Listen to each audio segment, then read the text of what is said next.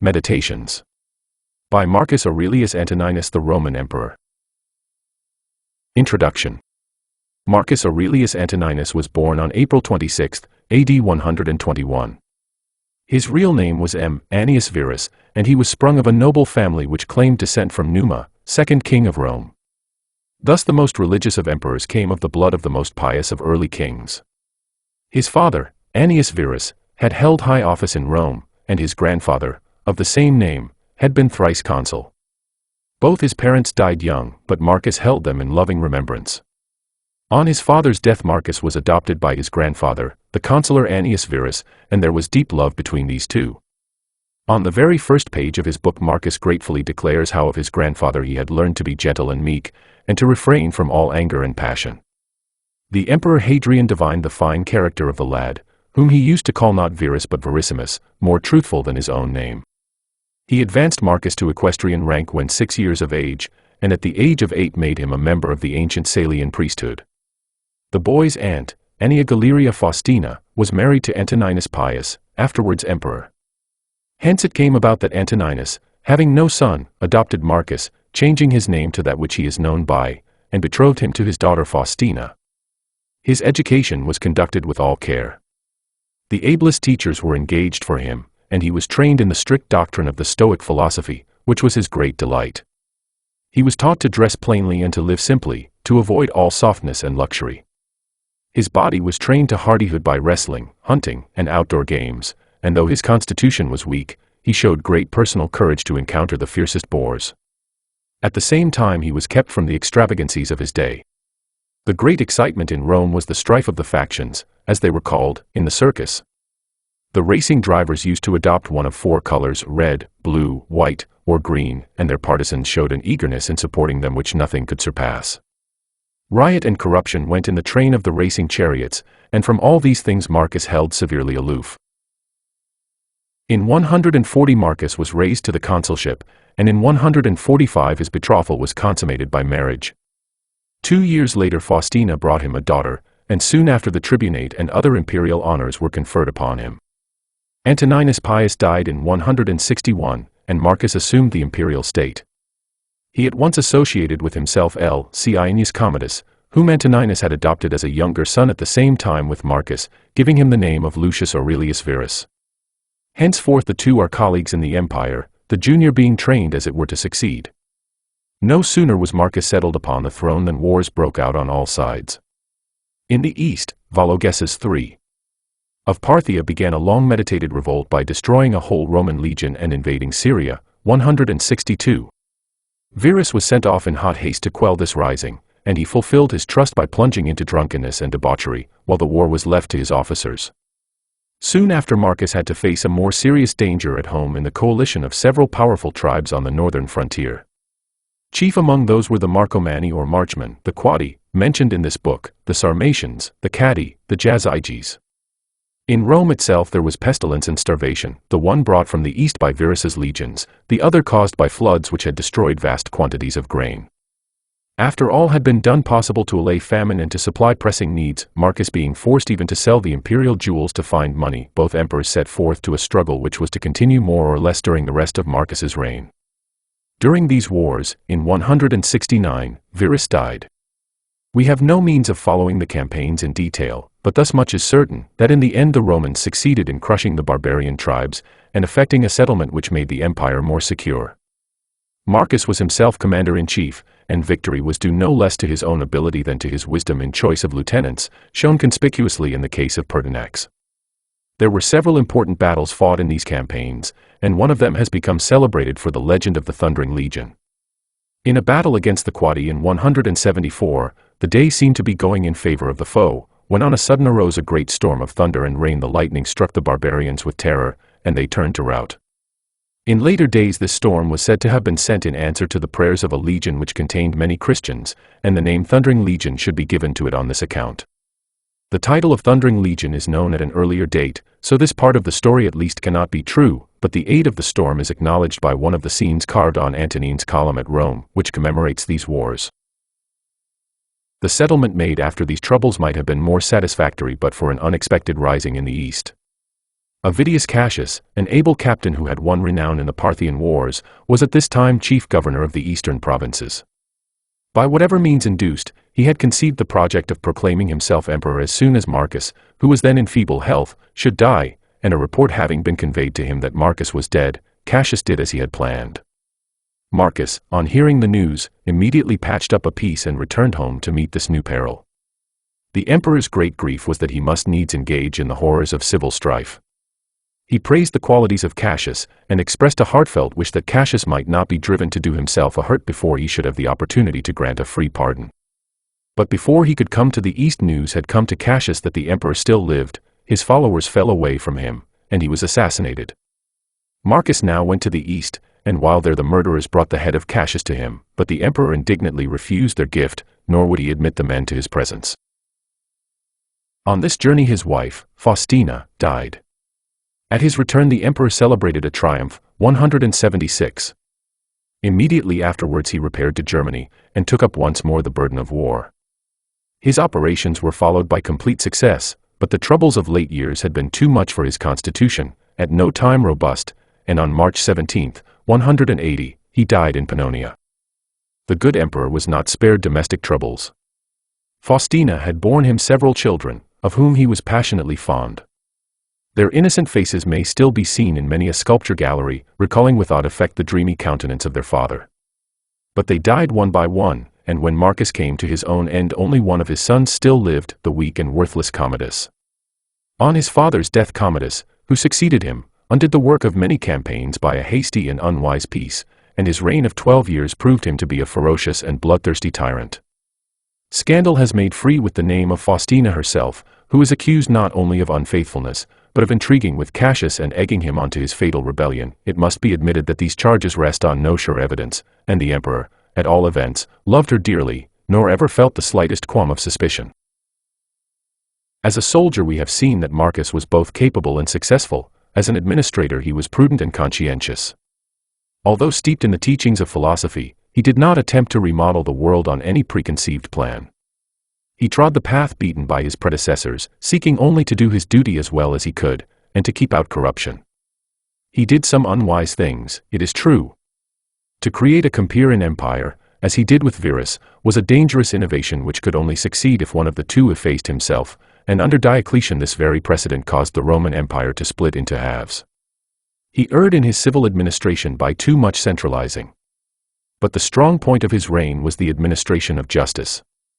Marcus sought by laws to protect the weak, to make the lot of the slaves less hard, to stand in place of father to the fatherless. Charitable foundations were endowed for rearing and educating poor children. The provinces were protected against oppression, and public help was given to cities or districts which might be visited by calamity. The great blot on his name, and one hard indeed to explain, is his treatment of the Christians. In his reign Justin at Rome became a martyr to his faith, and Polycarp at Smyrna, and we know of many outbreaks of fanaticism in the provinces which caused the death of the faithful. It is no excuse to plead that he knew nothing about the atrocities done in his name. It was his duty to know, and if he did not he would have been the first to confess that he had failed in his duty. But from his own tone in speaking of the Christians it is clear he knew them only from calumny, and we hear of no measures taken even to secure that they should have a fair hearing. In this respect Trajan was better than he. To a thoughtful mind such a religion as that of Rome would give small satisfaction. Its legends were often childish or impossible, its teaching had little to do with morality. The Roman religion was in fact of the nature of a bargain. Men paid certain sacrifices and rites, and the gods granted their favor, irrespective of right or wrong. In this case all devout souls were thrown back upon philosophy, as they had been, though to a less extent, in Greece. There were under the early empire two rival schools which practically divided the field between them, Stoicism and Epicureanism. The ideal set before each was nominally much the same. The Stoics aspired to pi theta epsilon iota alpha, the repression of all emotion, and the Epicureans to tau alpha rho alpha xi alpha, freedom from all disturbance, yet in the upshot the one has become a synonym of stubborn endurance, the other for unbridled license. With Epicureanism we have nothing to do now, but it will be worthwhile to sketch the history and tenets of the Stoic sect.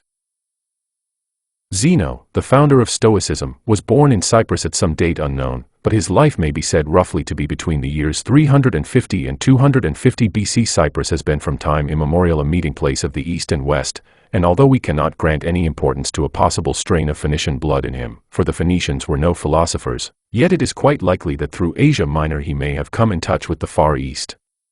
He studied under the Cynic Crates, but he did not neglect other philosophical systems. After many years' study he opened his own school in a colonnade in Athens called the Painted Porch, or Stoa, which gave the Stoics their name. Next to Zeno, the school of the Porch owes most to Chrysippus, 280-207 BC, who organized Stoicism into a system. Of him it was said, "But for Chrysippus, there had been no porch." The Stoics regarded speculation as a means to an end, and that end was, as Zeno put it, to live consistently, or as it was later explained, to live in conformity with nature. This conforming of the life to nature was the Stoic idea of virtue. This dictum might easily be taken to mean that virtue consists in yielding to each natural impulse, but that was very far from the Stoic meaning. In order to live in accord with nature, it is necessary to know what nature is, and to this end a threefold division of philosophy is made, into physics, dealing with the universe and its laws, the problems of divine government and teleology, logic, which trains the mind to discern true from false, and ethics, which applies the knowledge thus gained and tested to practical life. The Stoic system of physics was materialism with an infusion of pantheism. In contradiction to Plato's view that the ideas, or prototypes, of phenomena alone really exist, the Stoics held that material objects alone existed, but immanent in the material universe was a spiritual force which acted through them, manifesting itself under many forms, as fire, ether, spirit, soul, reason, the ruling principle. The universe, then, is God, of whom the popular gods are manifestations, while legends and myths are allegorical. The soul of man is thus an emanation from the Godhead, into whom it will eventually be reabsorbed. The divine ruling principle makes all things work together for good, but for the good of the whole. The highest good of man is consciously to work with God for the common good, and this is the sense in which the Stoic tried to live in accord with nature. In the individual it is virtue alone which enables him to do this, as providence rules the universe, so virtue in the soul must rule man. In logic, the Stoic system is noteworthy for their theory as to the test of truth, the criterion. They compared the newborn soul to a sheet of paper ready for writing.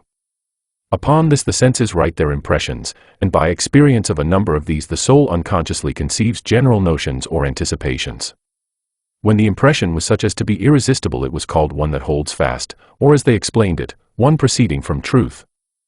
Ideas and inferences artificially produced by deduction or the like were tested by this, holding perception. Of the ethical application I have already spoken. The highest good was the virtuous life.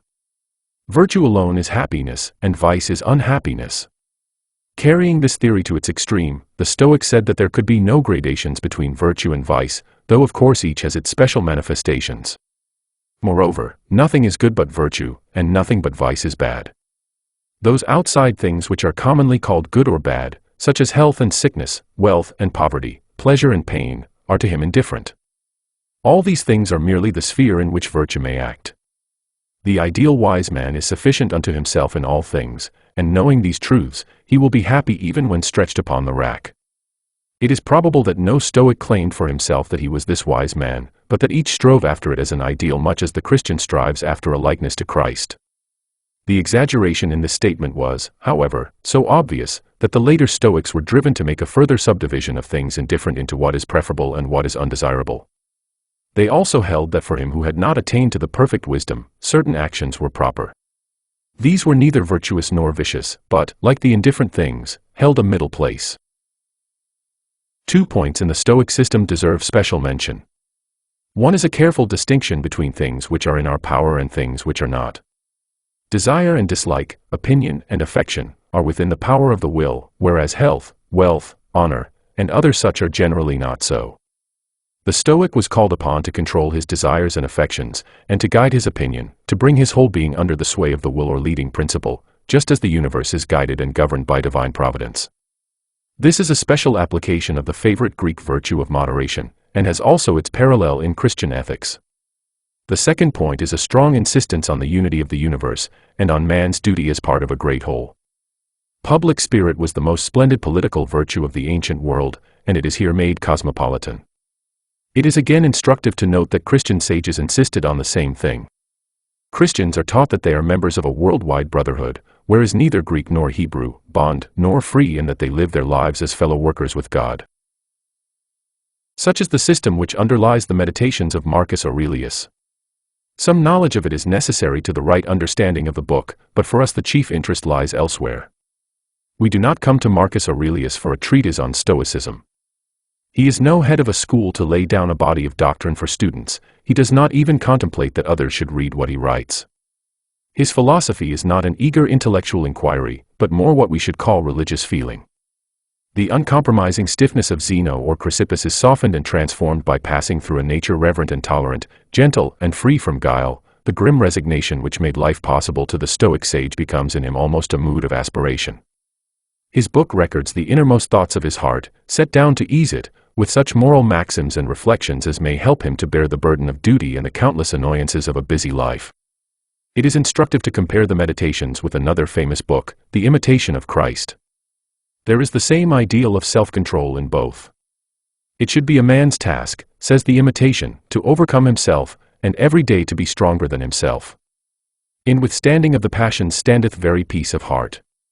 Let us set the axe to the root, that we being purged of our passions may have a peaceable mind. To this end there must be continual self-examination. If thou may not continually gather thyself together, namely sometimes do it, at least once a day, the morning or the evening. In the morning purpose, in the evening discuss the manner, what thou hast been this day, in word, work, and thought.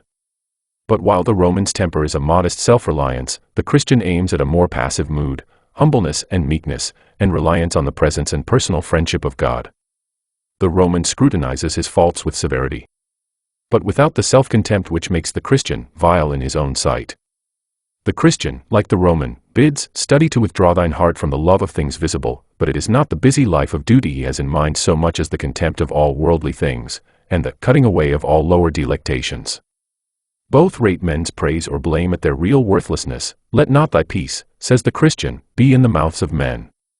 But it is to God's censure the Christian appeals, the Roman to his own soul. The petty annoyances of injustice or unkindness are looked on by each with the same magnanimity. Why doth a little thing said or done against thee make thee sorry? It is no new thing, it is not the first, nor shall it be the last, if thou live long. At best suffer patiently, if thou canst not suffer joyously.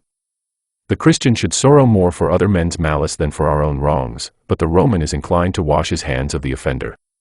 Study to be patient in suffering and bearing other men's defaults and all manner infirmities, says the Christian, but the Roman would never have thought to add, if all men were perfect, what had we then to suffer of other men for God? The virtue of suffering in itself is an idea which does not meet us in the Meditations. Both alike realize that man is one of a great community. No man is sufficient to himself, says the Christian, we must bear together, help together, comfort together. But while he sees a chief importance in zeal, in exalted emotion that is, and avoidance of lukewarmness, the Roman thought mainly of the duty to be done as well as might be, and less of the feeling which should go with the doing of it. To the saint as to the emperor, the world is a poor thing at best. Verily it is a misery to live upon the earth, says the Christian, few and evil are the days of man's life, which passeth away suddenly as a shadow. But there is one great difference between the two books we are considering. The Imitation is addressed to others, the Meditations by the writer to himself. We learn nothing from the imitation of the author's own life, except in so far as he may be assumed to have practiced his own preachings. The Meditations reflect mood by mood the mind of him who wrote them. In their intimacy and frankness lies their great charm. These notes are not sermons, they are not even confessions. There is always an air of self-consciousness in confessions. In such revelations there is always a danger of unctuousness or of vulgarity for the best of men. Saint Augustine is not always clear of offense, and John Bunyan himself exaggerates venial peccadillos into heinous sins. But Marcus Aurelius is neither vulgar nor unctuous, he extenuates nothing, but nothing sets down in malice. He never poses before an audience, he may not be profound, he is always sincere. And it is a lofty and serene soul which is here disclosed before us. Vulgar vices seem to have no temptation for him. This is not one tied and bound with chains which he strives to break. The faults he detects in himself are often such as most men would have no eyes to see. To serve the divine spirit which is implanted within him, a man must keep himself pure from all violent passion and evil affection, from all rashness and vanity, and from all manner of discontent, either in regard of the gods or men, or, as he says elsewhere, unspotted by pleasure, undaunted by pain. Unwavering courtesy and consideration are his aims. Whatsoever any man either doth or saith, thou must be good, doth any man offend. It is against himself that he doth offend, why should it trouble thee? The offender needs pity, not wrath. Those who must needs be corrected, should be treated with tact and gentleness, and one must be always ready to learn better. The best kind of revenge is, not to become like unto them. There are so many hints of offense forgiven, that we may believe the notes followed sharp on the facts. Perhaps he has fallen short of his aim, and thus seeks to call his principles to mind, and to strengthen himself for the future. That these sayings are not mere talk is plain from the story of Avidius Cassius, who would have usurped his imperial throne. Thus the emperor faithfully carries out his own principle, that evil must be overcome with good. For each fault in others, nature, says he, has given us a counteracting virtue, as, for example, against the unthankful, it hath given goodness and meekness, as an antidote. One so gentle towards a foe was sure to be a good friend, and indeed his pages are full of generous gratitude to those who had served him. In his first book he sets down to account all the debts due to his kinsfolk and teachers. To his grandfather he owed his own gentle spirit, to his father shamefastness and courage, he learnt of his mother to be religious and bountiful and single-minded. Rusticus did not work in vain, if he showed his pupil that his life needed amending. Apollonius taught him simplicity, reasonableness, gratitude, a love of true liberty. So the list runs on. Every one he had dealings with seems to have given him something good, a sure proof of the goodness of his nature, which thought no evil. If his was that honest and true heart which is the Christian ideal, this is the more wonderful in that he lacked the faith which makes Christians strong. He could say, it is true, either there is a God, and then all is well, or if all things go by chance and fortune, yet mayest thou use thine own providence in those things that concern thee properly, and then art thou well. Or again, we must needs grant that there is a nature that doth govern the universe. But his own part in the scheme of things is so small, that he does not hope for any personal happiness beyond what a serene soul may win in this mortal life. O my soul, the time I trust will be, when thou shalt be good, simple, more open, and visible, than that body by which it is enclosed, but this is said of the calm contentment with human lot which he hopes to attain, not of a time when the trammels of the body shall be cast off. For the rest, the world and its fame and wealth, all is vanity. The gods may perhaps have a particular care for him, but their especial care is for the universe at large, thus much should suffice. His gods are better than the Stoic gods, who sit aloof from all human things, untroubled and uncaring, but his personal hope is hardly stronger. On this point he says little, though there are many allusions to death as the natural end. Doubtless he expected his soul one day to be absorbed into the universal soul, since nothing comes out of nothing, and nothing can be annihilated. His mood is one of strenuous weariness. He does his duty as a good soldier, waiting for the sound of the trumpet which shall sound the retreat. He has not that cheerful confidence which led Socrates through a life no less noble, to a death which was to bring him into the company of gods he had worshipped and men whom he had revered. But although Marcus Aurelius may have held intellectually that his soul was destined to be absorbed, and to lose consciousness of itself, there were times when he felt, as all who hold it must sometimes feel, how unsatisfying is such a creed. Then he gropes blindly after something less empty and vain. Thou hast taken ship, he says, thou hast sailed, thou art come to land, go out, if to another life, there also shalt thou find gods, who are everywhere. There is more in this than the assumption of a rival theory for argument's sake. If worldly things be but as a dream, the thought is not far off that there may be an awakening to what is real.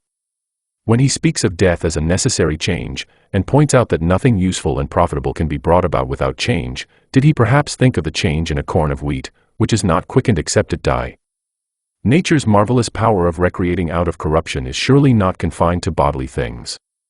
Many of his thoughts sound like far-off echoes of St. Paul, and it is strange indeed that this most Christian of emperors has nothing good to say of the Christians. To him they are only sectaries, violently and passionately set upon opposition. Profound as philosophy these meditations certainly are not, but Marcus Aurelius was too sincere not to see the essence of such things as came within his experience. Ancient religions were for the most part concerned with outward things. Do the necessary rites, and you propitiate the gods, and these rites were often trivial, sometimes violated right feeling or even morality. Even when the gods stood on the side of righteousness, they were concerned with the act more than with the intent. But Marcus Aurelius knows that what the heart is full of, the man will do. Such as thy thoughts and ordinary cogitations are, he says, such will thy mind be in time. And every page of the book shows us that he knew thought was sure to issue in act. He drills his soul, as it were, in right principles, that when the time comes, it may be guided by them. To wait until the emergency is to be too late. He sees also the true essence of happiness. If happiness did consist in pleasure, how came notorious robbers, impure abominable livers, parricides, and tyrants, in so large a measure to have their part of pleasures? He who had all the world's pleasures at command can write thus, a happy lot and portion is, good inclinations of the soul, good desires, good actions. By the irony of fate this man, so gentle and good, so desirous of quiet joys and a mind free from care, was set at the head of the Roman Empire when great dangers threatened from east and west. For several years he himself commanded his armies in chief. In camp before the Quadi he dates the first book of his meditations, and shows how he could retire within himself amid the coarse clangor of arms. The pomps and glories which he despised were all his. What to most men is an ambition or a dream, to him was a round of weary tasks which nothing but the stern sense of duty could carry him through. And he did his work well. His wars were slow and tedious, but successful. With a statesman's wisdom he foresaw the danger to Rome of the barbarian hordes from the north, and took measures to meet it. As it was, his settlement gave 2 centuries of respite to the Roman Empire. Had he fulfilled the plan of pushing the imperial frontiers to the Elbe, which seems to have been in his mind, much more might have been accomplished. But death cut short his designs. Truly a rare opportunity was given to Marcus Aurelius of showing what the mind can do in despite of circumstances. Most peaceful of warriors, a magnificent monarch whose ideal was quiet happiness in home life, bent to obscurity yet born to greatness, the loving father of children who died young or turned out hateful, his life was one paradox. That nothing might lack, it was in camp before the face of the enemy that he passed away and went to his own place. The first book. 1. Of my grandfather Verus I have learned to be gentle and meek, and to refrain from all anger and passion. From the fame and memory of him that begot me I have learned both shamefastness and manlike behavior. Of my mother I have learned to be religious, and bountiful, and to forbear, not only to do, but to intend any evil, to content myself with a spare diet, and to fly all such excess as is incidental to great wealth. Of my great-grandfather, both to frequent public schools and auditories, and to get me good and able teachers at home, and that I ought not to think much, if upon such occasions, I were at excessive charges. 2. Of him that brought me up, not to be fondly addicted to either of the 2 great factions of the coursers in the circus, called Procini and Veneti, nor in the amphitheatre partially to favor any of the gladiators, or fencers, as either the Parmularii, or the Secutorres. Moreover, to endure labor, nor to need many things, when I have anything to do it myself rather than by others, not to meddle with many businesses, and not easily to admit of any slander. 3.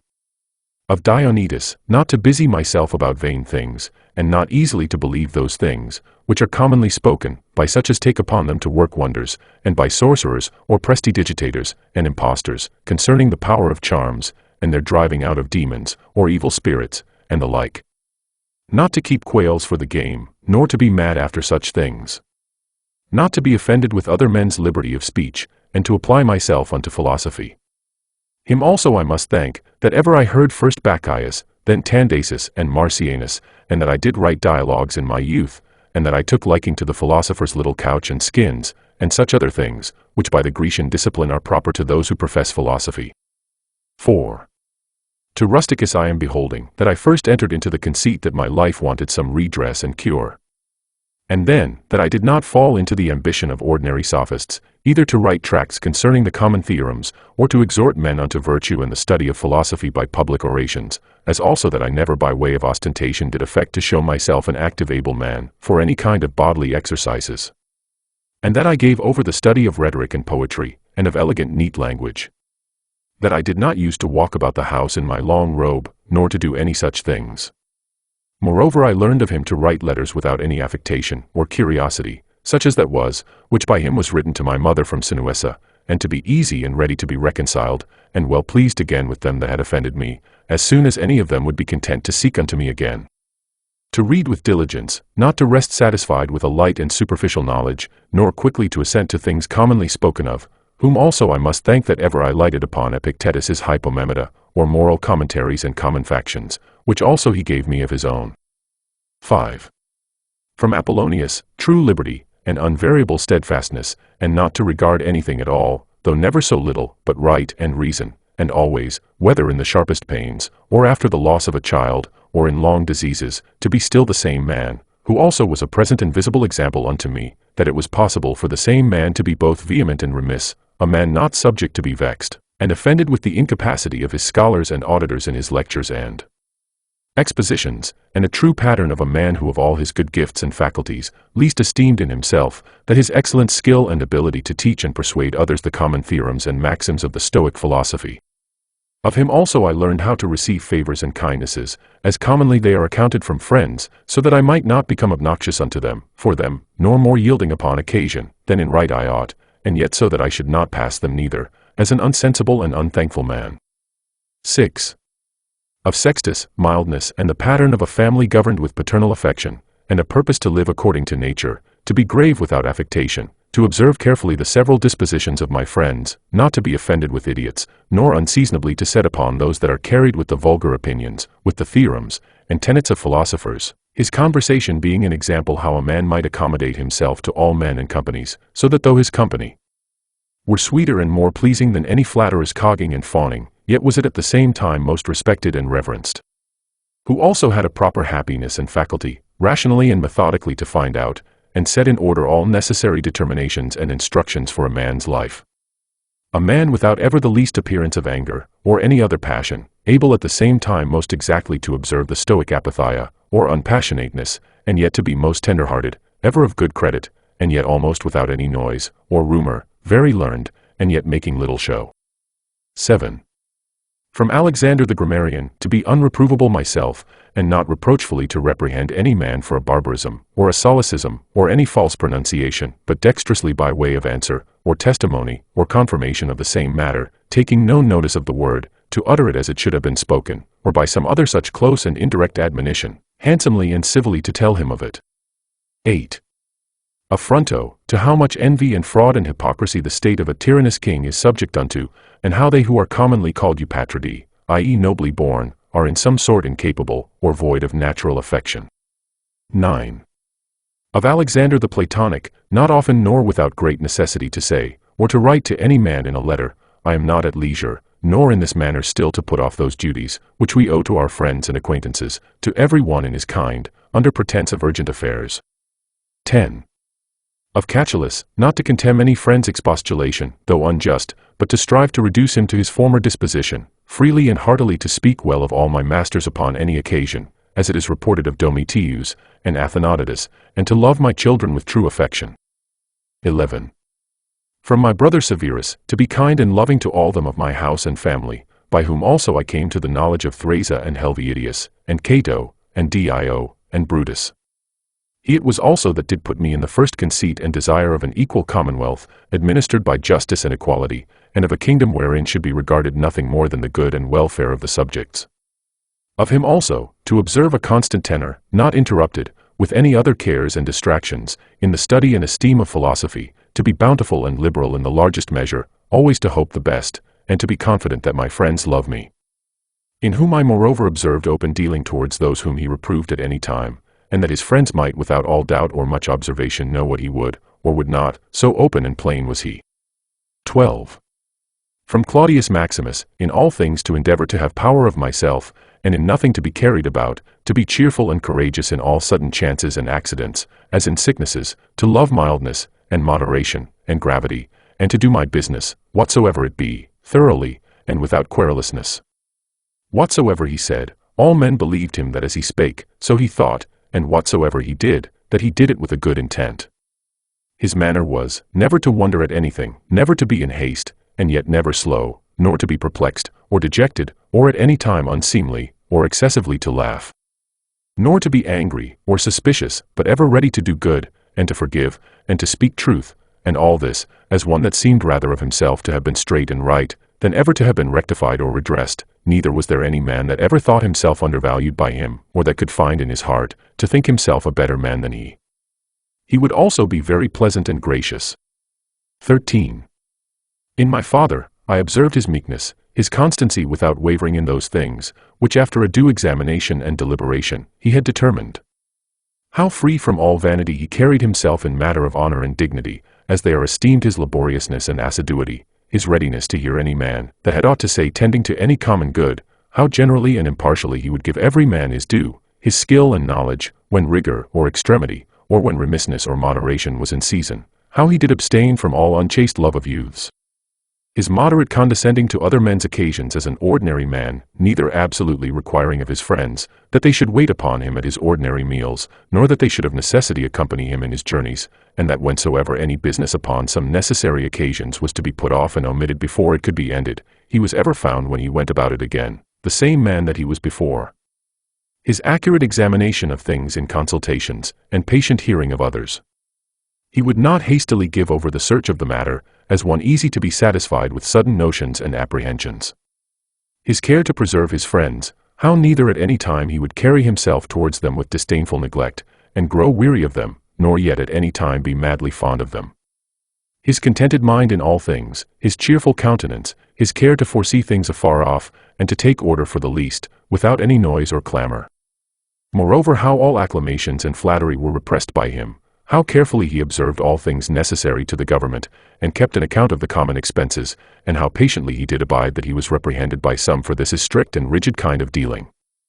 How he was neither a superstitious worshipper of the gods, nor an ambitious pleaser of men, or studious of popular applause, but sober in all things, and everywhere observant of that which was fitting, no affecter of novelties, in those things which conduced to his ease and convenience, plenty whereof his fortune did afford him, without pride and bragging, yet with all freedom and liberty. So that as he did freely enjoy them without any anxiety or affectation when they were present, so when absent, he found no want of them.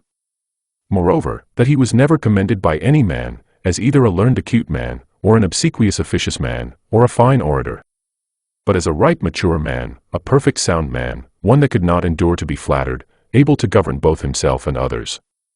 Moreover, how much he did honor all true philosophers, without upbraiding those that were not so, his sociableness, his gracious and delightful conversation, but never unto satiety, his care of his body within bounds and measure, not as one that desired to live long, or over studious of neatness and elegancy, and yet not as one that did not regard it, so that through his own care and providence, he seldom needed any inward physic, or outward applications, but especially how ingeniously he would yield to any that had obtained any peculiar faculty, as either eloquence, or the knowledge of the laws, or of ancient customs, or the like, and how he concurred with them, in his best care and endeavor that every one of them might in his kind, for that wherein he excelled, be regarded and esteemed, and although he did all things carefully after the ancient customs.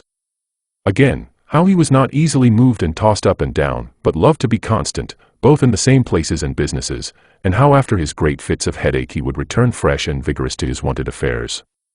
Again, that secrets he neither had many, nor often, and such only as concerned public matters, his discretion and moderation, in exhibiting of the public sights and shows for the pleasure and pastime of the people, in public buildings, congeries, and the like.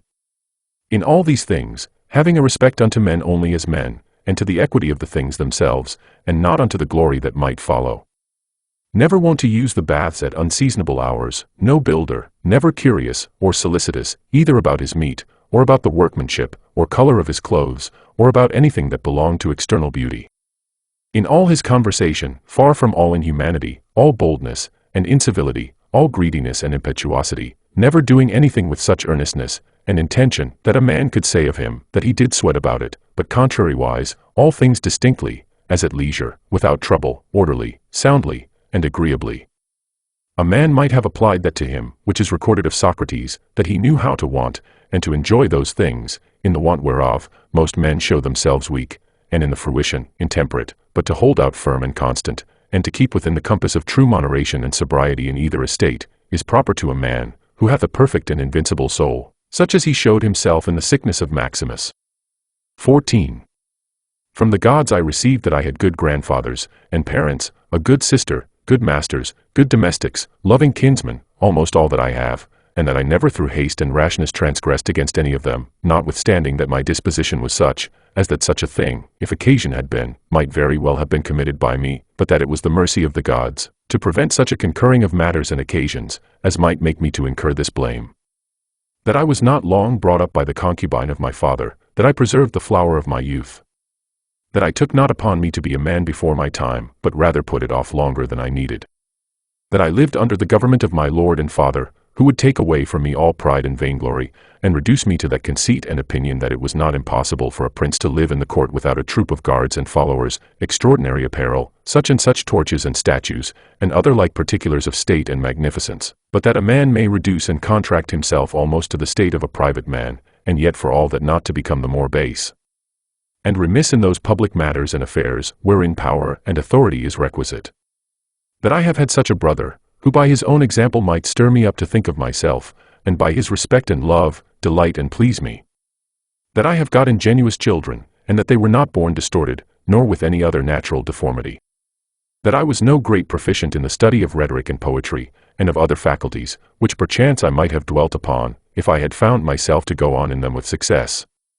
That I did by times prefer those, by whom I was brought up, to such places and dignities, which they seemed unto me most to desire, and that I did not put them off with hope and expectation, that, since that they were yet but young, I would do the same hereafter. That I ever knew Apollonius and Rusticus, and Maximus.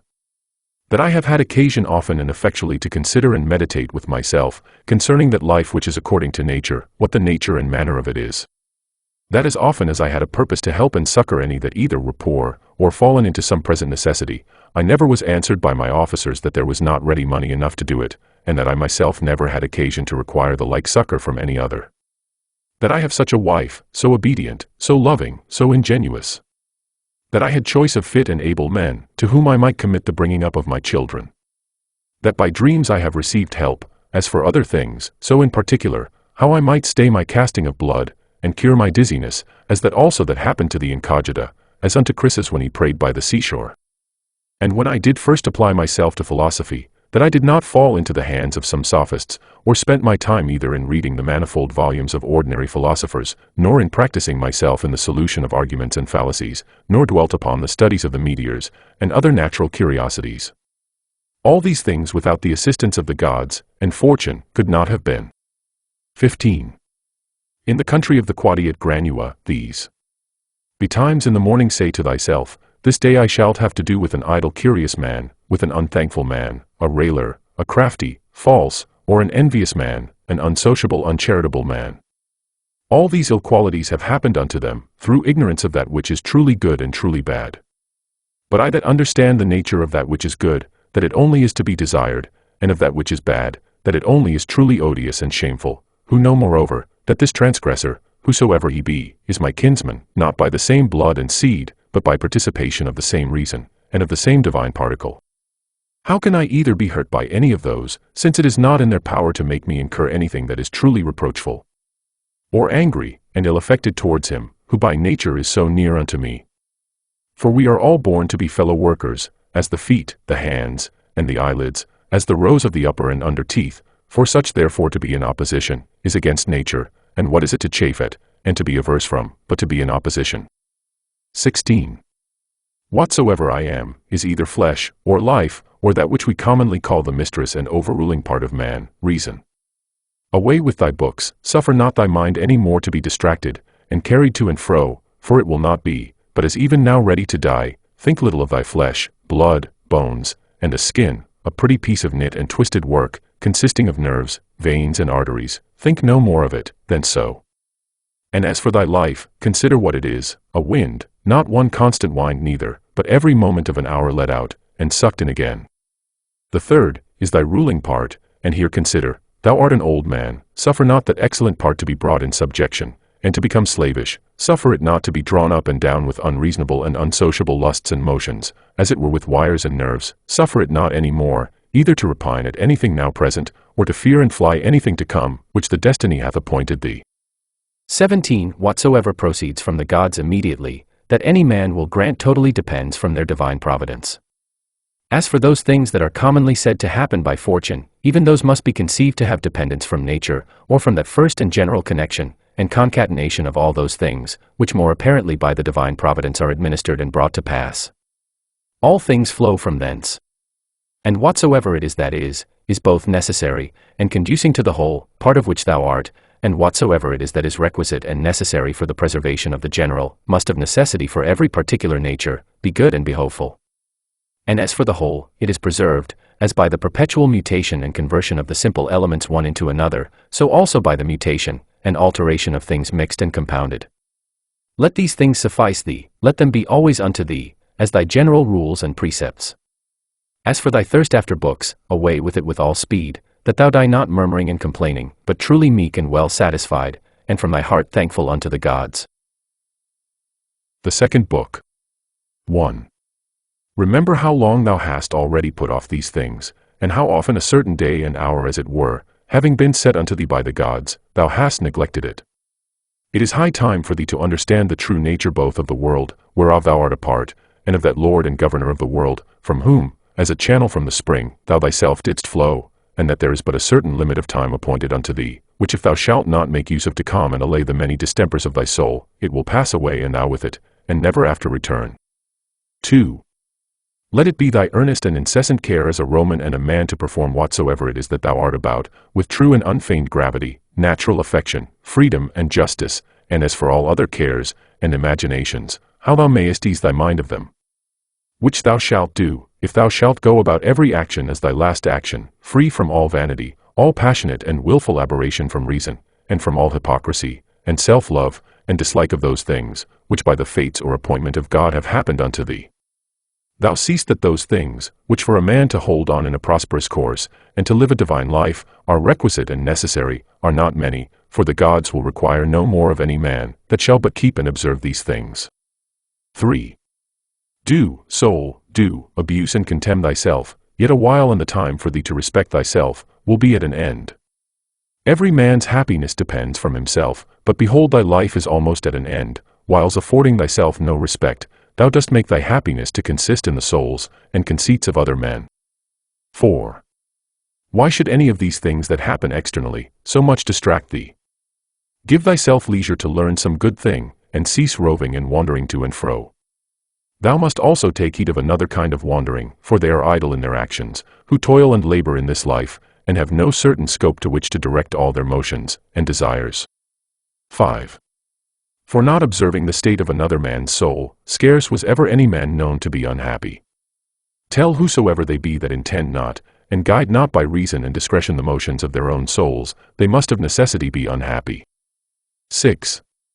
These things thou must always have in mind, what is the nature of the universe, and what is mine, in particular, this unto that what relation it hath, what kind of part, of what kind of universe it is, and that there is nobody that can hinder thee, but that thou mayest always both do and speak those things which are agreeable to that nature, whereof thou art a part.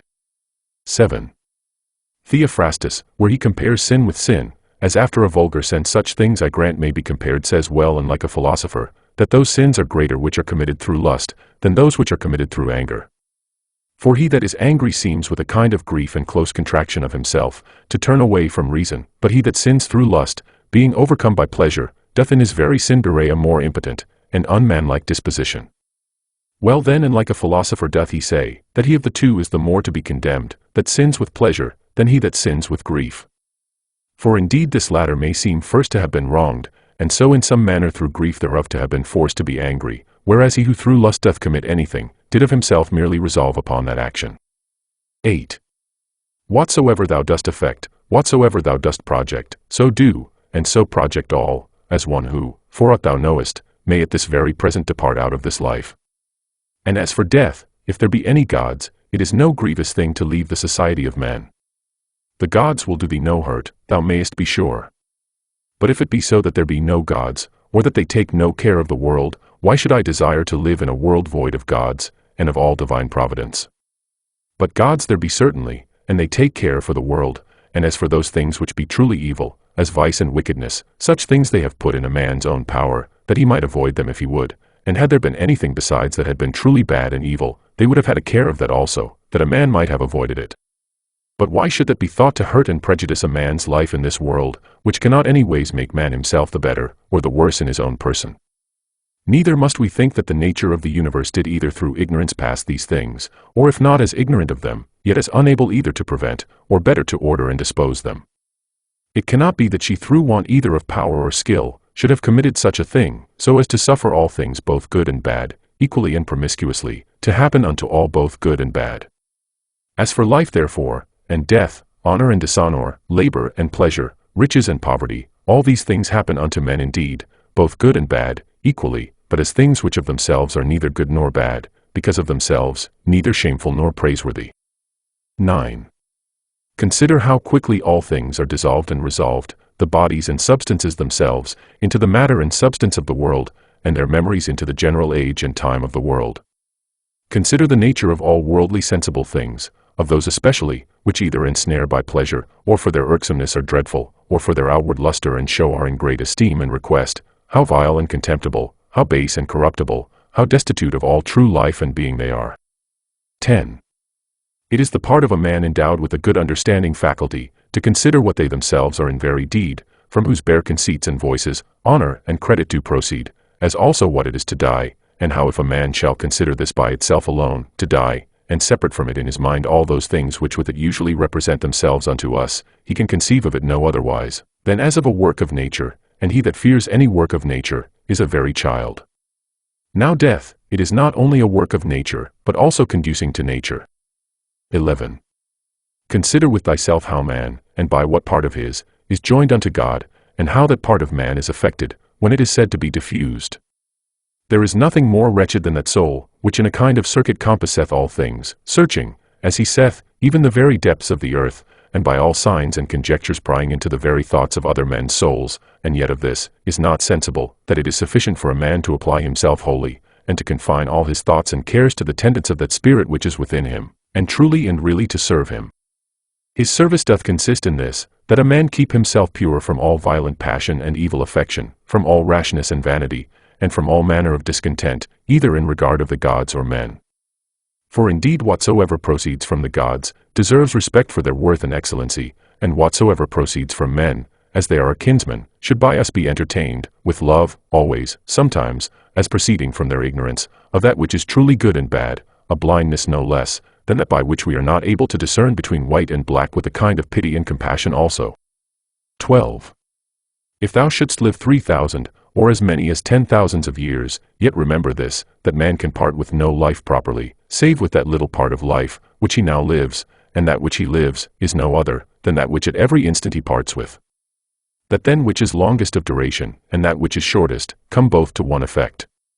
For although in regard of that which is already past there may be some inequality, yet the time which is now present and in being, is equal unto all men. And that being it which we part with whensoever we die, it doth manifestly appear, that it can be but a moment of time, that we then part with. For as for that which is either past or to come, a man cannot be said properly to part with it. For how should a man part with that which he hath not? These two things therefore thou must remember. First, that all things in the world from all eternity, by a perpetual revolution of the same times and things ever continued and renewed, are of one kind and nature, so that whether for 100 or 200 years only, or for an infinite space of time, a man see those things which are still the same, it can be no matter of great moment. And secondly, that life which any the longest liver, or the shortest liver parts with, is for length and duration the very same, for that only which is present, is that, which either of them can lose, as being that only which they have, for that which he hath not, no man can truly be said to lose. 13. Remember that all is but opinion and conceit, for those things are plain and apparent, which were spoken unto Monimus the Cynic, and as plain and apparent is the use that may be made of those things, if that which is true and serious in them, be received as well as that which is sweet and pleasing. 14. A man's soul doth wrong and disrespect itself first and especially, when as much as in itself lies it becomes an apostem, and as it were an excrescency of the world, for to be grieved and displeased with anything that happens in the world, is direct apostasy from the nature of the universe, part of which, all particular natures of the world, are. Secondly, when she either is averse from any man, or led by contrary desires or affections, tending to his hurt and prejudice, such as are the souls of them that are angry. Thirdly, when she is overcome by any pleasure or pain. Fourthly, when she doth dissemble, and covertly and falsely either doth or saith anything.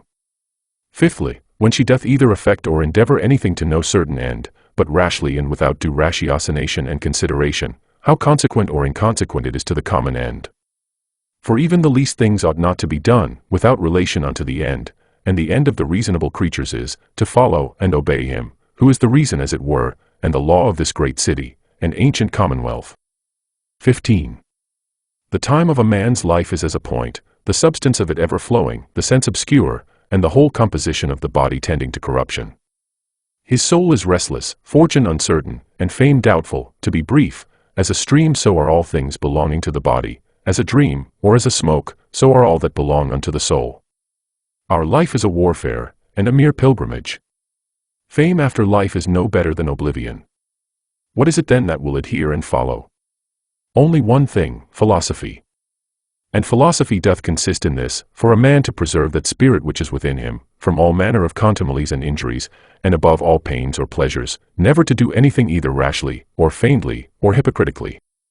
Wholly to depend from himself and his own proper actions, all things that happen unto him to embrace contentedly, as coming from him from whom he himself also came, and above all things, with all meekness and a calm cheerfulness, to expect death, as being nothing else but the resolution of those elements, of which every creature is composed.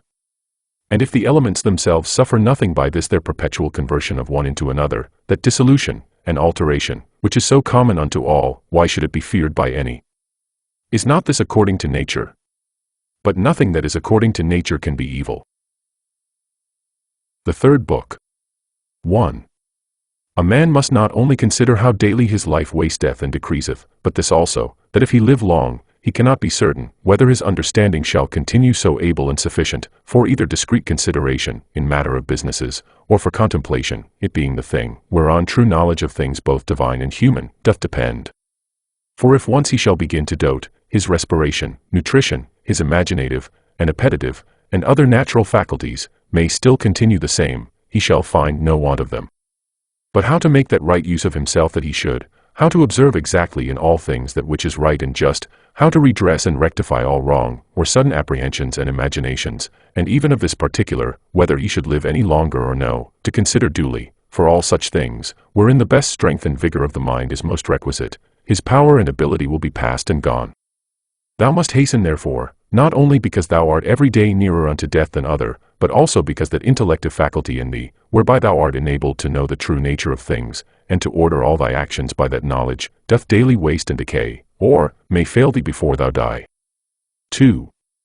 This also thou must observe, that whatsoever it is that naturally doth happen to things natural, hath somewhat in itself that is pleasing and delightful, as a great loaf when it is baked, some parts of it cleave as it were, and part asunder, and make the crust of it rugged and unequal, and yet those parts of it, though in some sort it be against the art and intention of baking itself, that they are thus cleft and parted, which should have been and were first made all even and uniform, they become it well nevertheless, and have a certain peculiar property, to stir the appetite. So figs are accounted fairest and ripest then, when they begin to shrink, and wither as it were. So ripe olives, when they are next to putrefaction, then are they in their proper beauty. The hanging down of grapes, the brow of a lion, the froth of a foaming wild boar, and many other like things, though by themselves considered, they are far from any beauty, yet because they happen naturally, they both are comely and delightful, so that if a man shall with a profound mind and apprehension consider all things in the world, even among all those things which are but mere accessories and natural appendices as it were, there will scarce appear anything unto him wherein he will not find matter of pleasure and delight. So will he behold with as much pleasure the true rictus of wild beasts, as those which by skillful painters and other artificers are imitated. So will he be able to perceive the proper ripeness and beauty of old age, whether in man or woman, and whatsoever else it is that is beautiful and alluring in whatsoever is, with chaste and continent eyes he will soon find out and discern. Those and many other things will he discern, not credible unto every one, but unto them only who are truly and familiarly acquainted, both with nature itself, and all natural things. 3. Hippocrates, having cured many sicknesses, fell sick himself and died. The Chaldeans and astrologians, having foretold the deaths of divers, were afterwards themselves surprised by the fates. Alexander and Pompeius, and Caius Caesar, having destroyed so many towns, and cut off in the field so many thousands both of horse and foot, yet they themselves at last were fain to part with their own lives.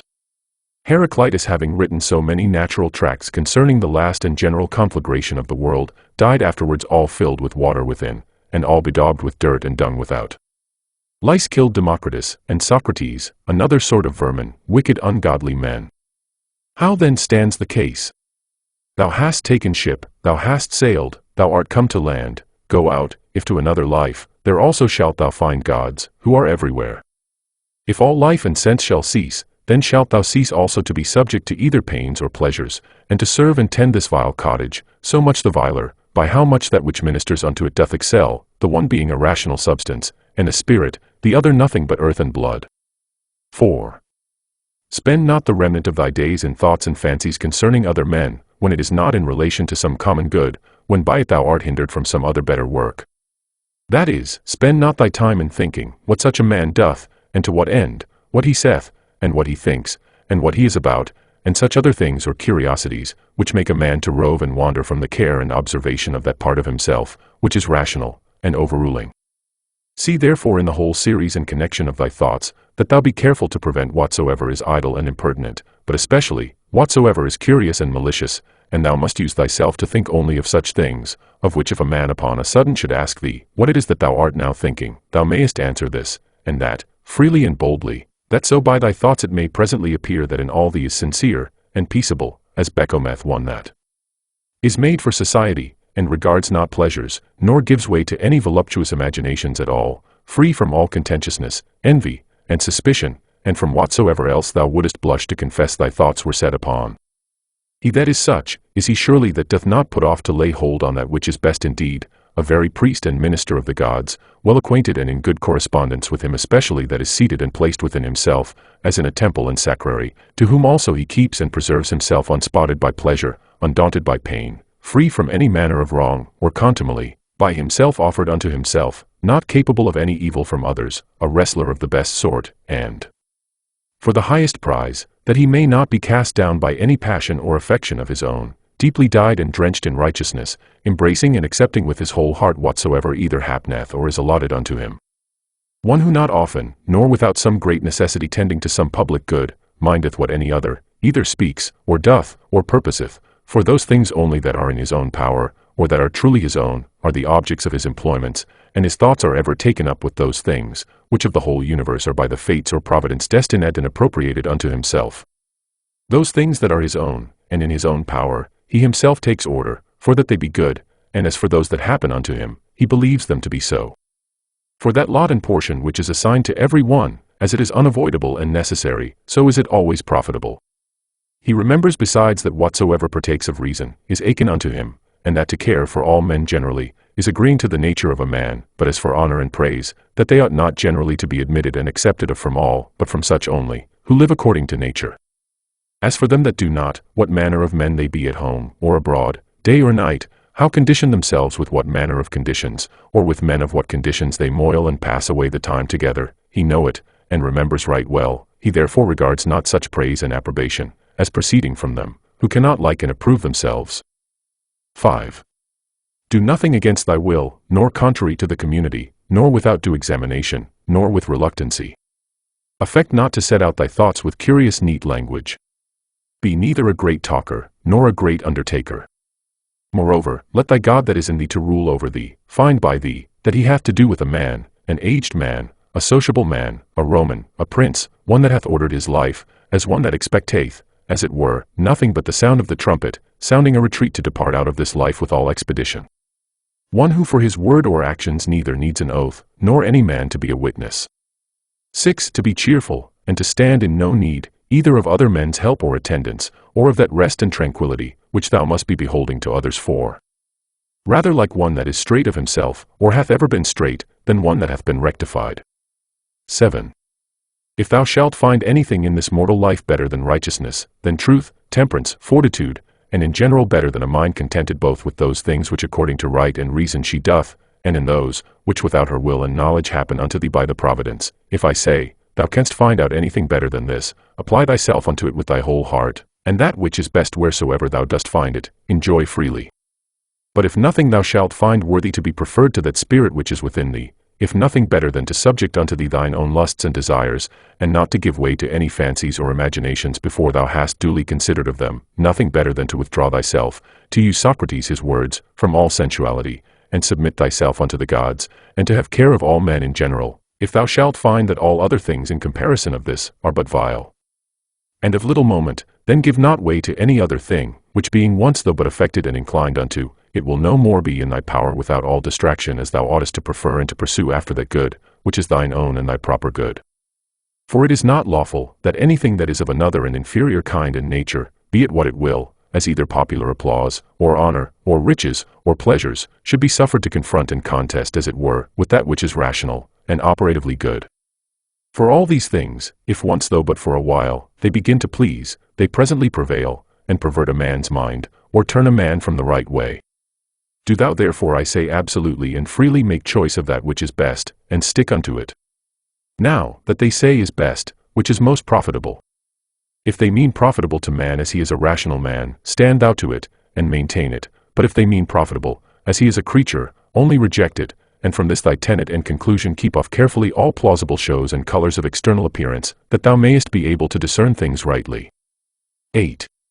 Never esteem of anything as profitable, which shall ever constrain thee either to break thy faith, or to lose thy modesty, to hate any man, to suspect, to curse, to dissemble, to lust after anything that requireth the secret of walls or veils.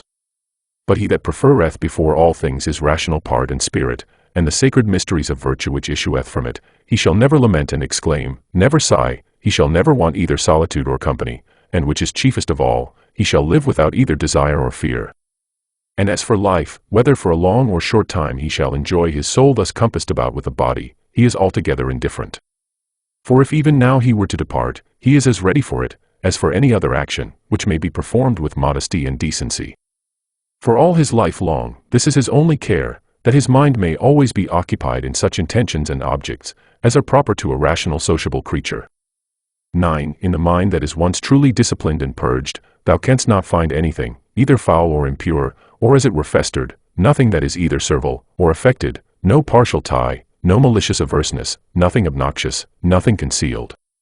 The life of such an one, death can never surprise as imperfect, as of an actor, that should die before he had ended, or the play itself were at an end, a man might speak.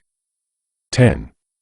Use thine opinative faculty with all honor and respect, for in her indeed is all, that thy opinion do not beget in thy understanding anything contrary to either nature, or the proper constitution of a rational creature. The end and object of a rational constitution is, to do nothing rashly, to be kindly affected towards men, and in all things willingly to submit unto the gods. Casting therefore all other things aside, keep thyself to these few, and remember withal that no man properly can be said to live more than that which is now present, which is but a moment of time. Whatsoever is besides either is already past, or uncertain. The time therefore that any man doth live, is but a little, and the place where he liveth, is but a very little corner of the earth, and the greatest fame that can remain of a man after his death, even that is but little, and that too, such as it is whilst it is by the succession of silly mortal men preserved, who likewise shall shortly die, and even whilst they live know not what in very deed they themselves are, and much less can know one, who long before is dead and gone. 11. To these ever-present helps and mementos, let one more be added, ever to make a particular description and delineation as it were of every object that presents itself to thy mind, that thou mayest wholly and throughly contemplate it, in its own proper nature, bare and naked, wholly, and severally, divided into its several parts and quarters, and then by thyself in thy mind, to call both it, and those things of which it doth consist, and in which it shall be resolved, by their own proper true names and appellations. For there is nothing so effectual to beget true magnanimity, as to be able truly and methodically to examine and consider all things that happen in this life, and so to penetrate into their natures, that at the same time, this also may concur in our apprehensions, what is the true use of it? And what is the true nature of this universe, to which it is useful? How much in regard of the universe may it be esteemed?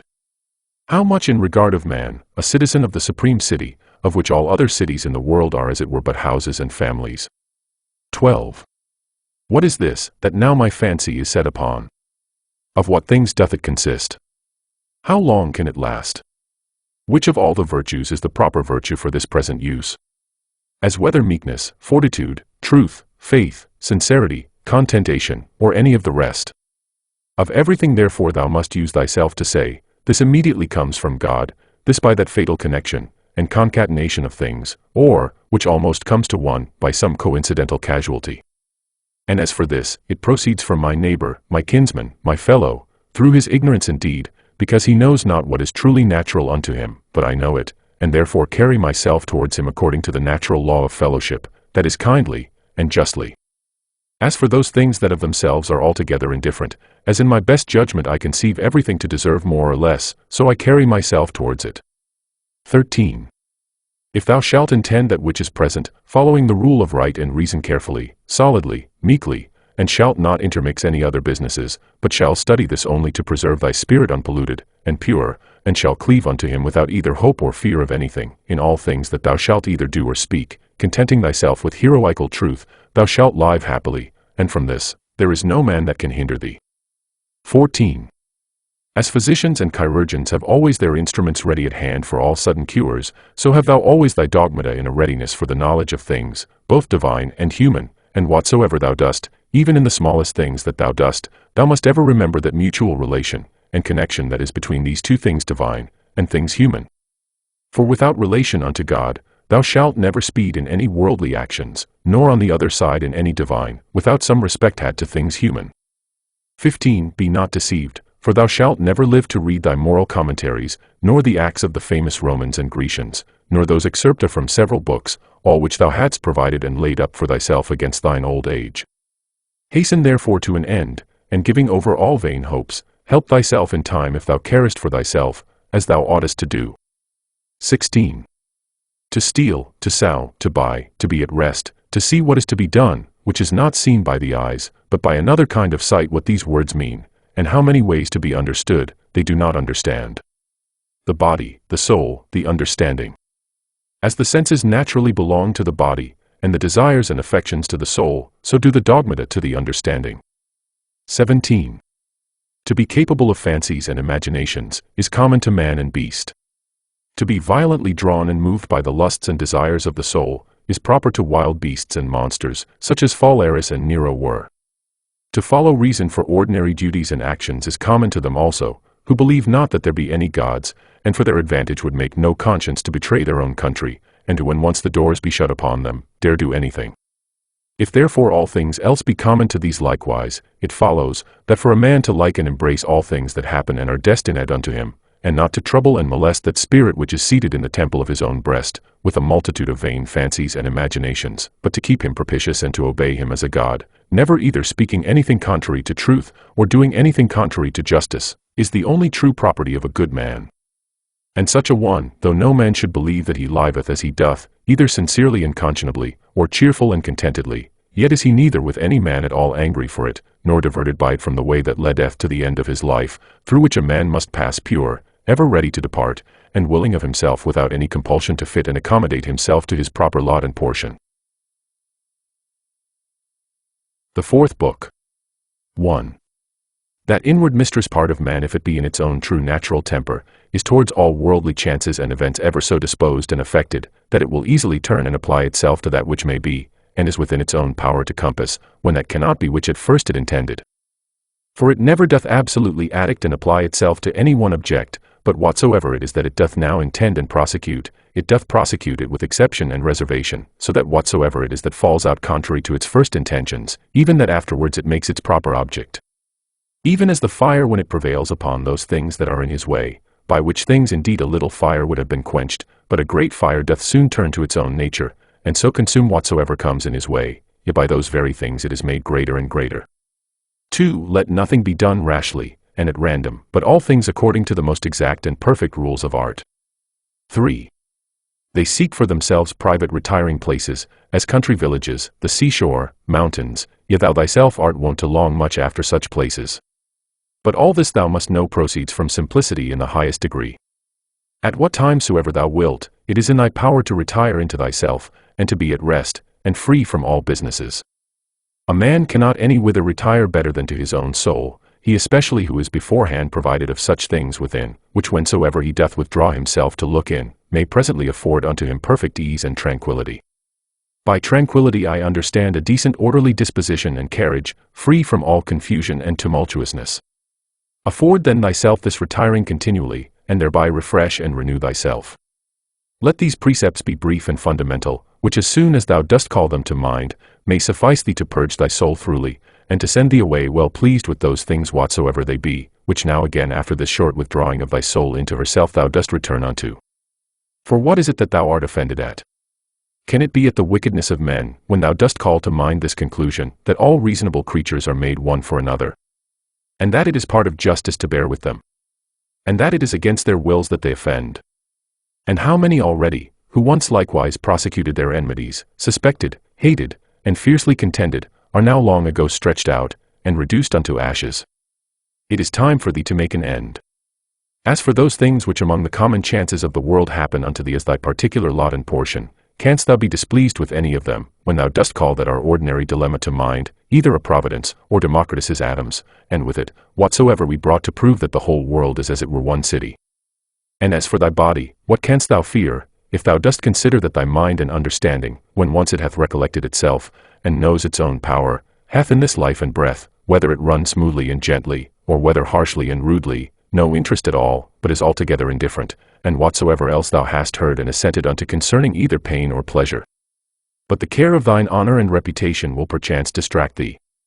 How can that be, if thou dost look back, and consider both how quickly all things that are forgotten, and what an immense chaos of eternity was before, and will follow after all things, and the vanity of praise, and the inconstancy and variableness of human judgments and opinions, and the narrowness of the place, wherein it is limited and circumscribed? For the whole earth is but as one point, and of it, this inhabited part of it, is but a very little part, and of this part, how many in number, and what manner of men are they, that will commend thee? What remains then, but that thou often put in practice this kind of retiring of thyself, to this little part of thyself, and above all things, keep thyself from distraction, and intend not anything vehemently, but be free and consider all things, as a man whose proper object is virtue, as a man whose true nature is to be kind and sociable, as a citizen, as a mortal creature. Among other things, which to consider, and look into thou must use to withdraw thyself, let those two be among the most obvious and at hand. 1. That the things or objects themselves reach not unto the soul, but stand without still and quiet, and that it is from the opinion only which is within, that all the tumult and all the trouble doth proceed.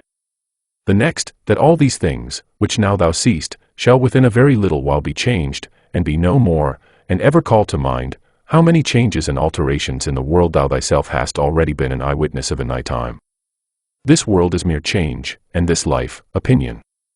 For, if to understand and to be reasonable be common unto all men, then is that reason, for which we are termed reasonable, common unto all. If reason is general, then is that reason also, which prescribeth what is to be done and what not, common unto all. If that, then law. If law, then are we fellow citizens. If so, then are we partners in some one commonweal. If so, then the world is as it were a city. For which other commonweal is it, that all men can be said to be members of? From this common city it is, that understanding, reason, and law is derived unto us, for from whence else?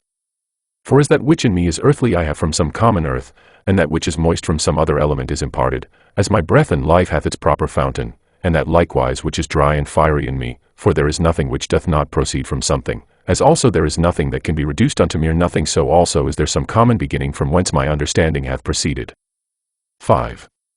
As generation is, so also death, a secret of nature's wisdom, a mixture of elements, resolved into the same elements again, a thing surely which no man ought to be ashamed of, in a series of other fatal events and consequences, which a rational creature is subject unto, not improper or incongruous, nor contrary to the natural and proper constitution of man himself. 6. Such and such things, from such and such causes, must of necessity proceed. He that would not have such things to happen, is as he that would have the fig tree grow without any sap or moisture. In sum, remember this, that within a very little while, both thou and he shall both be dead, and after a little while more, not so much as your names and memories shall be remaining. 7. Let opinion be taken away, and no man will think himself wronged. If no man shall think himself wronged, then is there no more any such thing as wrong. That which makes not man himself the worse, cannot make his life the worse, neither can it hurt him either inwardly or outwardly. It was expedient in nature that it should be so, and therefore necessary. 8.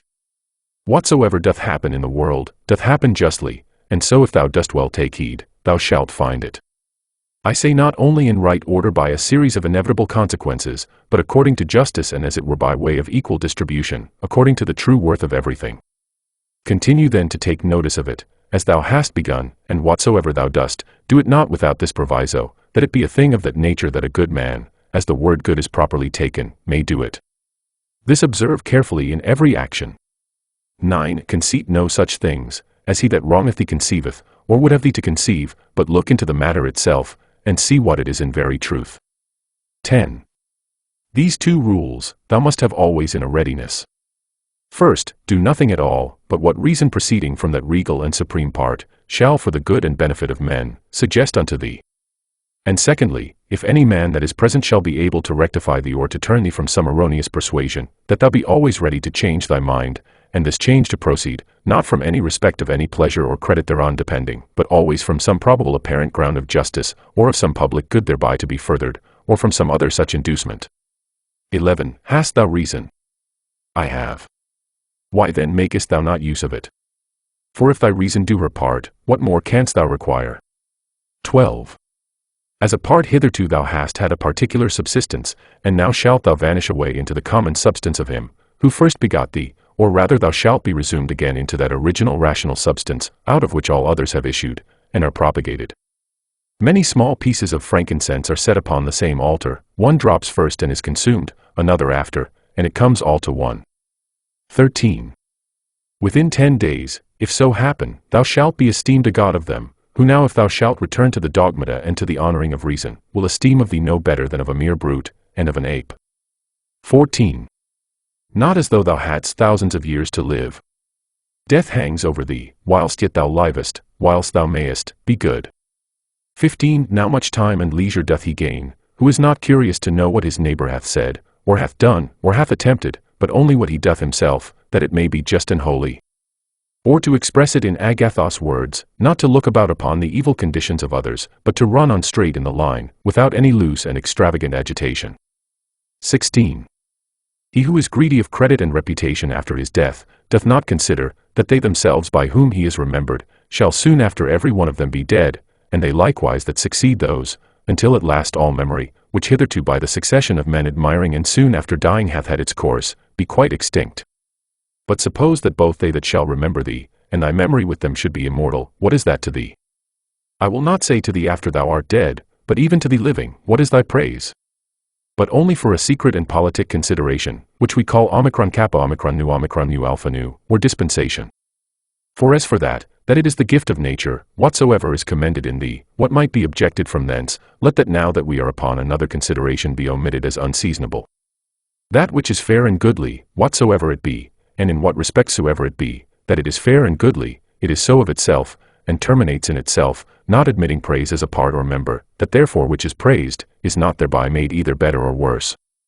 This I understand even of those things, that are commonly called fair and good, as those which are commended either for the matter itself, or for curious workmanship. As for that which is truly good, what can it stand in need of more than either justice or truth, or more than either kindness and modesty? Which of all those, either becomes good or fair, because commended, or dispraised suffers any damage? Doth the emerald become worse in itself, or more vile if it be not commended? Doth gold, or ivory, or purple? Is there anything that doth though never so common, as a knife, a flower, or a tree? 17. If so be that the souls remain after death, say they that will not believe it, how is the air from all eternity able to contain them? How is the earth, say I, ever from that time able to contain the bodies of them that are buried? For as here the change and resolution of dead bodies into another kind of subsistence, whatsoever it be makes place for other dead bodies, so the souls after death transferred into the air, after they have conversed there a while, are either by way of transmutation, or transfusion, or conflagration, received again into that original rational substance, from which all others do proceed, and so give way to those souls, who before coupled and associated unto bodies, now begin to subsist single. This, upon a supposition that the souls after death do for a while subsist single, may be answered. And here, besides the number of bodies, so buried and contained by the earth, we may further consider the number of several beasts, eaten by us men, and by other creatures. For notwithstanding that such a multitude of them is daily consumed, and as it were buried in the bodies of the eaters, yet is the same place and body able to contain them, by reason of their conversion, partly into blood, partly into air and fire. What in these things is the speculation of truth? To divide things into that which is passive and material, and that which is active and formal. 18. Not to wander out of the way, but upon every motion and desire, to perform that which is just, and ever to be careful to attain to the true natural apprehension of every fancy that presents itself. 19. Whatsoever is expedient unto thee, O world, is expedient unto me. Nothing can either be unseasonable unto me, or out of date, which unto thee is seasonable. Whatsoever thy seasons bear, shall ever by me be esteemed as happy fruit, and increase. O nature! From thee are all things, in thee all things subsist, and to thee all tend. Could he say of Athens, thou lovely city of Cecrops, and shalt not thou say of the world, thou lovely city of God? XX They will say commonly, meddle not with many things, if thou wilt live cheerfully. Certainly there is nothing better, than for a man to confine himself to necessary actions, to such and so many only, as reason in a creature that knows itself born for society, will command and enjoin. This will not only procure that cheerfulness, which from the goodness, but that also, which from the paucity of actions doth usually proceed. For since it is so, that most of those things, which we either speak or do, are unnecessary, if a man shall cut them off, it must needs follow that he shall thereby gain much leisure, and save much trouble, and therefore at every action a man must privately by way of admonition suggest unto himself, what? May not this that now I go about, be of the number of unnecessary actions? Neither must he use himself to cut off actions only, but thoughts and imaginations also, that are unnecessary, for so will unnecessary consequent actions the better be prevented and cut off. XXI. Try also how a good man's life, of one, who is well pleased with those things whatsoever, which among the common changes and chances of this world fall to his own lot and share, and can live well contented and fully satisfied in the justice of his own proper present action, and in the goodness of his disposition for the future, will agree with thee. Thou hast had experience of that other kind of life, make now trial of this also. Trouble not thyself any more henceforth, reduce thyself unto perfect simplicity. Doth any man offend? It is against himself that he doth offend, why should it trouble thee? Hath anything happened unto thee? It is well, whatsoever it be, it is that which of all the common chances of the world from the very beginning in the series of all other things that have, or shall happen, was destined and appointed unto thee. To comprehend all in a few words, our life is short, we must endeavor to gain the present time with best discretion and justice. Use recreation with sobriety. XXII. Either this world is a kappa sigma mu omicron, or comely peace, because all disposed and governed by certain order, or if it be a mixture, though confused, yet still it is a comely peace. For is it possible that in thee there should be any beauty at all, and that in the whole world there should be nothing but disorder and confusion? And all things in it too, by natural different properties one from another differenced and distinguished, and yet all through diffused, and by natural sympathy, one to another united, as they are. XXIII. A black or malign disposition, an effeminate disposition, an hard inexorable disposition, a wild inhuman disposition, a sheepish disposition, a childish disposition, a blockish, a false, a scurril, a fraudulent, a tyrannical, what then?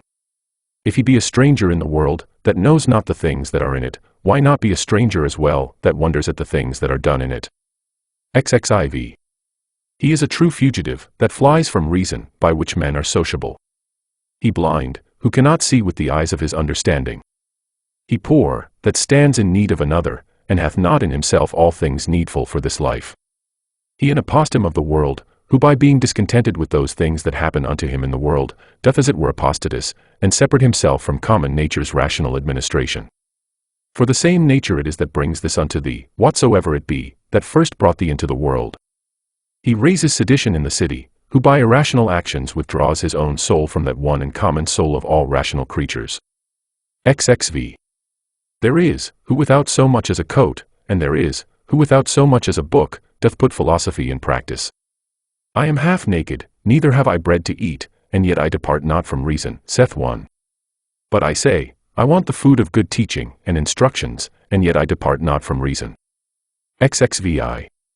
What art and profession soever thou hast learned, endeavor to effect it, and comfort thyself in it, and pass the remainder of thy life as one who from his whole heart commits himself and whatsoever belongs unto him, unto the gods, and as for men, carry not thyself either tyrannically or servilely towards any. XXVII. Consider in my mind, for example's sake, the times of Vespasian. Thou shalt see but the same things, some marrying, some bringing up children, some sick, some dying, some fighting, some feasting, some merchandising, some tilling, some flattering, some boasting, some suspecting, some undermining, some wishing to die, some fretting and murmuring at their present estate, some wooing, some hoarding, some seeking after magistracies, and some after kingdoms. And is not that their age quite over, and ended? Again, consider now the times of Trajan. There likewise thou seest the very selfsame things, and that age also is now over and ended. In the like manner consider other periods, both of times and of whole nations, and see how many men, after they had with all their might and main intended and prosecuted some one worldly thing or other, did soon after drop away, and were resolved into the elements. But especially thou must call to mind them, whom thou thyself in thy lifetime hast known much distracted about vain things, and in the meantime neglecting to do that, and closely and inseparably, as fully satisfied with it, to adhere unto it, which their own proper constitution did require. And here thou must remember, that thy carriage in every business must be according to the worth and due proportion of it, for so shalt thou not easily be tired out and vexed, if thou shalt not dwell upon small matters longer than is fitting. XXVIII. Those words which once were common and ordinary, are now become obscure and obsolete, and so the names of men once commonly known and famous, are now become in a manner obscure and obsolete names. Camillus, Cesso, Volsus, Leonidas, not long after, Scipio, Cato, then Augustus, then Adrianus, then Antoninus Pius, all these in a short time will be out of date, and, as things of another world as it were, become fabulous. And this I say of them, who once shined as the wonders of their ages, for as for the rest, no sooner are they expired, than with them all their fame and memory. And what is it then that shall always be remembered? All is vanity. What is it that we must bestow our care and diligence upon? Even upon this only, that our minds and wills be just, that our actions be charitable, that our speech be never deceitful, or that our understanding be not subject to error, that our inclination be always set to embrace whatsoever shall happen unto us, as necessary, as usual, as ordinary, as flowing from such a beginning, and such a fountain, from which both thou thyself and all things are. Willingly therefore, and wholly surrender up thyself unto that fatal concatenation, yielding up thyself unto the fates, to be disposed of at their pleasure. XXIX. Whatsoever is now present, and from day to day hath its existence, all objects of memories, and the minds and memories themselves, incessantly consider, all things that are, have their being by change and alteration. Use thyself therefore often to meditate upon this, that the nature of the universe delights in nothing more, than in altering those things that are, and in making others like unto them. So that we may say, that whatsoever is but as it were the seed of that which shall be. For if thou think that only is seed, which either the earth or the womb receiveth, thou art very simple. XXX. Thou art now ready to die, and yet hast thou not attained to that perfect simplicity, thou art yet subject to many troubles and perturbations, not yet free from all fear and suspicion of external accidents, nor yet either so meekly disposed towards all men, as thou shouldest, or so affected as one, whose only study and only wisdom is, to be just in all his actions. XXXI.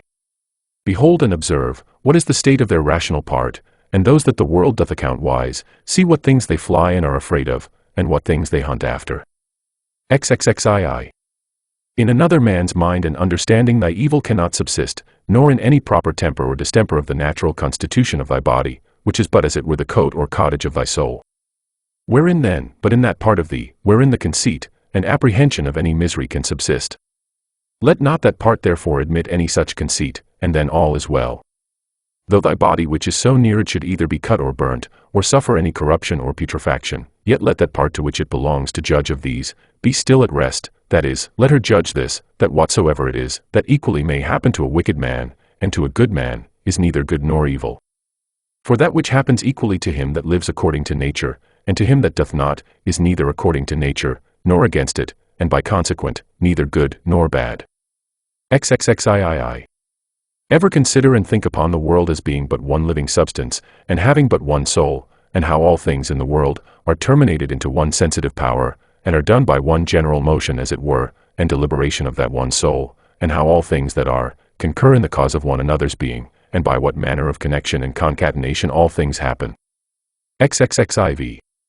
What art thou, that better and divine part accepted, but as Epictetus said well, a wretched soul, appointed to carry a carcass up and down? XXXV. To suffer change can be no hurt, as no benefit it is, by change to attain to being. The age and time of the world is as it were a flood and swift current, consisting of the things that are brought to pass in the world.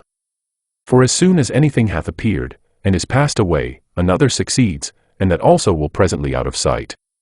XXXVI. Whatsoever doth happen in the world, is, in the course of nature, as usual and ordinary as a rose in the spring, and fruit in summer. Of the same nature is sickness and death, slander, and lying in wait, and whatsoever else ordinarily doth unto fools use to be occasion either of joy or sorrow. That, whatsoever it is, that comes after, doth always very naturally, and as it were familiarly, follow upon that which was before.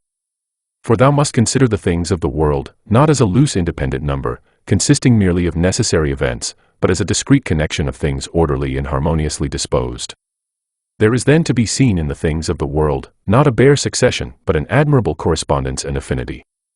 XXXVII. Let that of Heraclitus never be out of thy mind, that the death of earth is water, and the death of water is air, and the death of air is fire, and so on the contrary. Remember him also who was ignorant whither the way did lead, and how that reason being the thing by which all things in the world are administered, and which men are continually and most inwardly conversant with, yet is the thing which ordinarily they are most in opposition with, and how those things which daily happen among them cease not daily to be strange unto them, and that we should not either speak, or do anything as men in their sleep, by opinion and bare imagination, for then we think we speak and do, and that we must not be as children, who follow their father's example, for best reason alleging their bare kappa alpha theta tau iota pi alpha rho epsilon iota lambda phi alpha mu epsilon nu, or, as by successive tradition from our forefathers we have received it. XXXVIII.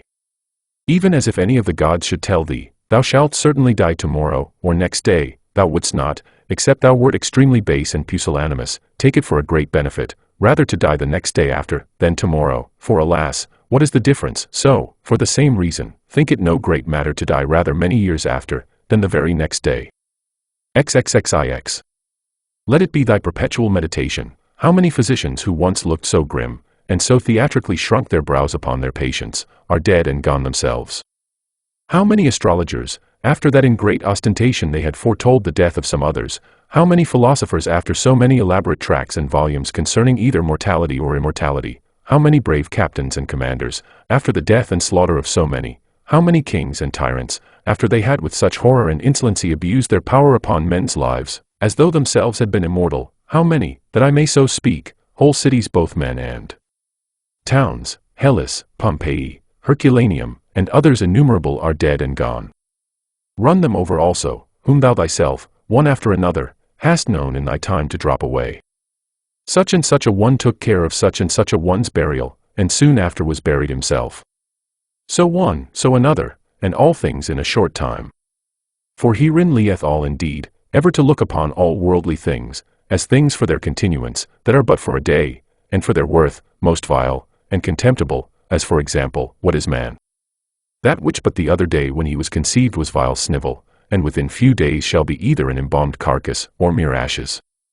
Thus must thou according to truth and nature, thoroughly consider how man's life is but for a very moment of time, and so depart meek and contented, even as if a ripe olive falling should praise the ground that bare her, and give thanks to the tree that begot her.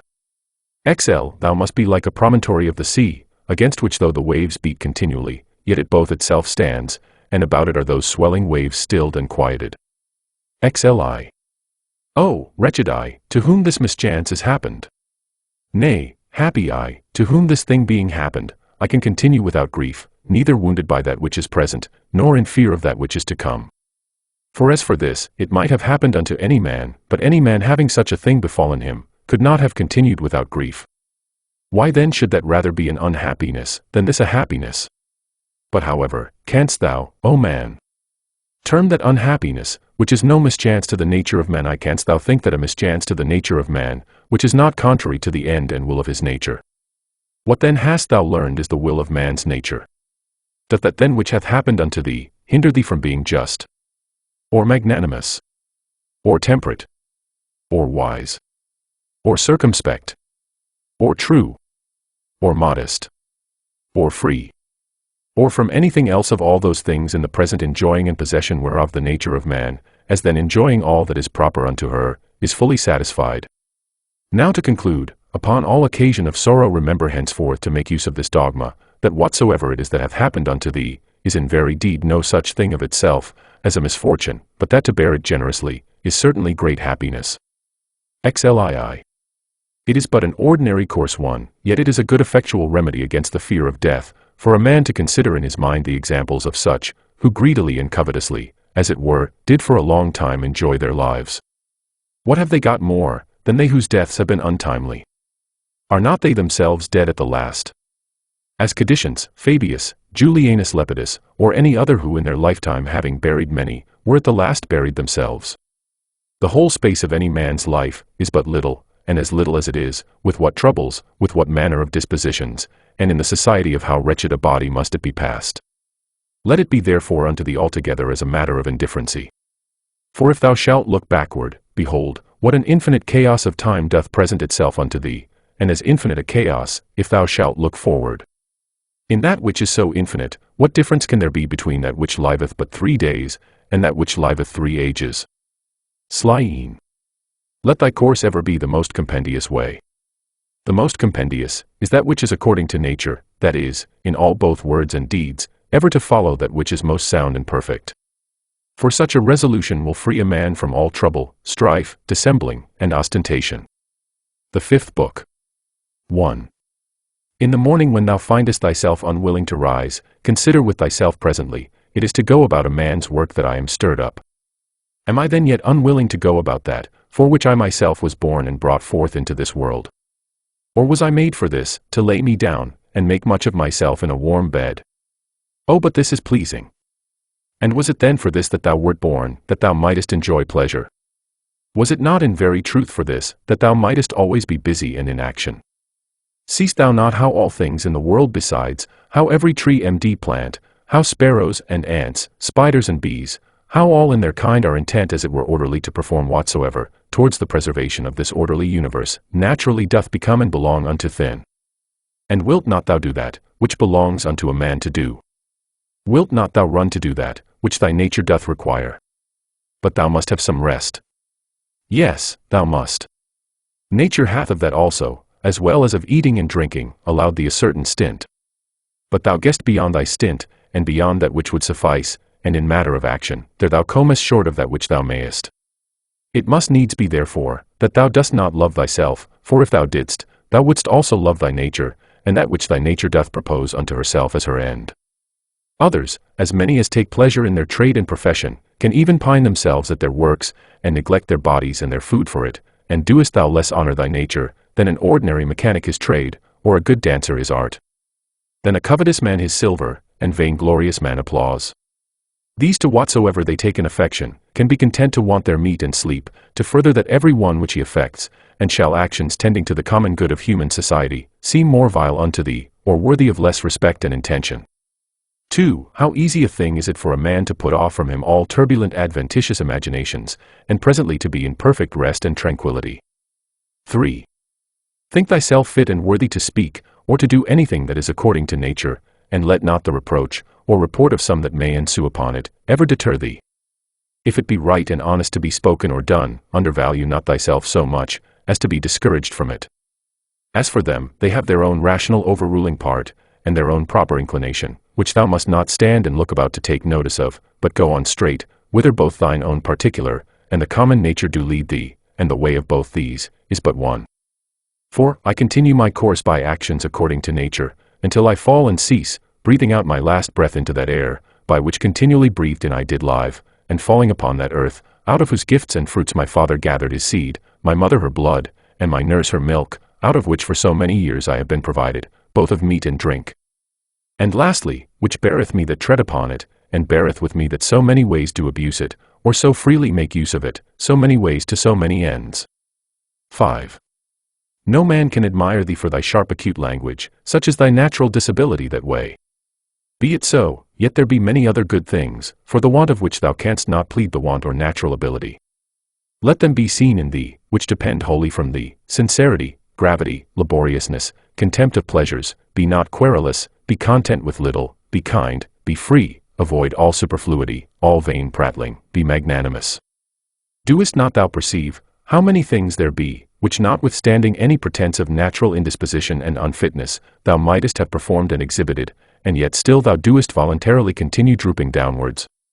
Or wilt thou say that it is through defect of thy natural constitution that thou art constrained to murmur, to be base and wretched, to flatter, now to accuse, and now to please, and pacify thy body, to be vainglorious, to be so giddy-headed, and unsettled in thy thoughts?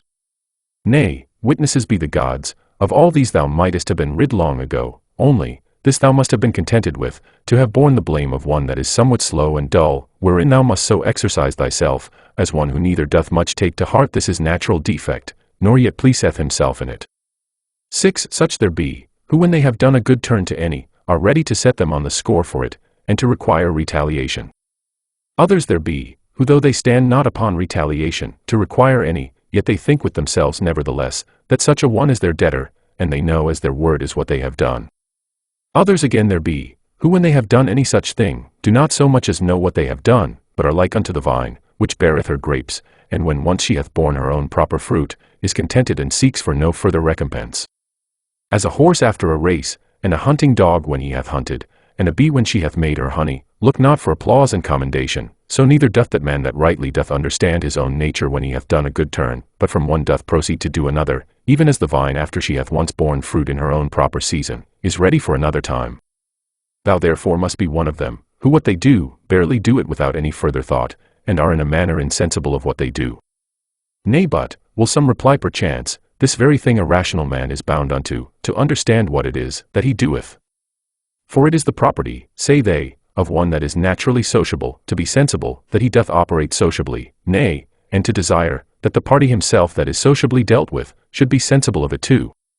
I answer, that which thou sayest is true indeed, but the true meaning of that which is said, thou dost not understand. And therefore art thou one of those first, whom I mentioned. For they also are led by a probable appearance of reason. But if thou dost desire to understand truly what it is that is said, fear not that thou shalt therefore give over any sociable action. 7. The form of the Athenians' prayer did run thus: O rain, rain, good Jupiter, upon all the grounds and fields that belong to the Athenians. Either we should not pray at all, or thus absolutely and freely, and not every one for himself in particular alone. 8. As we say commonly, the physician hath prescribed unto this man, riding, unto another, cold baths, unto a third, to go barefoot, so it is alike to say, the nature of the universe hath prescribed unto this man sickness, or blindness, or some loss, or damage, or some such thing.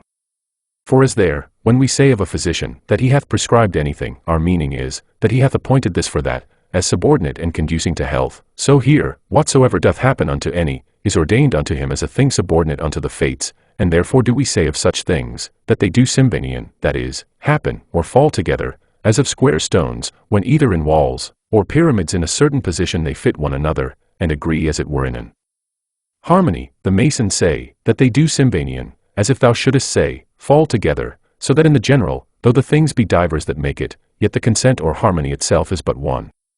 And as the whole world is made up of all the particular bodies of the world, one perfect and complete body, of the same nature that particular bodies, so is the destiny of particular causes and events one general one, of the same nature that particular causes are. What I now say, even they that are mere idiots are not ignorant of, for they say commonly tauto ephron afto, that is, this his destiny hath brought upon him. This therefore is by the fates properly and particularly brought upon this, as that unto this in particular is by the physician prescribed. These therefore let us accept of in like manner, as we do those that are prescribed unto us our physicians. For them also in themselves shall we find to contain many harsh things, but we nevertheless, in hope of health and recovery, accept of them. Let the fulfilling and accomplishment of those things which the common nature hath determined, be unto thee as thy health. Accept then, and be pleased with whatsoever doth happen, though otherwise harsh and unpleasing, as tending to that end, to the health and welfare of the universe, and to Jove's happiness and prosperity. For this whatsoever it be, should not have been produced, had it not conduced to the good of the universe. For neither doth any ordinary particular nature bring anything to pass, that is not to whatsoever is within the sphere of its own proper administration and government agreeable and subordinate. For these two considerations then thou must be well pleased with anything that doth happen unto thee. First, because that for thee properly it was brought to pass, and unto thee it was prescribed, and that from the very beginning by the series and connection of the first causes, it hath ever had a reference unto thee. And secondly, because the good success and perfect welfare, and indeed the very continuance of him, that is the administrator of the whole, doth in a manner depend on it. For the whole, because whole, therefore entire and perfect, is maimed and mutilated, if thou shalt cut off anything at all, whereby the coherence and contiguity as of parts, so of causes, is maintained and preserved. Of which certain it is, that thou doest, as much as lieth in thee, cut off, and in some sort violently take somewhat away, as often as thou art displeased with anything that happeneth. 9. Be not discontented, be not disheartened, be not out of hope, if often it succeed not so well with thee punctually and precisely to do all things according to the right dogmata, but being once cast off, return unto them again. And as for those many and more frequent occurrences, either of worldly distractions, or human infirmities, which as a man thou canst not but in some measure be subject unto, be not thou discontented with them, but however, love and affect that only which thou dost. Return unto a philosopher's life, and proper occupation after the most exact manner.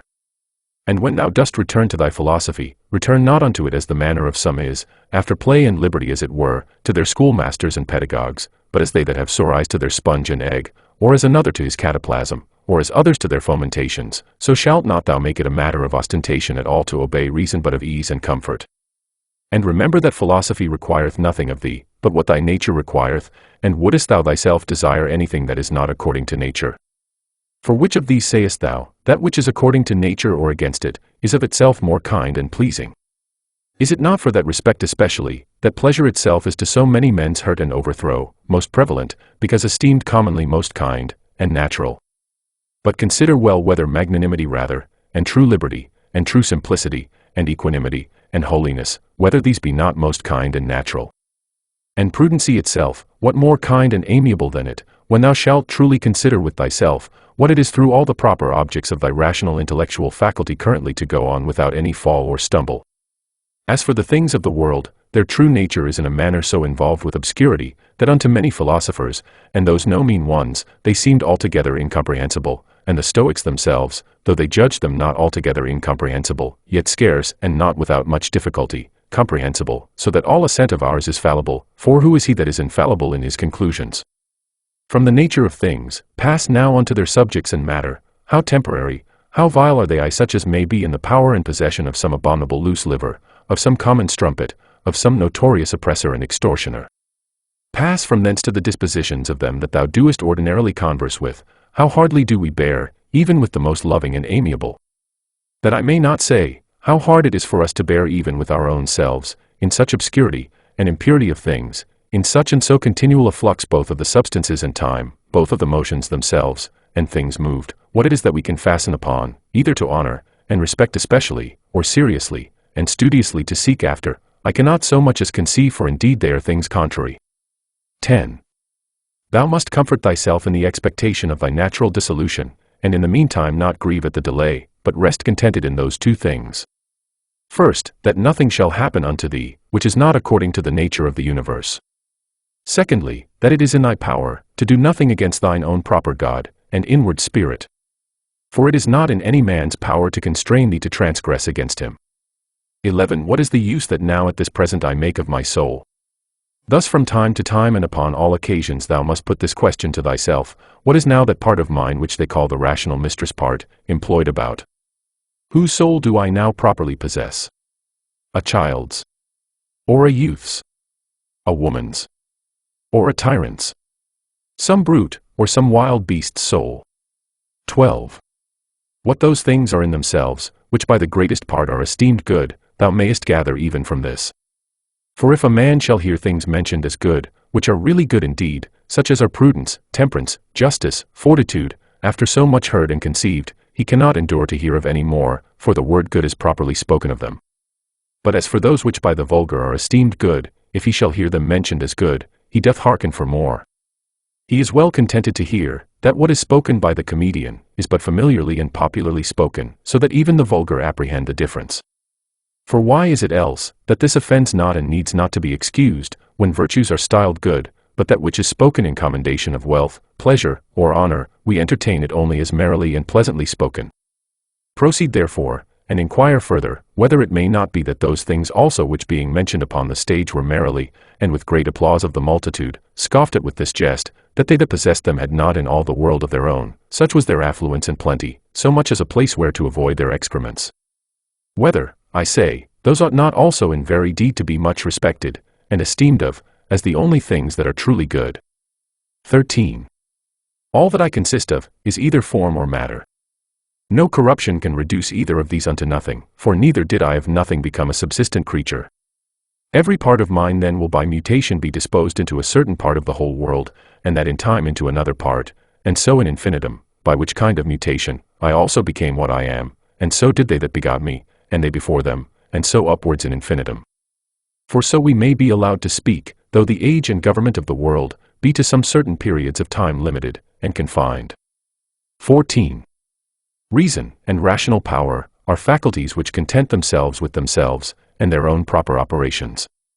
And as for their first inclination and motion, that they take from themselves. But their progress is right to the end and object, which is in their way, as it were, and lieth just before them, that is, which is feasible and possible, whether it be that which at the first they propose to themselves, or no. For which reason also such actions are termed katarthosis, to intimate the directness of the way, by which they are achieved. Nothing must be thought to belong to a man, which doth not belong unto him as he is a man.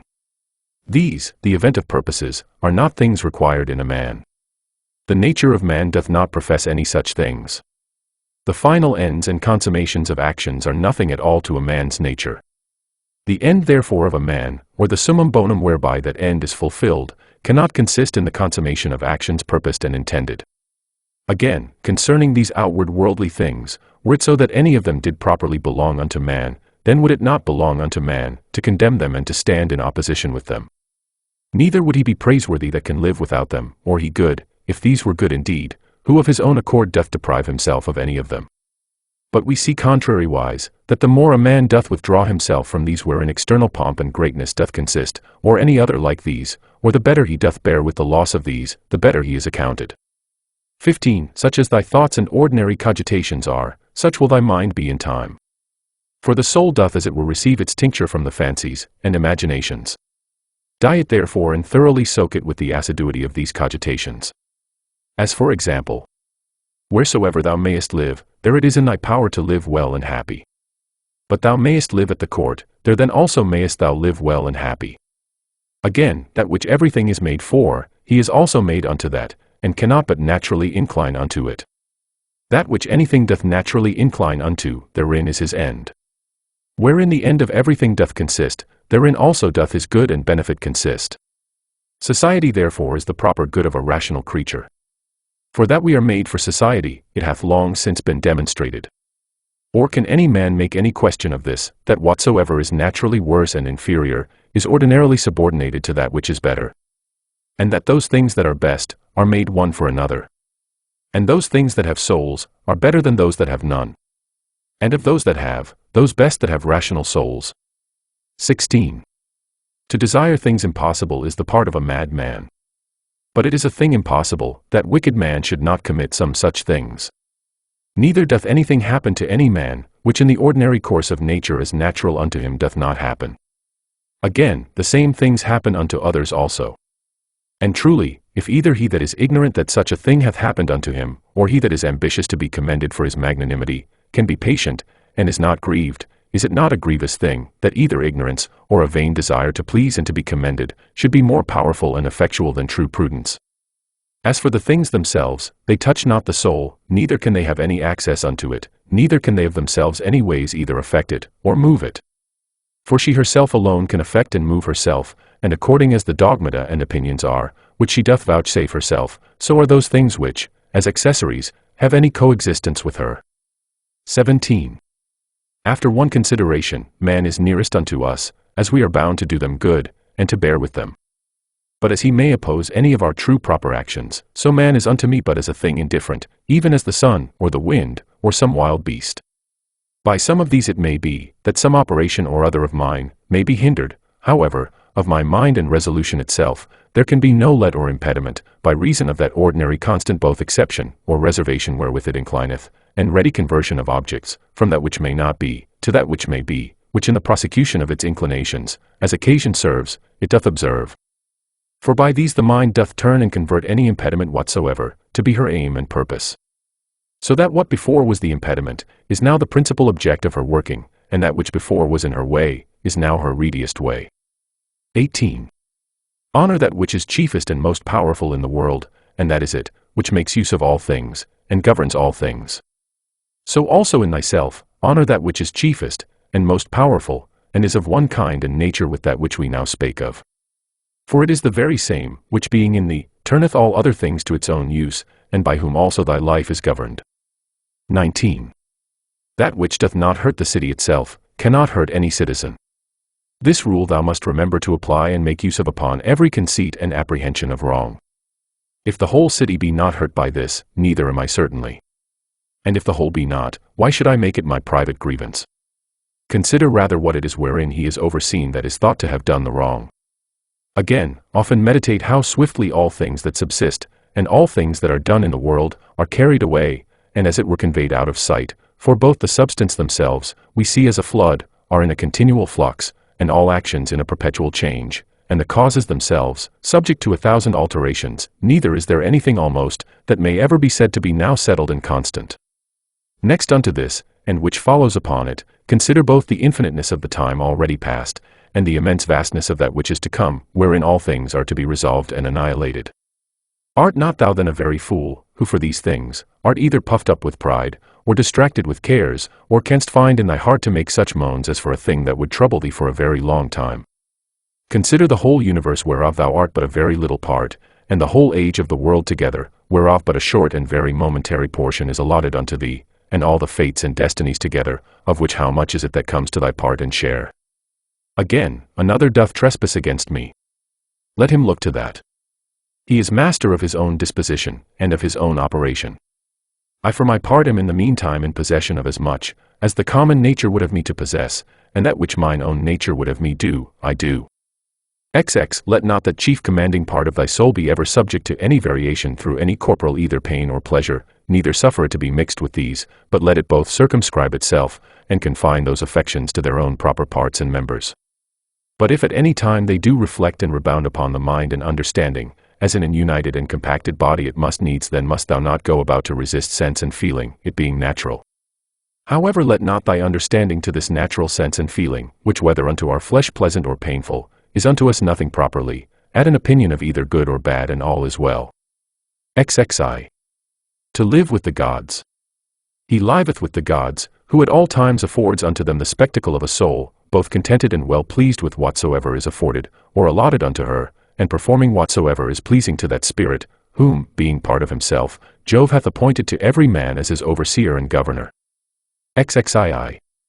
Be not angry neither with him whose breath, neither with him whose armholes, are offensive. What can he do? Such is his breath naturally, and such are his armholes, and from such an effect, and such a smell must of necessity proceed. Oh, but the man, sayest thou, hath understanding in him, and might of himself know, that he by standing near, cannot choose but offend. And thou also, God bless thee, hast understanding. Let thy reasonable faculty work upon his reasonable faculty, show him his fault, admonish him. If he hearken unto thee, thou hast cured him, and there will be no more occasion of anger.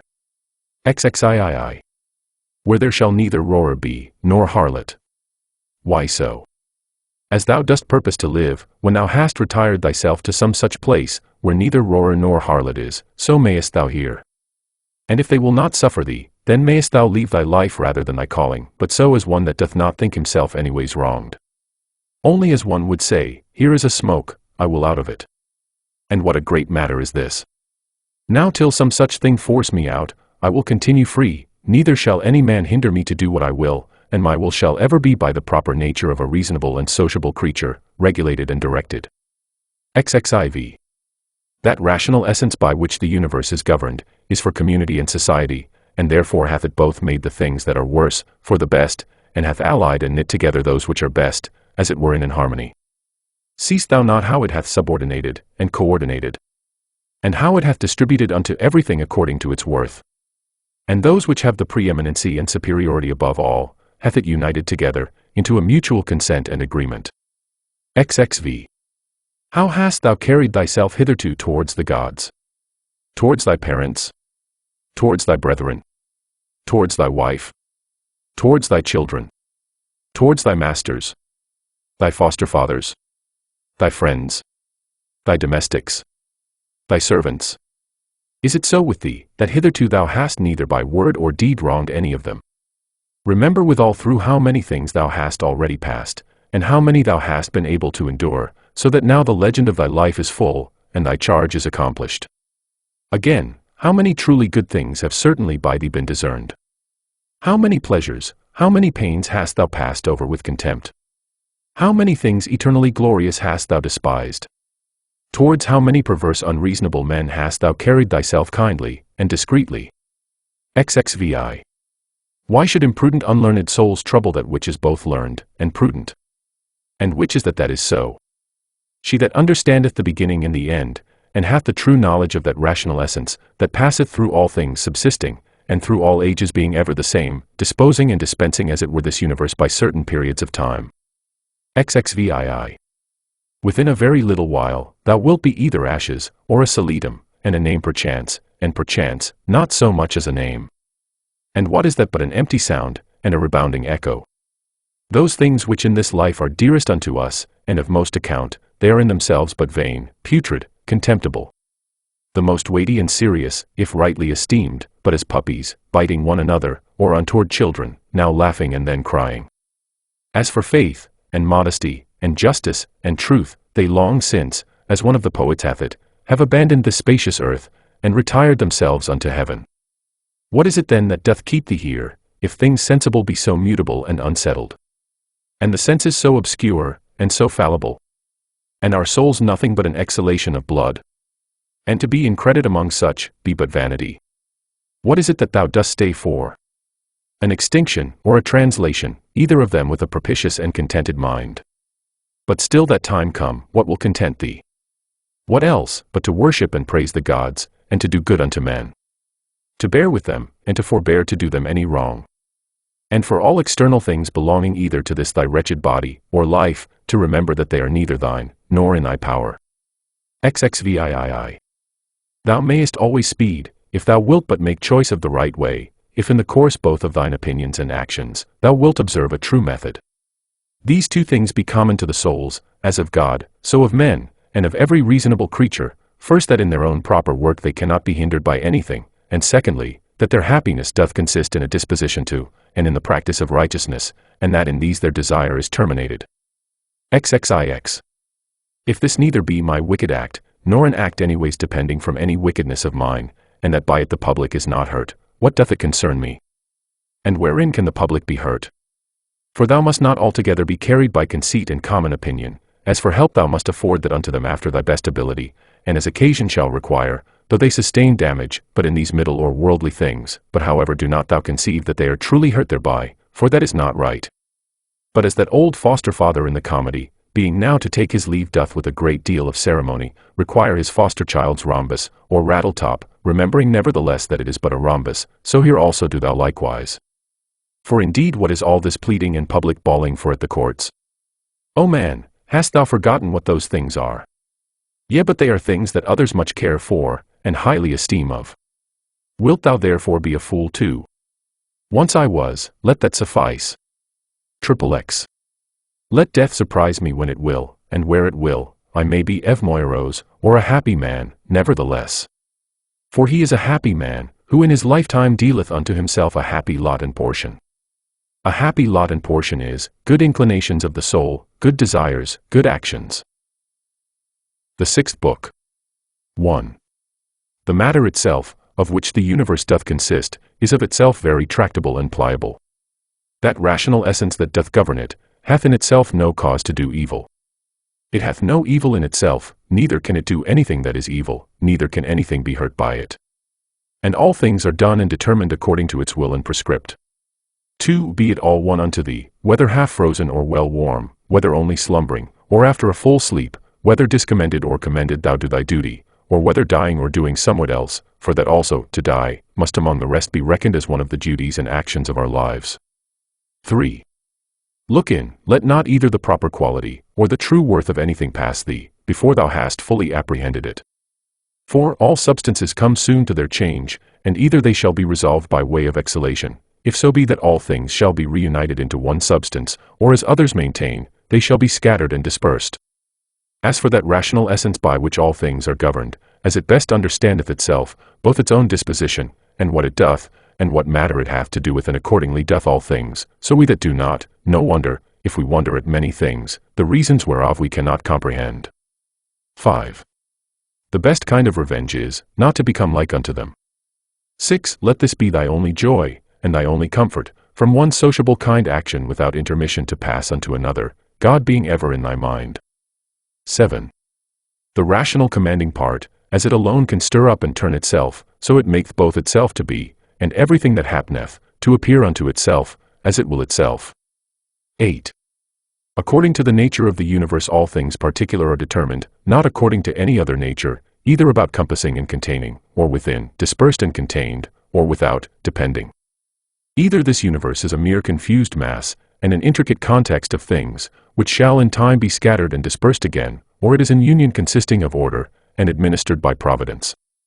If the first, why should I desire to continue any longer in this fortuite confusion and commixtion?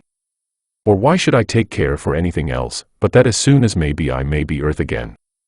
And why should I trouble myself any more whilst I seek to please the gods? Whatsoever I do, dispersion is my end, and will come upon me whether I will or no. But if the latter be, then am not I religious in vain, then will I be quiet and patient, and put my trust in him, who is the governor of all.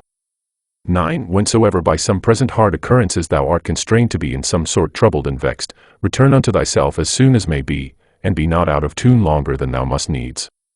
For so shalt thou be the better able to keep thy part another time, and to maintain the harmony, if thou dost use thyself to this continually, once out, presently to have recourse unto it, and to begin again.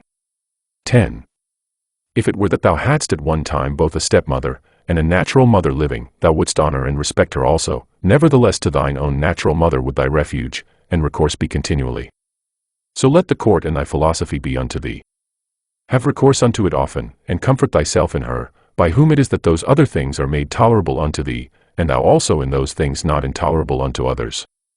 11. How marvelous useful it is for a man to represent unto himself meats, and all such things that are for the mouth, under a right apprehension and imagination.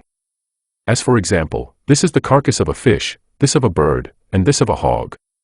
And again more generally, this falernum, this excellent highly commended wine, is but the bare juice of an ordinary grape. This purple robe, but sheep's hairs, dyed with the blood of a shellfish. So for coitus, it is but the attrition of an ordinary bacentril, and the excretion of a little vile snivel, with a certain kind of convulsion, according to Hippocrates his opinion.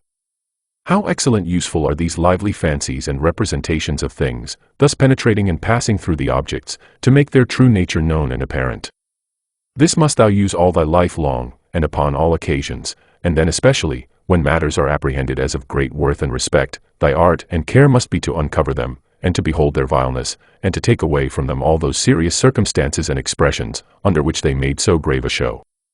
For outward pomp and appearance is a great juggler, and then especially art thou most in danger to be beguiled by it, when, to a man's thinking, thou most seemest to be employed about matters of moment. 12. See what Crates pronounceth concerning Xenocrates himself.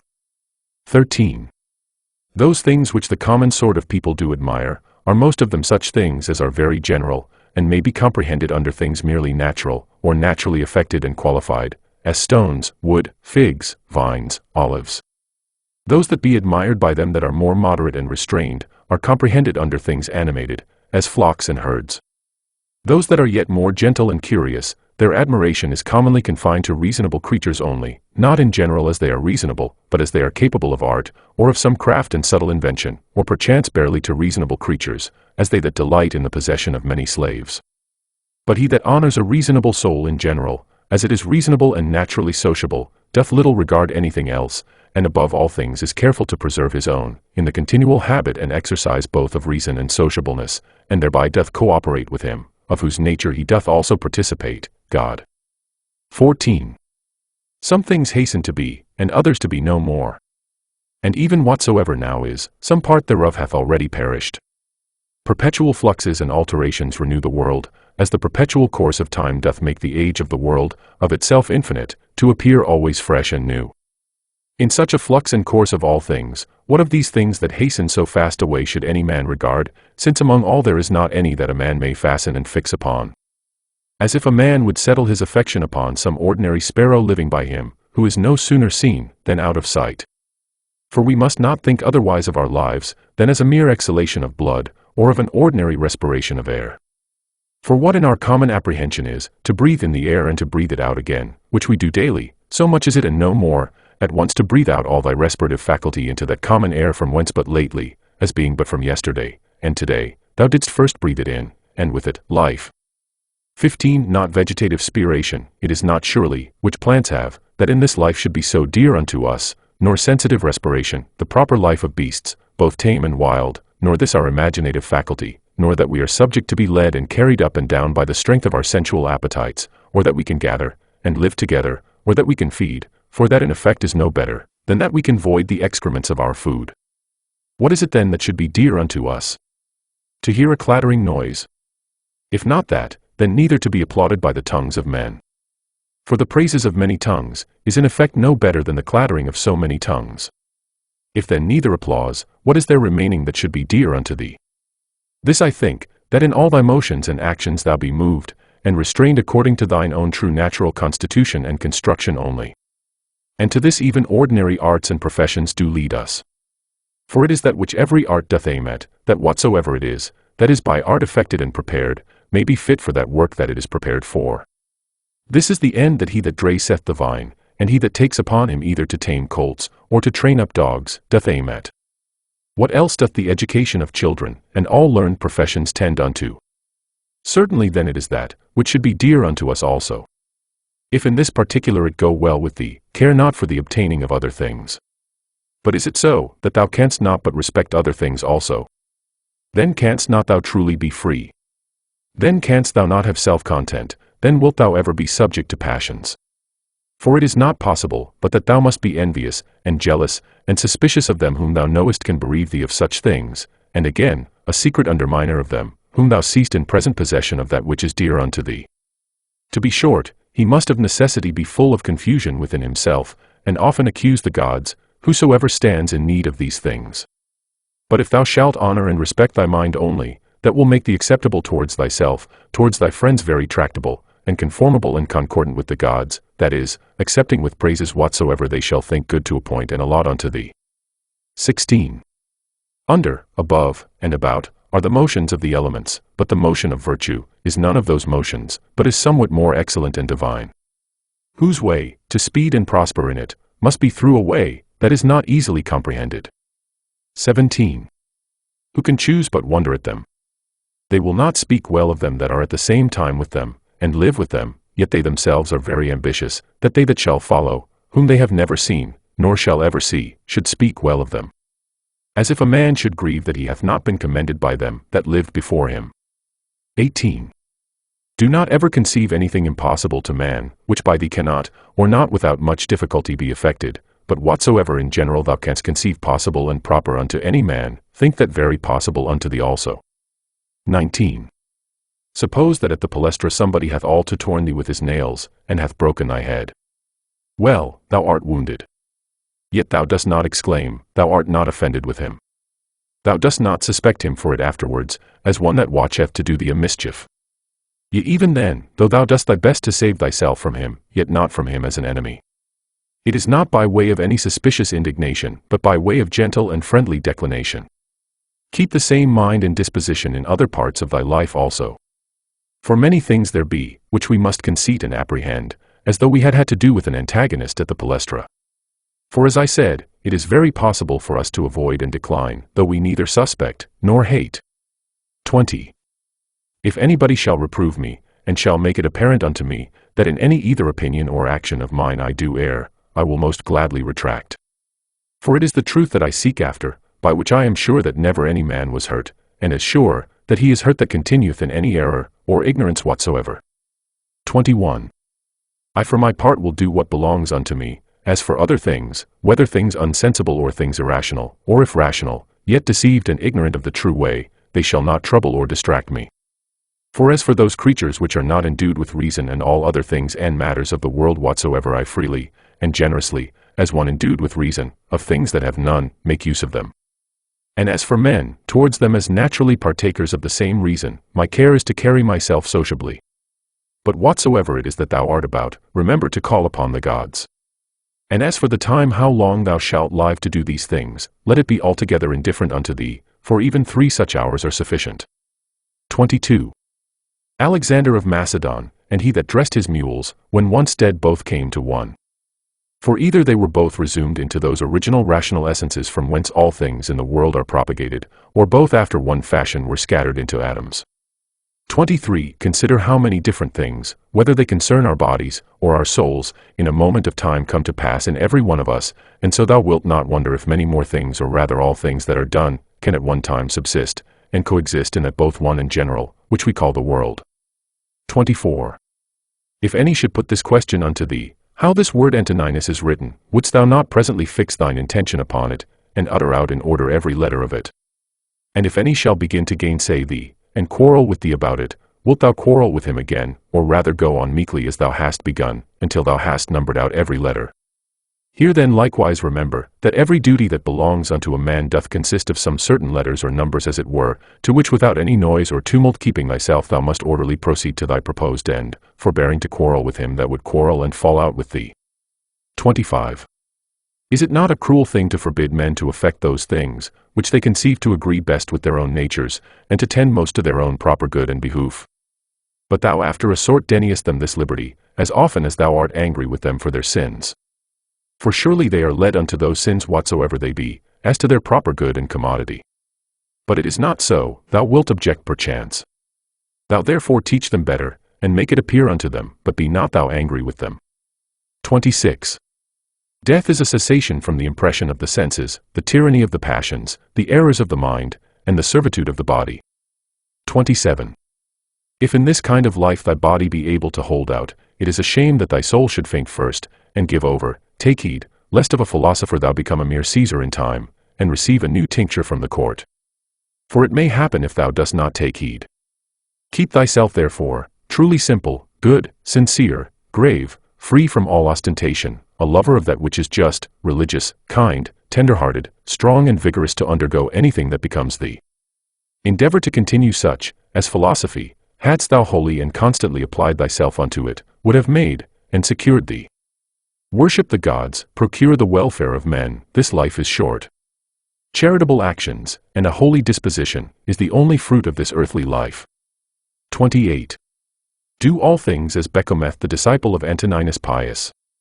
Remember his resolute constancy in things that were done by him according to reason, his equability in all things, his sanctity, the cheerfulness of his countenance, his sweetness, and how free he was from all vainglory, how careful to come to the true and exact knowledge of matters in hand, and how he would by no means give over till he did fully and plainly understand the whole state of the business, and how patiently, and without any contestation he would bear with them that did unjustly condemn him, how he would never be over hasty in anything, nor give ear to slanders and false accusations, but examine and observe with best diligence the several actions and dispositions of men. Again, how he was no backbiter, nor easily frightened, nor suspicious, and in his language free from all affectation and curiosity, and how easily he would content himself with few things, as lodging, bedding, clothing, and ordinary nourishment, and attendance. How able to endure labor, how patient, able through his spare diet to continue from morning to evening without any necessity of withdrawing before his accustomed hours to the necessities of nature, his uniformity and constancy in matter of friendship. How he would bear with them that with all boldness and liberty opposed his opinions, and even rejoice if any man could better advise him, and lastly, how religious he was without superstition. All these things of him remember, that whensoever thy last hour shall come upon thee, it may find thee, as it did him, ready for it in the possession of a good conscience. 29.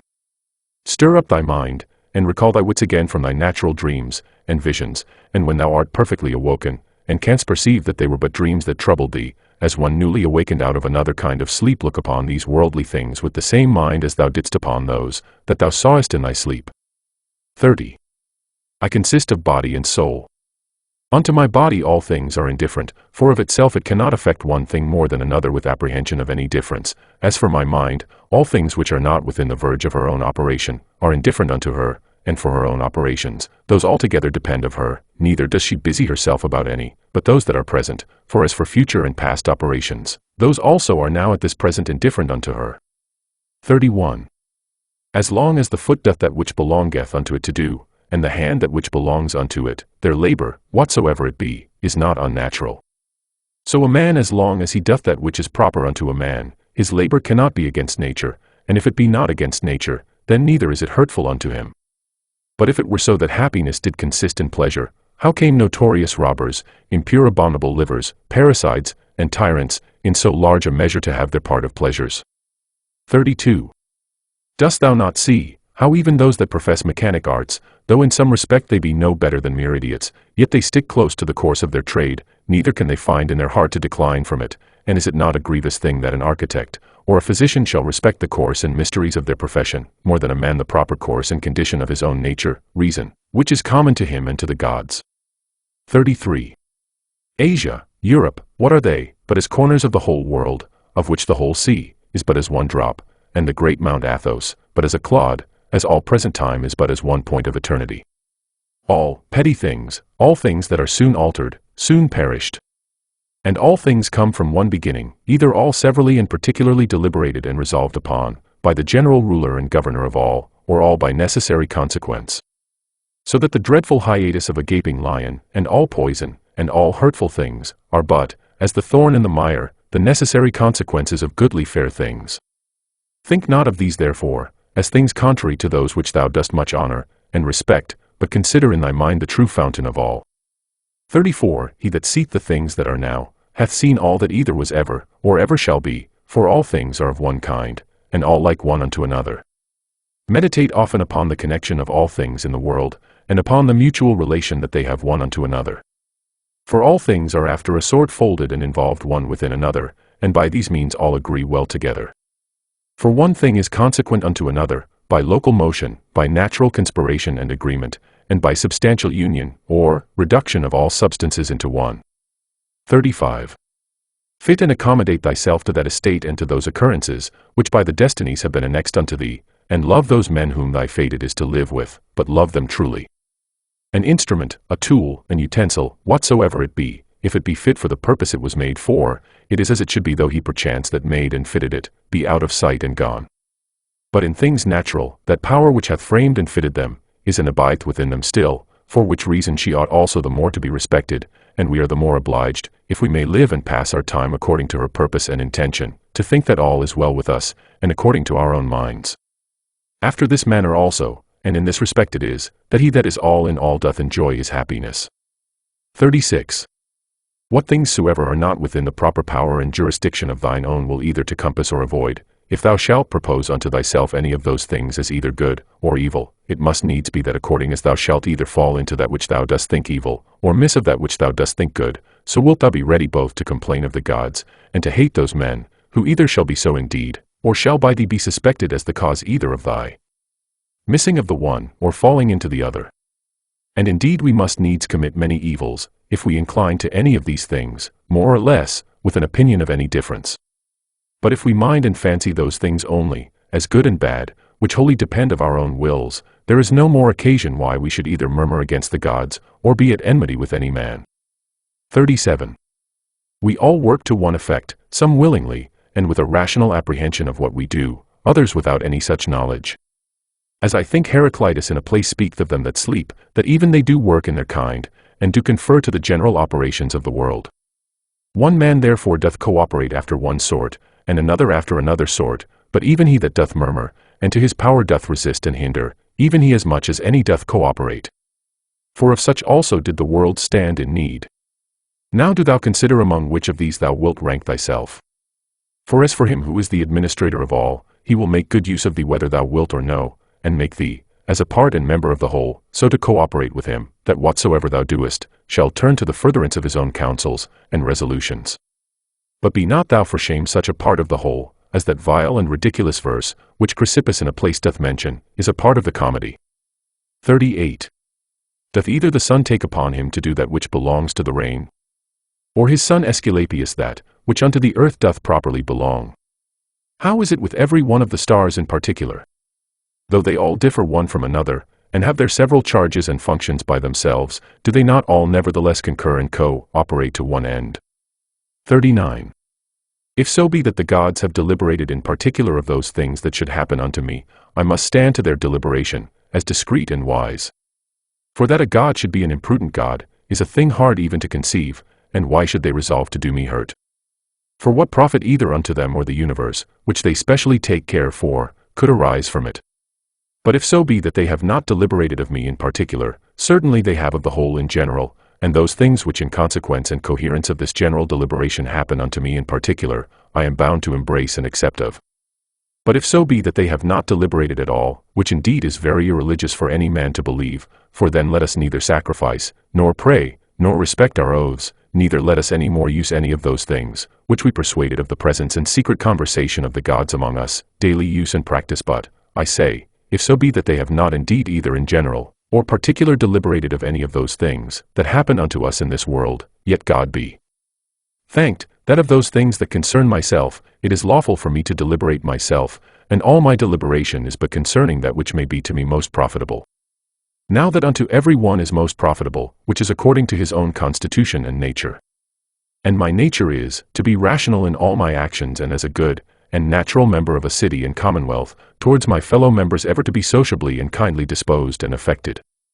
My city and country as I am Antoninus, is Rome, as a man, the whole world.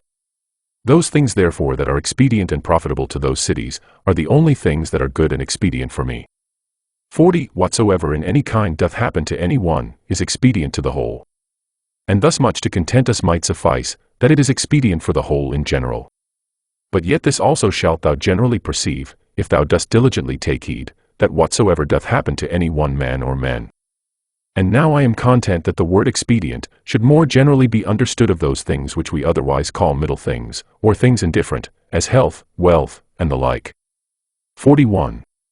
As the ordinary shows of the theatre and of other such places, when thou art presented with them, affect thee, as the same things still seen, and in the same fashion, make the sight ingrateful and tedious, so must all the things that we see all our life long affect us. For all things, above and below, are still the same, and from the same causes. When then will there be an end? 42. Let the several deaths of men of all sorts, and of all sorts of professions, and of all sort of nations, be a perpetual object of thy thoughts, so that thou mayst even come down to Philistio, Phoebus, and Origanian. Pass now to other generations. Thither shall we after many changes, where so many brave orators are, where so many grave philosophers, Heraclitus, Pythagoras, Socrates, where so many heroes of the old times, and then so many brave captains of the latter times, and so many kings.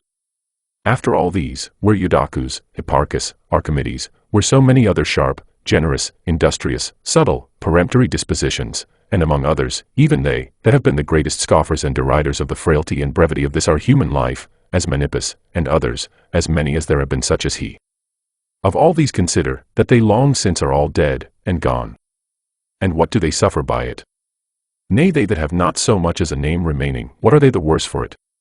One thing there is, and that only, which is worth our while in this world, and ought by us much to be esteemed, and that is, according to truth and righteousness, meekly and lovingly to converse with false and unrighteous men.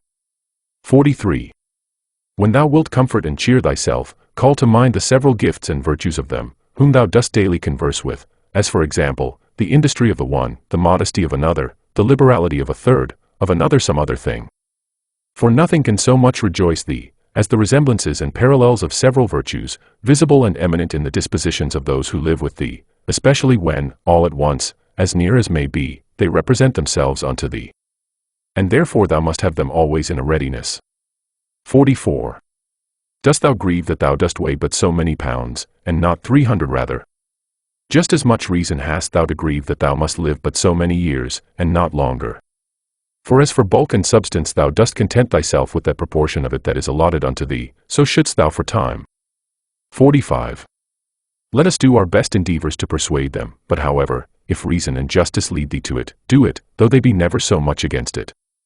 But if any shall by force withstand thee, and hinder thee in it, convert thy virtuous inclination from one object unto another, from justice to contented equanimity, and cheerful patience, so that what in the one is thy hindrance, thou mayst make use of it for the exercise of another virtue, and remember that it was with due exception and reservation that thou didst at first incline and desire. For thou didst not set thy mind upon things impossible. Upon what then? That all thy desires might ever be moderated with this due kind of reservation.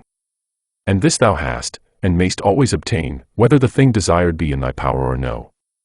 And what do I care for more, if that for which I was born and brought forth into the world, to rule all my desires with reason and discretion, may be?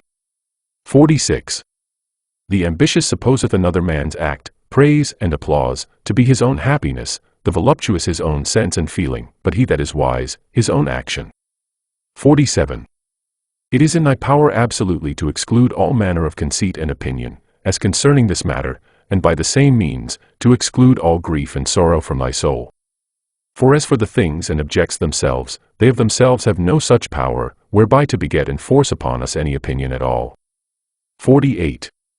Use thyself when any man speaks unto thee, so to hearken unto him, as that in the interim thou give not way to any other thoughts, that so thou mayst, as far as is possible, seem fixed and fastened to his very soul, whosoever he be that speaks unto thee. 49. That which is not good for the beehive, cannot be good for the bee. 50. Will either passengers, or patients, find fault and complain, either the one if they be well carried, or the others if well cured?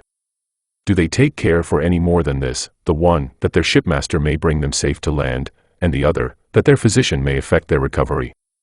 51. How many of them who came into the world at the same time when I did, are already gone out of it? 52. To them that are sick of the jaundice, honey seems bitter, and to them that are bitten by a mad dog, the water terrible, and to children, a little ball seems a fine thing. And why then should I be angry? Or do I think that error and false opinion is less powerful to make men transgress, than either choler, being immoderate and excessive, to cause the jaundice, or poison, to cause rage? 53. No man can hinder thee to live as thy nature doth require. Nothing can happen unto thee, but what the common good of nature doth require. 54. What manner of men they be whom they seek to please, and what to get, and by what actions, how soon time will cover and bury all things, and how many it hath already buried. The seventh book. 1. What is wickedness? It is that which many time and often thou hast already seen and known in the world. And so oft as anything doth happen that might otherwise trouble thee, let this memento presently come to thy mind, that it is that which thou hast already often seen and known. Generally, above and below, thou shalt find but the same things. The very same things whereof ancient stories, middle-age stories, and fresh stories are full, whereof towns are full, and houses full. There is nothing that is new. All things that are both usual and of little continuance.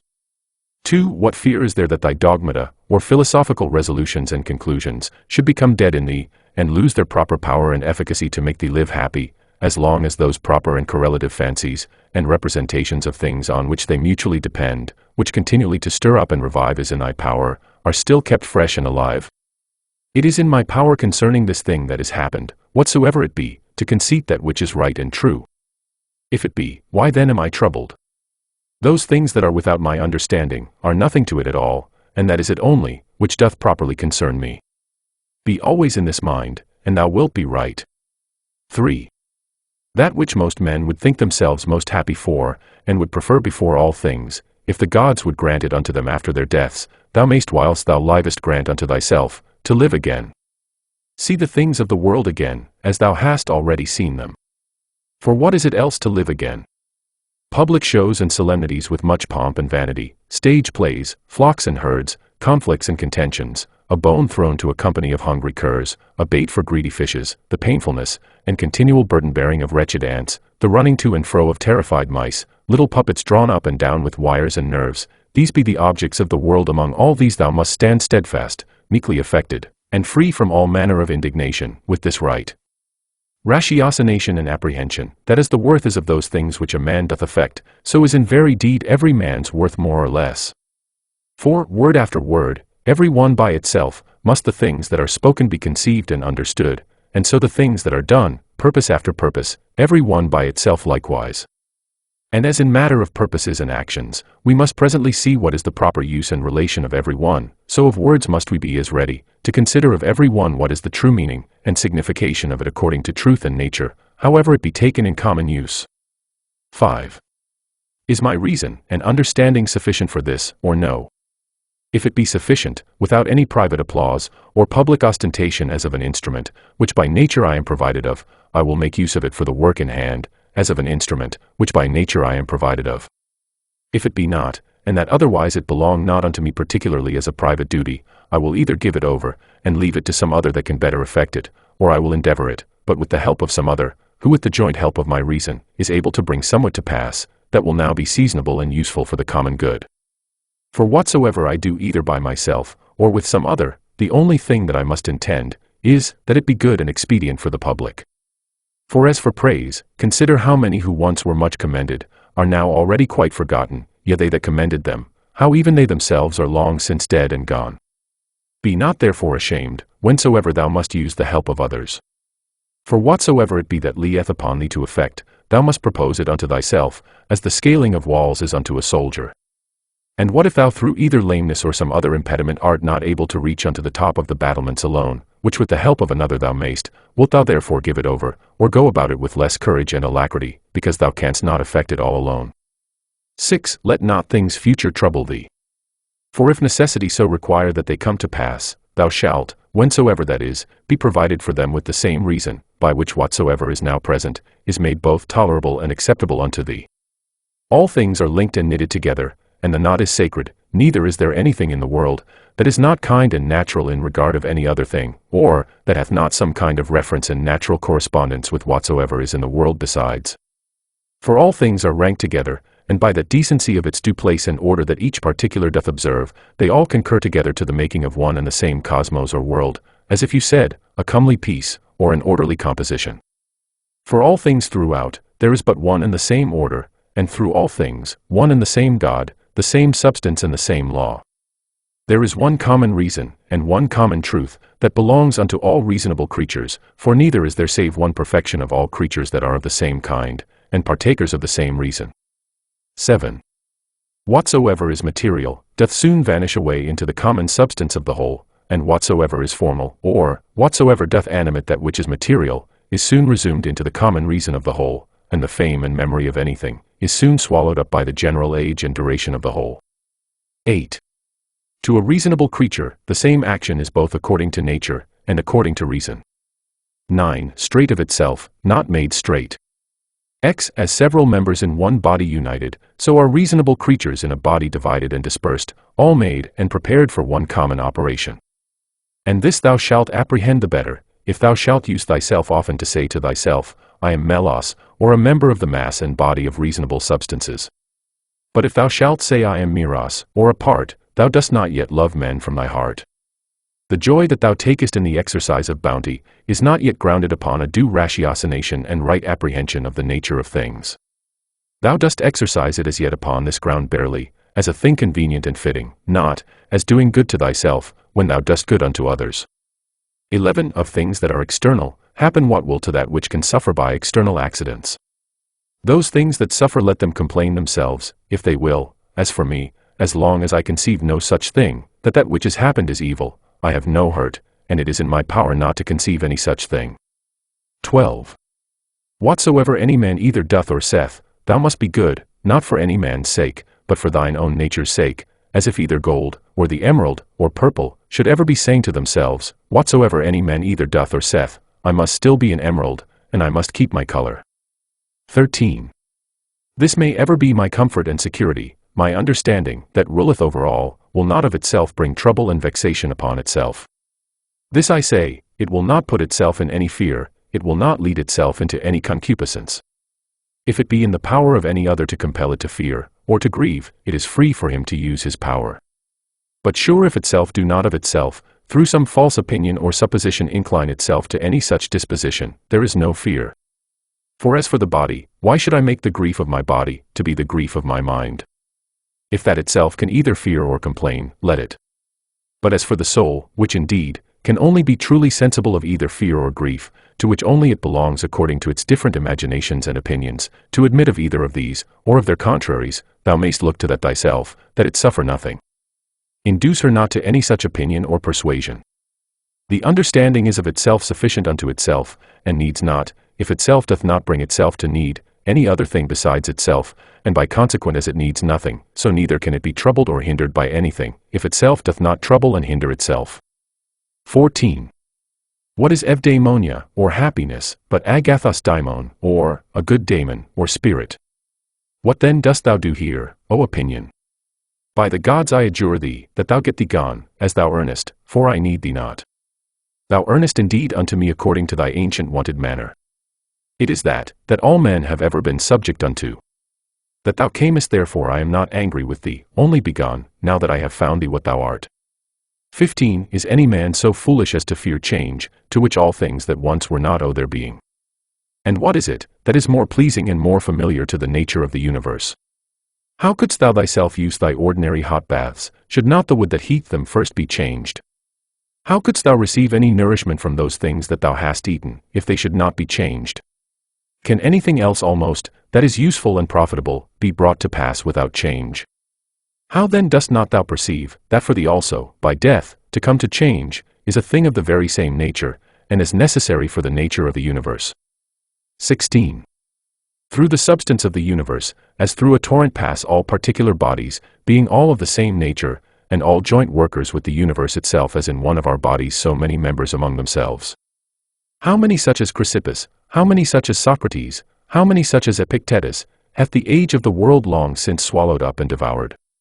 Let this, be it either men or businesses, that thou hast occasion to think of, to the end that thy thoughts be not distracted and thy mind too earnestly set upon anything, upon every such occasion presently come to thy mind. Of all my thoughts and cares, one only thing shall be the object, that I myself do nothing which to the proper constitution of man, either in regard of the thing itself, or in regard of the manner, or of the time of doing, is contrary. The time when thou shalt have forgotten all things, is at hand. And that time also is at hand, when thou thyself shalt be forgotten by all. Whilst thou art, apply thyself to that especially which unto man as he is a mart, is most proper and agreeable, and that is, for a man even to love them that transgress against him.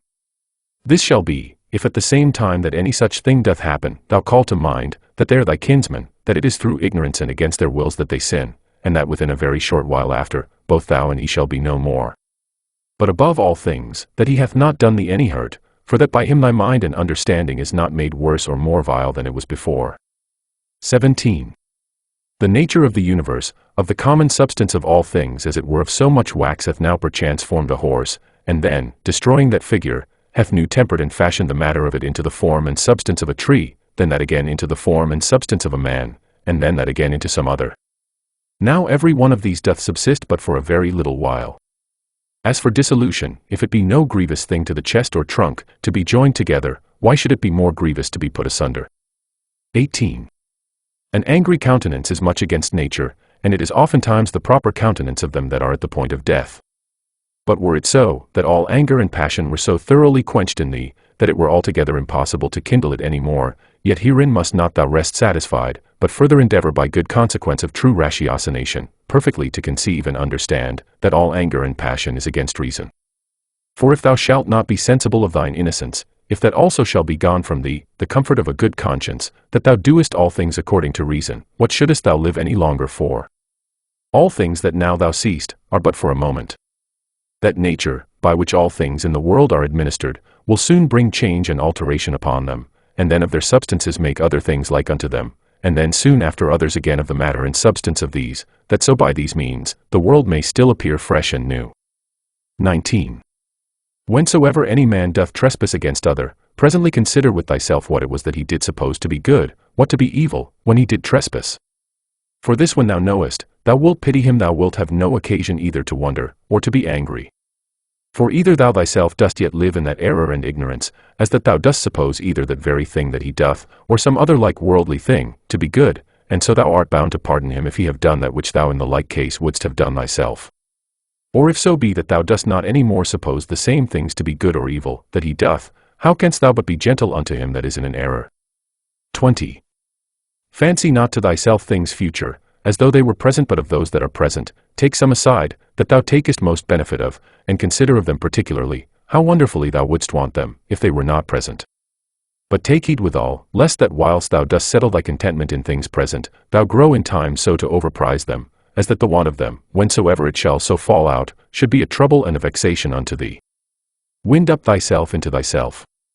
Such is the nature of thy reasonable commanding part, as that if it exercise justice, and have by that means tranquillity within itself, it doth rest fully satisfied with itself without any other thing. 21. Wipe off all opinion, stay the force and violence of unreasonable lusts and affections, circumscribe the present time, examine whatsoever it be that is happened, either to thyself or to another, divide all present objects, either in that which is formal or material, think of the last hour. That which thy neighbor hath committed, where the guilt of it lieth, there let it rest. Examine in order whatsoever is spoken. Let thy mind penetrate both into the effects and into the causes. Rejoice thyself with true simplicity and modesty, and that all middle things between virtue and vice are indifferent unto thee. Finally, love mankind, obey God. 22. All things, saith he, are by certain order and appointment.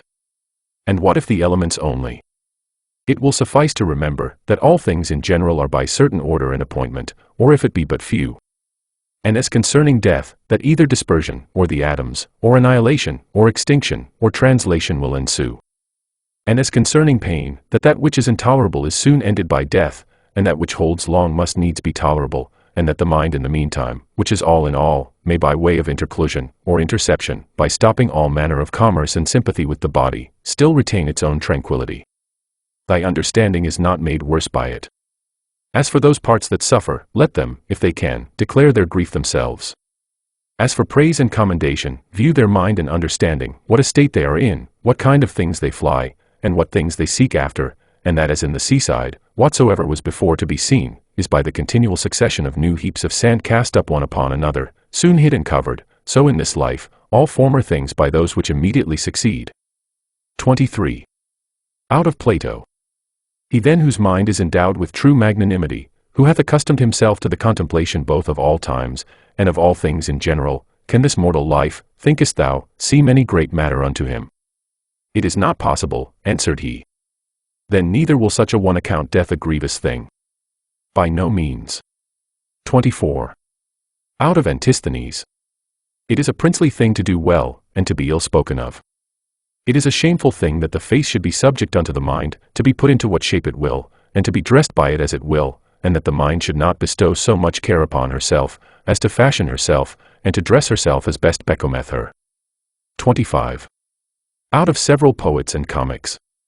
It will but little avail thee, to turn thine anger and indignation upon the things themselves that have fallen across unto thee.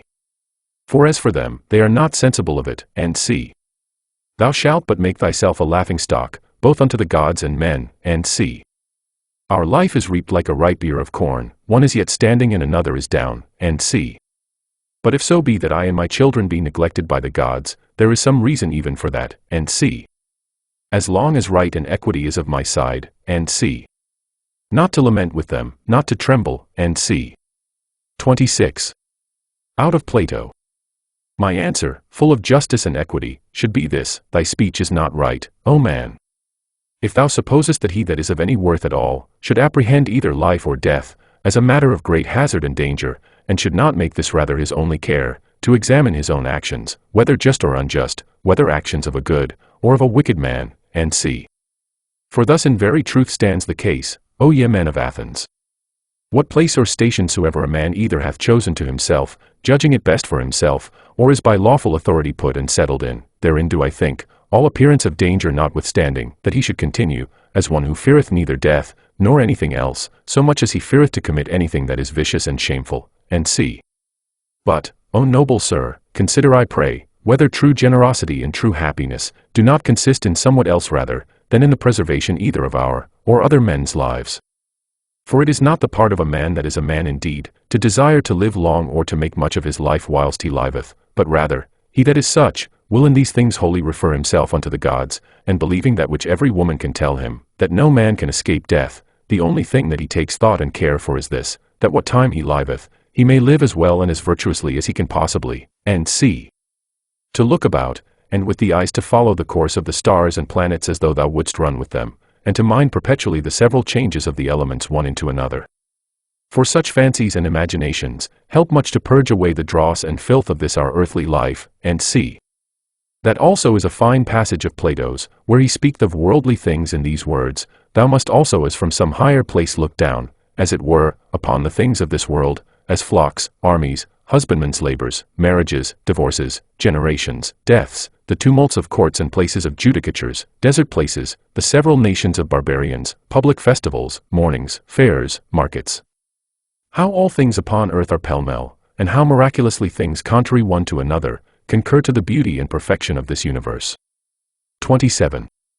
To look back upon things of former ages, as upon the manifold changes and conversions of several monarchies and commonwealths. We may also foresee things future, for they shall all be of the same kind, neither is it possible that they should leave the tune, or break the concert that is now begun, as it were, by these things that are now done and brought to pass in the world.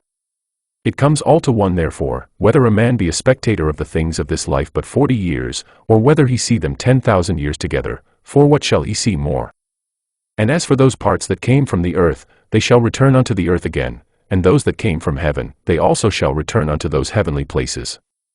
Whether it be a mere dissolution and unbinding of the manifold intricacies and entanglements of the confused atoms, or some such dispersion of the simple and incorruptible elements. With meats and drinks and diverse charms, they seek to divert the channel, that they might not die. Yet must we needs endure that blast of wind that cometh from above, though we toil and labor never so much. 28. He hath a stronger body, and is a better wrestler than I.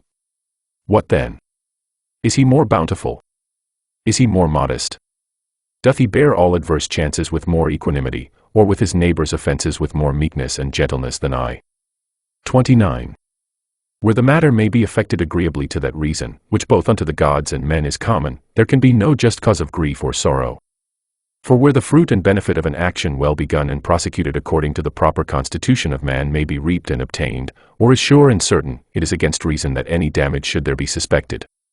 In all places, and at all times, it is in thy power religiously to embrace whatsoever by God's appointment is happened unto thee, and justly to converse with those men, whom thou hast to do with, and accurately to examine every fancy that presents itself, that nothing may slip and steal in, before thou hast rightly apprehended the true nature of it. 30. Look not about upon other men's minds and understandings, but look right on forwards with their nature, both that of the universe, in those things that happen unto thee, and thine in particular, in those things that are done by thee, doth lead, and direct thee. Now every one is bound to do that, which is consequent and agreeable to that end which by his true natural constitution he was ordained unto. As for all other things, they are ordained for the use of reasonable creatures, as in all things we see that that which is worse and inferior, is made for that which is better. Reasonable creatures, they are ordained one for another. That therefore which is chief in every man's constitution, is, that he intend the common good. The second is, that he yield not to any lusts and motions of the flesh. For it is the part and privilege of the reasonable and intellective faculty, that she can so bound herself, as that neither the sensitive, nor the appetitive faculties, may not anyways prevail upon her. For both these are brutish. And therefore over both she challengeth mastery, and cannot anyways endure, if in her right temper, to be subject unto either. And this indeed most justly. For by nature she was ordained to command all in the body. The third thing proper to man by his constitution, is, to avoid all rashness and precipitancy, and not to be subject to error. To these things then, let the mind apply herself and go straight on, without any distraction about other things, and she hath her end, and by consequent her happiness. 31. As one who had lived, and were now to die by right, whatsoever is yet remaining, bestow that wholly as a gracious overplus upon a virtuous life. Love and affect that only, whatsoever it be that hapneth, and is by the fates appointed unto thee. For what can be more reasonable? And as anything doth happen unto thee by way of cross, or calamity, call to mind presently and set before thine eyes the examples of some other men, to whom the selfsame thing did once happen likewise.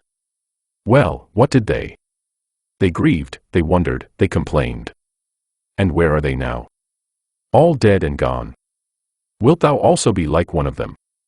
Or rather leaving to men of the world, whose life both in regard of themselves, and them that they converse with, is nothing but mere mutability, or men of as fickle minds, as fickle bodies, ever changing and soon change themselves, let it be thine only care and study, how to make a right use of all such accidents. For there is good use to be made of them, and they will prove fit matter for thee to work upon, if it shall be both thy care and thy desire, that whatsoever thou doest, thou thyself mayst like and approve thyself for it. And both these, see, that thou remember well, according as the diversity of the matter of the action that thou art about shall require. Look within is the fountain of all good. Such a fountain, where springing waters can never fail, so thou dig still deeper and deeper. 32. Thou must use thyself also to keep thy body fixed and steady, free from all loose fluctuant either motion or posture. And as upon thy face and looks, thy mind hath easily power over them to keep them to that which is grave and decent, so let it challenge the same power over the whole body also. But so observe all things in this kind, as that it be without any manner of affectation. 33. The art of true living in this world is more like a wrestler's than a dancer's practice. For in this they both agree, to teach a man whatsoever falls upon him, that he may be ready for it, and that nothing may cast him down. 34. Thou must continually ponder and consider with thyself what manner of men they be, and for their minds and understandings what is their present estate, whose good word and testimony thou dost desire. For then neither wilt thou see cause to complain of them that offend against their wills, or find any want of their applause, if once thou dost but penetrate into the true force and ground both of their opinions, and of their desires. No soul, saith he, is willingly bereft of the truth, and by consequent, neither of justice, or temperance, or kindness, and mildness, nor of anything that is of the same kind. It is most needful that thou shouldst always remember this. For so shalt thou be far more gentle and moderate towards all men. 35. What pain soever thou art in, let this presently come to thy mind, that it is not a thing whereof thou needest to be ashamed, neither is it a thing whereby thy understanding, that hath the government of all, can be made worse. For neither in regard of the substance of it, nor in regard of the end of it, which is, to intend the common good, can it alter and corrupt it. This also of Epicurus mayst thou in most pains find some help of, that it is neither intolerable, nor eternal, so thou keep thyself to the true bounds and limits of reason and give not way to opinion. This also thou must consider, that many things there be, which oftentimes unsensibly trouble and vex thee, as not armed against them with patience, because they go not ordinarily under the name of pains, which in very deed are of the same nature as pain, as to slumber unquietly, to suffer heat, to want appetite. When therefore any of these things make thee discontented, check thyself with these words, now hath pain given thee the foil, thy courage hath failed thee. 36. Take heed lest at any time thou stand so affected, though towards unnatural evil men, as ordinary men are commonly one towards another. 37. How know we whether Socrates were so eminent indeed, and of so extraordinary a disposition? For that he died more gloriously, that he disputed with the sophists more subtlety, that he watched in the frost more assiduously, that being commanded to fetch innocent salami news, he refused to do it more generously, all this will not serve. Nor that he walked in the streets, with much gravity and majesty, as was objected unto him by his adversaries, which nevertheless a man may well doubt of, whether it were so or no, or, which above all the rest, if so be that it were true, a man would well consider of, whether commendable, or discommendable. The thing therefore that we must inquire into, is this, what manner of soul Socrates had, whether his disposition was such, as that all that he stood upon, and sought after in this world, was barely this, that he might ever carry himself justly towards men, and wholly towards the gods. Neither vexing himself to no purpose at the wickedness of others, nor yet ever condescending to any man's evil fact, or evil intentions, through either fear, or engagement of friendship. Whether of those things that happened unto him by God's appointment, he neither did wonder at any when it did happen, or thought it intolerable in the trial of it. And lastly, whether he never did suffer his mind to sympathize with the senses and affections of the body. For we must not think that nature hath so mixed and tempered it with the body, as that she hath not power to circumscribe herself, and by herself to intend her own ends and occasions. 38. For it is a thing very possible, that a man should be a very divine man, and yet be altogether unknown. This thou must ever be mindful of, as of this also, that a man's true happiness doth consist in very few things. And that although thou dost despair, that thou shalt ever be a good either logician, or naturalist, yet thou art never the further off by it from being either liberal, or modest, or charitable, or obedient unto God. 39. Free from all compulsion in all cheerfulness and alacrity thou mayst run out thy time, though men should exclaim against thee never so much, and the wild beasts should pull in sunder the poor members of thy pampered mass of flesh. For what in either of these or the like cases should hinder the mind to retain her own rest and tranquillity, consisting both in the right judgment of those things that happen unto her, and in the ready use of all present matters and occasions? So that her judgment may say, to that which is befallen her by way of cross, this thou art in very deed, and according to thy true nature, notwithstanding that in the judgment of opinion thou dost appear otherwise, and her discretion to the present object, thou art that, which I sought for. For whatsoever it be, that is now present, shall ever be embraced by me as a fit and seasonable object, both for my reasonable faculty, and for my sociable or charitable inclination to work upon. And that which is principal in this matter, is that it may be referred either unto the praise of God, or to the good of men. For either unto God or man, whatsoever it is that doth happen in the world hath in the ordinary course of nature its proper reference, neither is there anything, that in regard of nature is either new, or reluctant, and intractable, but all things both usual and easy. 40. Then hath a man attained to the estate of perfection in his life and conversation, when he so spends every day, as if it were his last day, never hot and vehement in his affections, nor yet so cold and stupid as one that had no sense, and free from all manner of dissimulation. 41. Can the gods, who are immortal, for the continuance of so many ages bear without indignation with such and so many sinners, as have ever been, yea not only so, but also take such care for them, that they want nothing, and dost thou so grievously take on, as one that could bear with them no longer, thou that art but for a moment of time? Yea thou that art one of those sinners thyself. A very ridiculous thing it is, that any man should dispense with vice and wickedness in himself, which is in his power to restrain, and should go about to suppress it in others, which is altogether impossible. 42. What object soever, our reasonable and sociable faculty doth meet with, that affords nothing either for the satisfaction of reason, or for the practice of charity, she worthily doth think unworthy of herself. 43.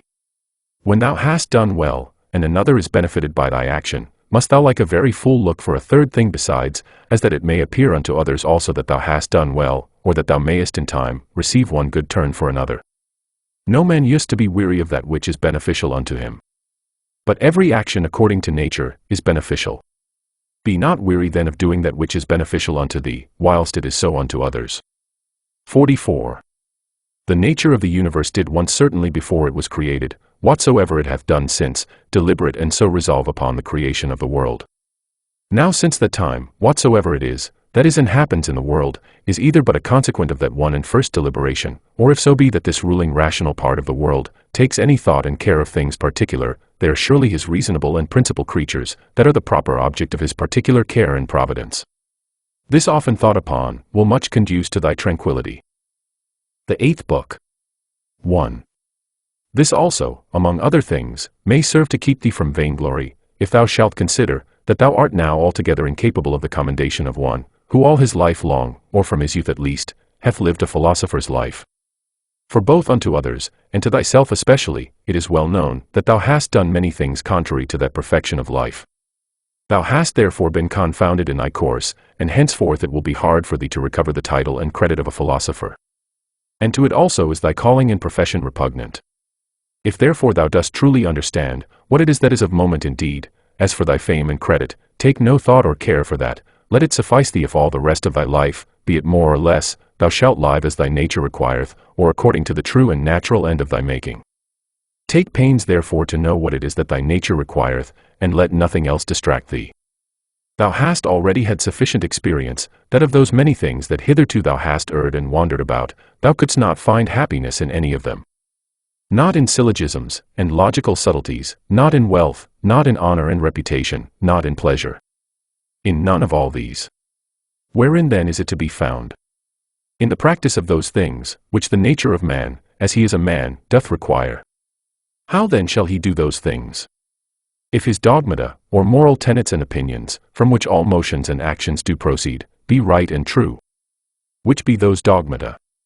Those that concern that which is good or evil, as that there is nothing truly good and beneficial unto man, but that which makes him just, temperate, courageous, liberal, and that there is nothing truly evil and hurtful unto man, but that which causeth the contrary effects. 2. Upon every action that thou art about, put this question to thyself, how will this when it is done agree with me? Shall I have no occasion to repent of it? Yet a very little while and I am dead and gone, and all things are at end.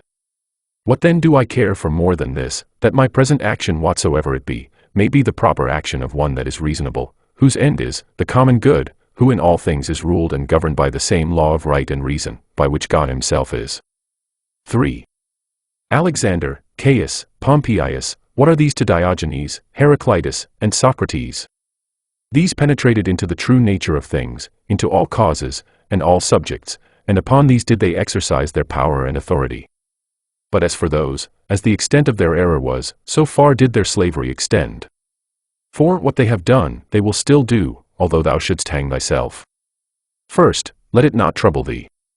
For all things both good and evil, come to pass according to the nature and general condition of the universe, and within a very little while, all things will be at an end, no man will be remembered, as now of Africanus, for example, and Augustus, it is already come to pass. Then secondly, fix thy mind upon the thing itself, look into it, and remembering thyself, that thou art bound nevertheless to be a good man, and what it is that thy nature requireth of thee as thou art a man, be not diverted from what thou art about, and speak that which seemeth unto thee most just, only speak it kindly, modestly, and without hypocrisy. 5. That which the nature of the universe doth busy herself about, is, that which is here, to transfer it thither, to change it, and thence again to take it away, and to carry it to another place. So that thou needest not fear any new thing.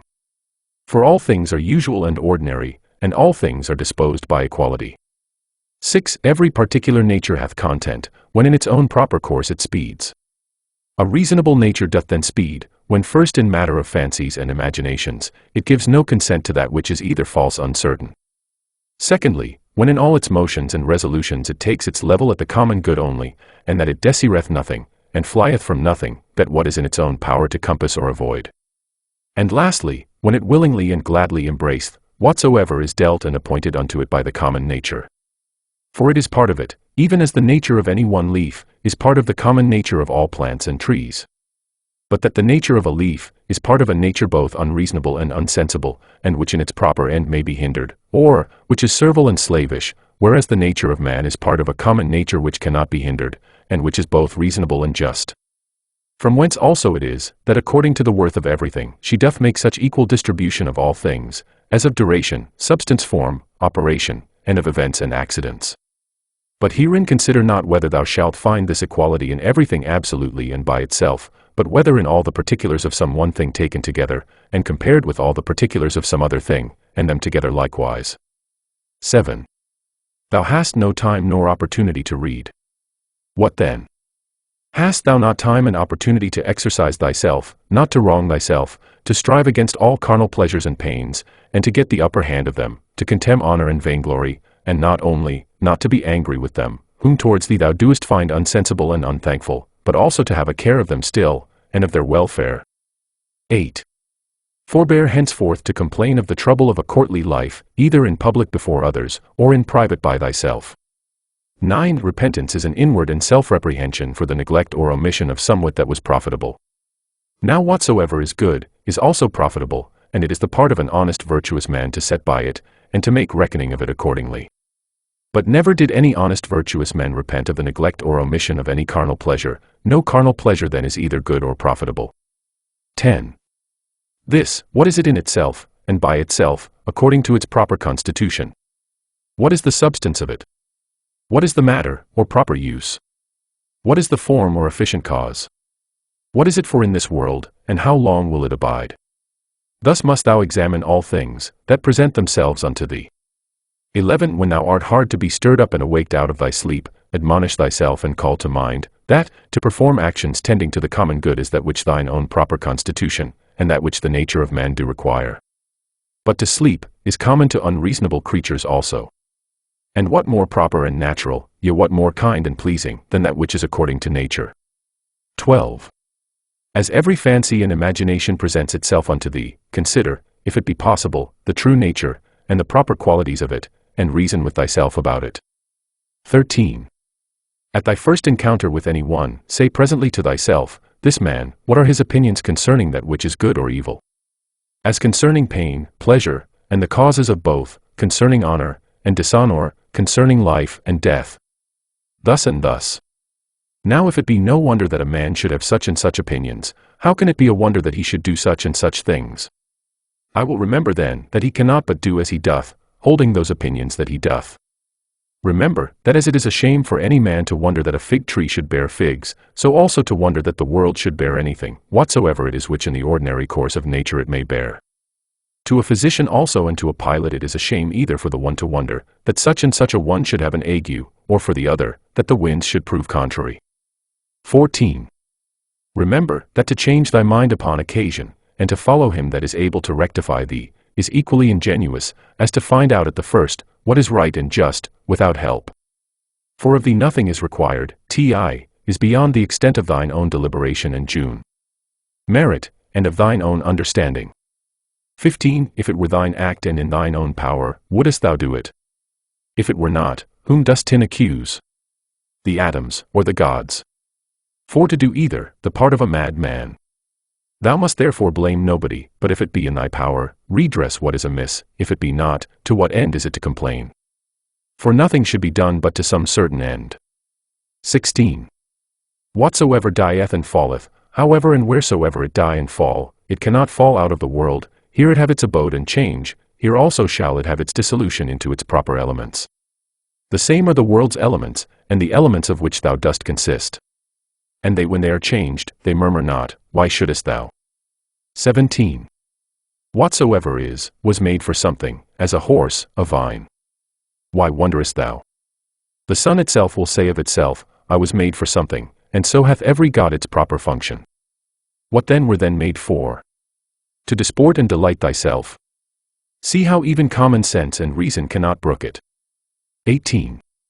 Nature hath its end as well in the end and final consummation of anything that is, as in the beginning and continuation of it. 19.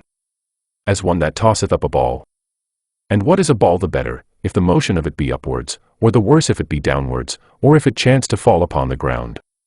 So for the bubble, if it continue, what it the better? And if it dissolve, what is it the worse, and so is it of a candle too? And so must thou reason with thyself, both in matter of fame, and in matter of death. For as for the body itself, the subject of death, wouldest thou know the vileness of it? Turn it about that thou mayest behold it the worse sides upwards as well, as in its more ordinary pleasant shape, how doth it look, when it is old and withered? When sick and pained? When in the act of lust, and fornication? And as for fame, this life is short. Both he that praiseth, and he that is praised, he that remembers, and he that is remembered, will soon be dust and ashes.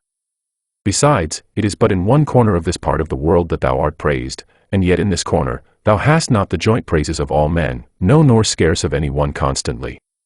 And yet the whole earth itself, what is it but as one point, in regard of the whole world?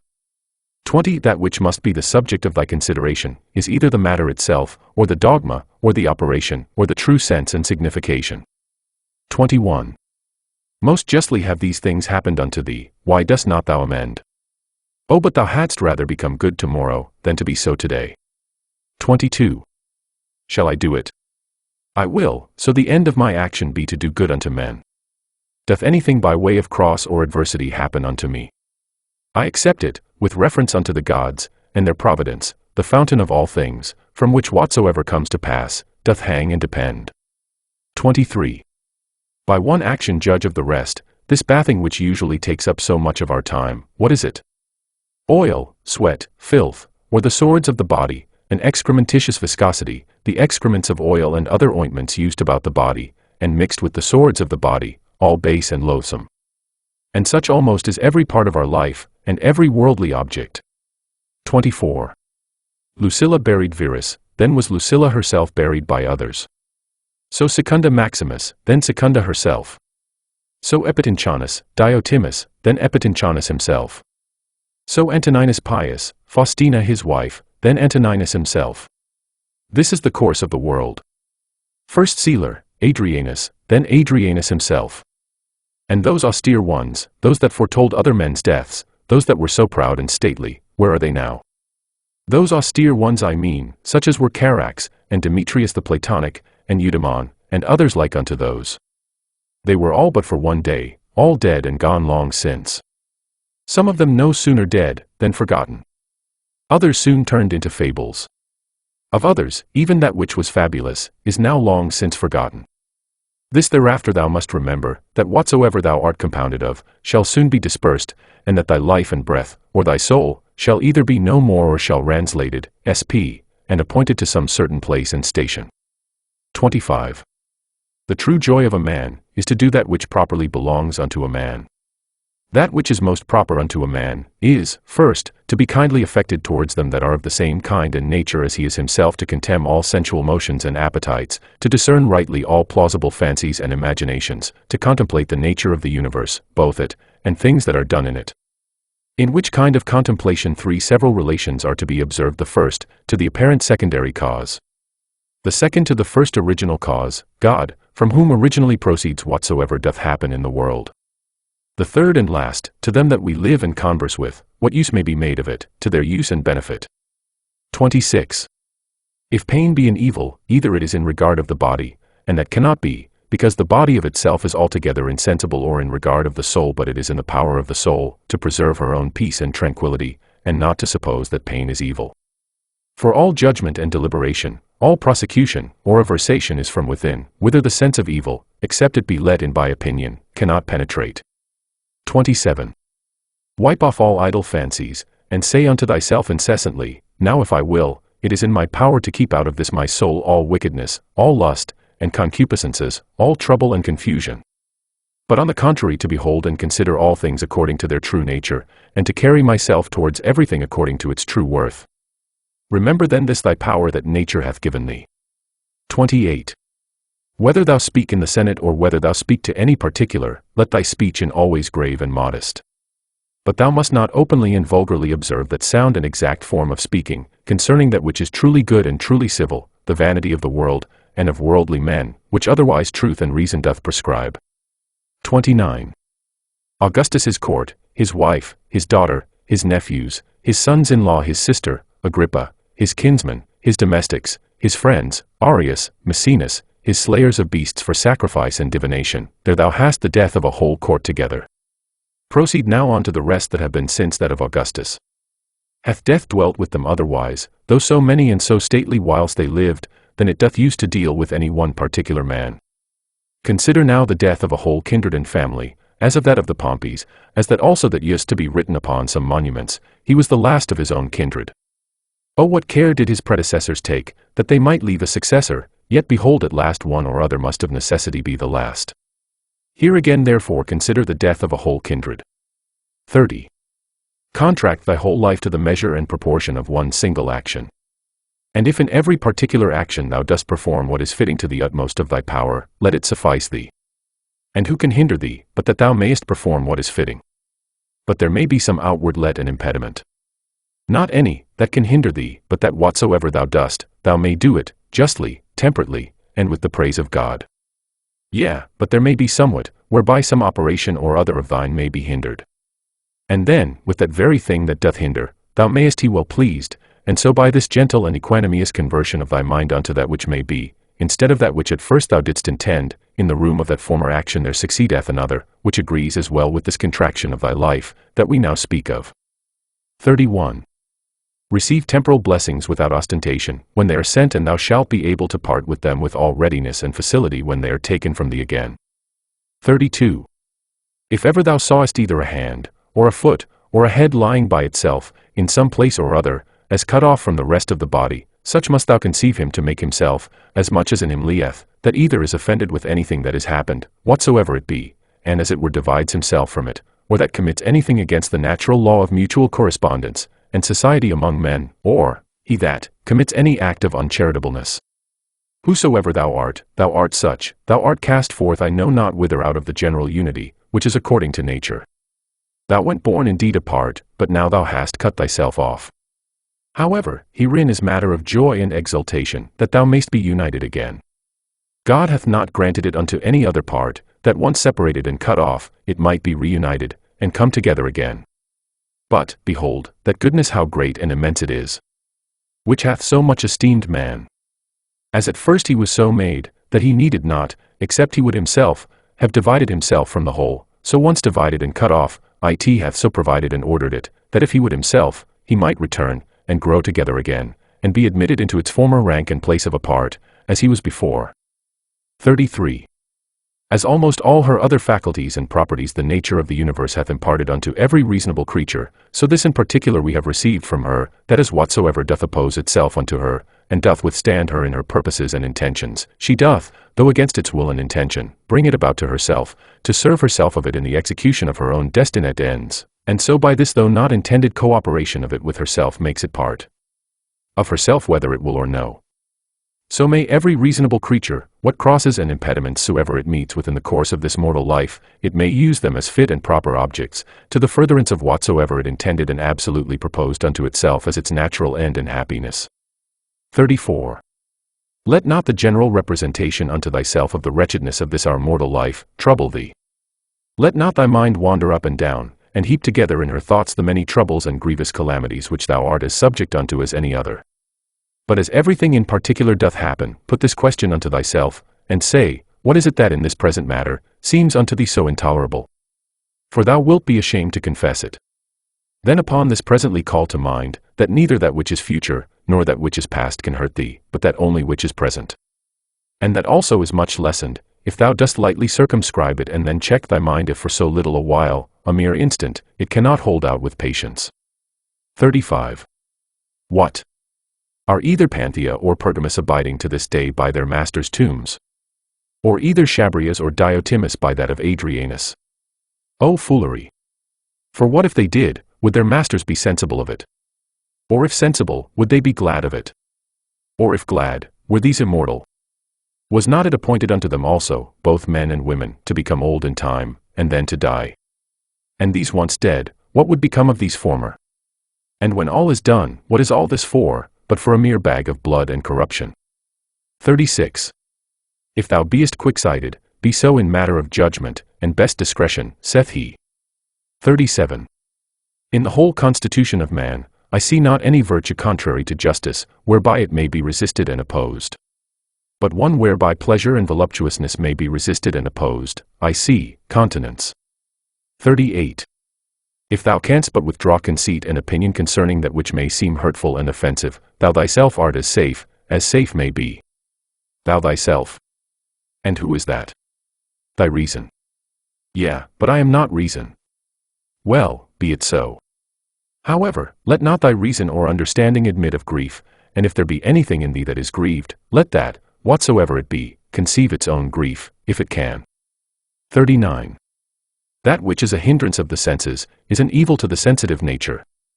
That which is a hindrance of the appetitive and prosecutive faculty, is an evil to the sensitive nature. As of the sensitive, so of the vegetative constitution, whatsoever is a hindrance unto it, is also in that respect an evil unto the same. And so likewise, whatsoever is a hindrance unto the mind and understanding, must needs be the proper evil of the reasonable nature. Now apply all those things unto thyself. Do either pain or pleasure seize on thee. Let the senses look to that. Hast thou met with some obstacle or other in thy purpose and intention? If thou didst propose without due reservation and exception, now hath thy reasonable part received a blow indeed, but if in general thou didst propose unto thyself whatsoever might be, thou art not thereby either hurt, nor properly hindered. For in those things that properly belong unto the mind, she cannot be hindered by any man. It is not fire, nor iron, nor the power of a tyrant, nor the power of a slandering tongue, nor anything else that can penetrate into her. 40. If once round and solid, there is no fear that ever it will change. 41. Why should I grieve myself, who never did willingly grieve any other? One thing rejoices one and another thing another. As for me, this is my joy, if my understanding be right and sound, as neither averse from any man, nor refusing any of those things which as a man I am subject unto, if I can look upon all things in the world meekly and kindly, accept all things and carry myself towards everything according to true worth of the thing itself. 42. This time that is now present, bestow thou upon thyself.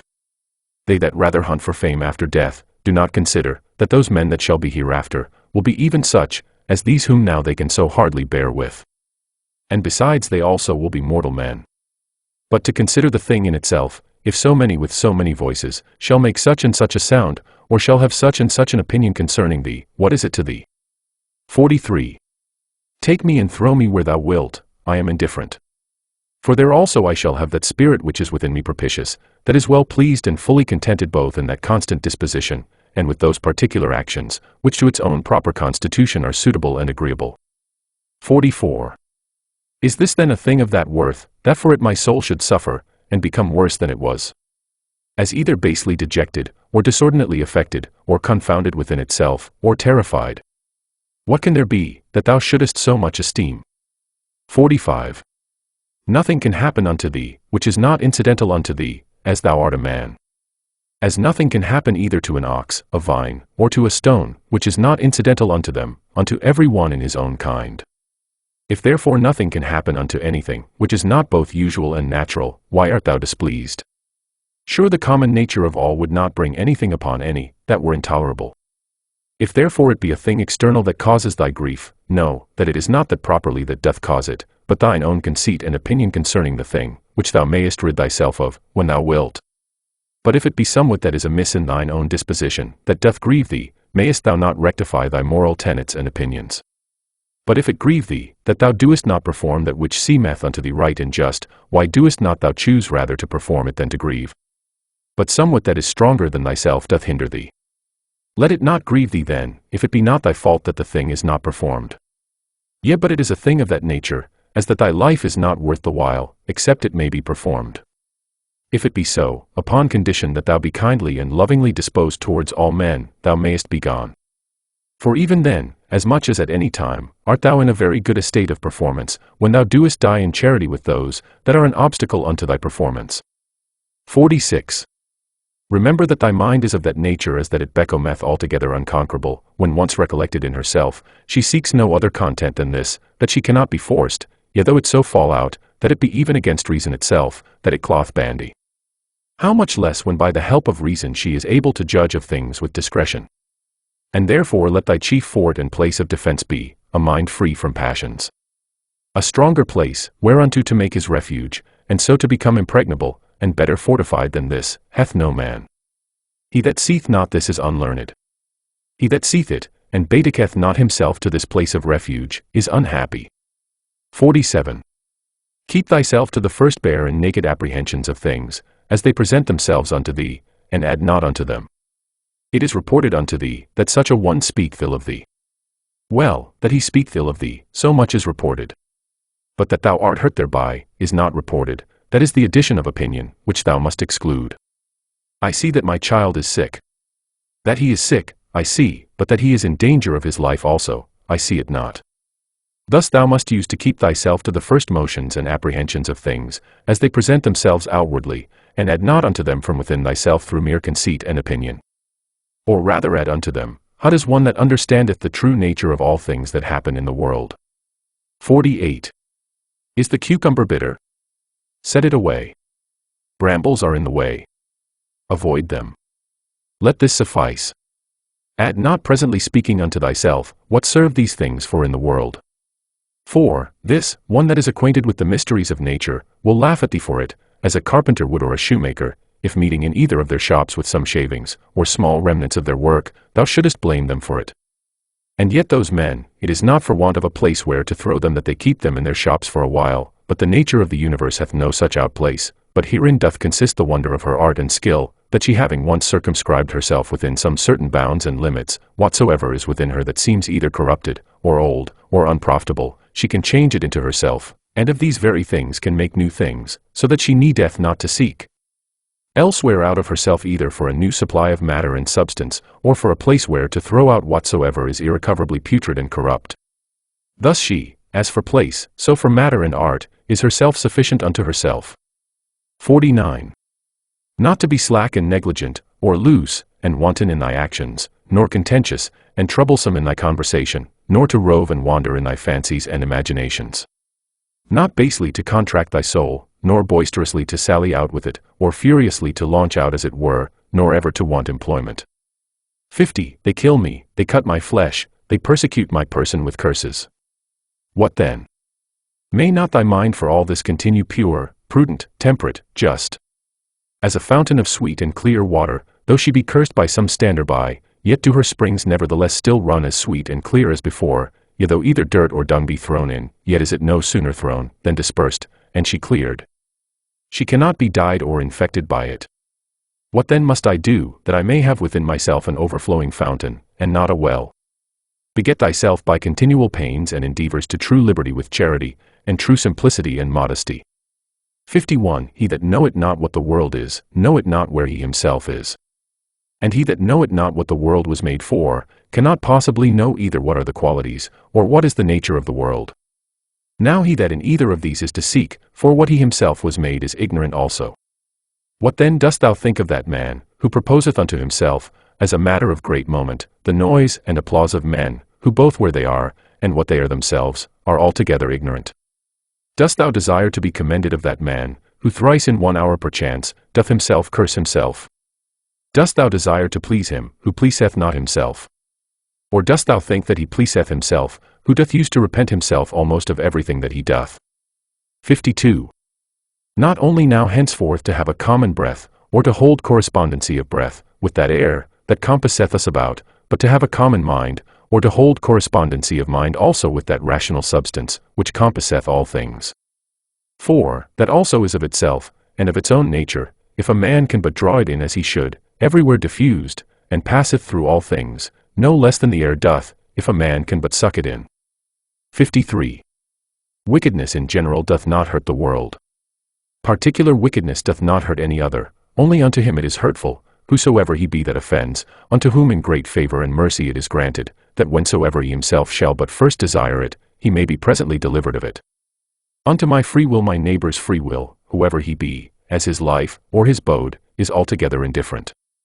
For though we are all made one for another, ye have our minds and understandings each of them their own proper and limited jurisdiction.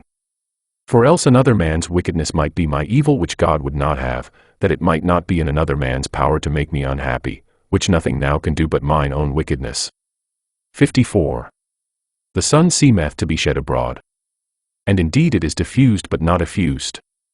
For that diffusion of it is a tasis or an extension. For therefore are the beams of it called actines from the word ecti nestai to be stretched out and extended. Now what a sunbeam is, thou mayest know if thou observe the light of the sun, when through some narrow hole it pierceth into some room that is dark. For it is always in a direct line. And as by any solid body, that it meets within the way that is not penetrable by air, it is divided and abrupt, and yet neither slides off, or falls down, but stayeth there nevertheless, such must the diffusion in the mind be, not an effusion, but an extension. What obstacles and impediments soever she meet within her way, she must not violently, and by way of an impetuous onset light upon them, neither must she fall down, but she must stand, and give light unto that which doth admit of it. For as for that which doth not, it is its own fault and loss, if it bereave itself of her light. 55. He that feareth death, either feareth that he shall have no sense at all, or that his senses will not be the same. Whereas, he should rather comfort himself, that either no sense at all, and so no sense of evil, or if any sense, then another life, and so no death properly. 56. All men are made one for another, either then teach them better, or bear with them. 57. The motion of the mind is not as the motion of a dart. For the mind when it is wary and cautelous, and by way of diligent circumspection turneth herself many ways, may then as well be said to go straight on to the object, as when it useth no such circumspection. 58. To pierce and penetrate into the estate of every one's understanding that thou hast to do with, as also to make the estate of thine own open, and penetrable to any other. The Ninth Book. 1. He that is unjust is also impious. For the nature of the universe, having made all reasonable creatures one for another, to the end that they should do one another good, more or less according to the several persons and occasions, but in no wise hurt one another, it is manifest that he that doth transgress against this her will, is guilty of impiety towards the most ancient and venerable of all the deities. For the nature of the universe is the nature the common parent of all, and therefore piously to be observed of all things that are, and that which now is, to whatsoever first was, and gave it its being, hath relation of blood and kindred. She is also called truth and is the first cause of all truths. He therefore that willingly and wittingly doth lie, is impious in that he doth receive, and so commit injustice, but he that against his will, in that he disagreeth from the nature of the universe, and in that striving with the nature of the world he doth in his particular, violate the general order of the world. For he doth no better than strive and war against it, who contrary to his own nature applieth himself to that which is contrary to truth. For nature had before furnished him with instincts and opportunity sufficient for the attainment of it, which he having hitherto neglected, is not now able to discern that which is false from that which is true. He also that pursues after pleasures, as that which is truly good and flies from pains, as that which is truly evil, is impious. For such a one must of necessity oftentimes accuse that common nature, as distributing many things both unto the evil, and unto the good, not according to the deserts of either, as unto the bad oftentimes pleasures, and the causes of pleasures, so unto the good, pains, and the occasions of pains. Again, he that feareth pains and crosses in this world, feareth some of those things which some time or other must needs happen in the world. And that we have already showed to be impious. And he that pursueth after pleasures, will not spare, to compass his desires, to do that which is unjust, and that is manifestly impious. Now those things which unto nature are equally indifferent, for she had not created both pain and pleasure, if both had not been unto her equally indifferent, they that will live according to nature, must in those things, as being of the same mind and disposition that she is, be as equally indifferent. Whosoever therefore in either matter of pleasure and pain, death and life, honor and dishonor, which things nature in the administration of the world, indifferently doth make use of, is not as indifferent, it is apparent that he is impious. When I say that common nature doth indifferently make use of them, my meaning is, that they happen indifferently in the ordinary course of things, which by a necessary consequence, whether as principal or accessory, come to pass in the world, according to that first and ancient deliberation of Providence, by which she from some certain beginning, did resolve upon the creation of such a world, conceiving then in her womb as it were some certain rational generative seeds and faculties of things. Future, whether subjects, changes, successions, both such and just so many. 2. It were indeed more happy and comfortable for a man to depart out of this world, having lived all his life long clear from all falsehood, dissimulation, voluptuousness, and pride. But if this cannot be, yet it is some comfort for a man joyfully to depart as weary, and out of love with those, rather than to desire to live, and to continue long in those wicked courses. Hath not yet experience taught thee to fly from the plague?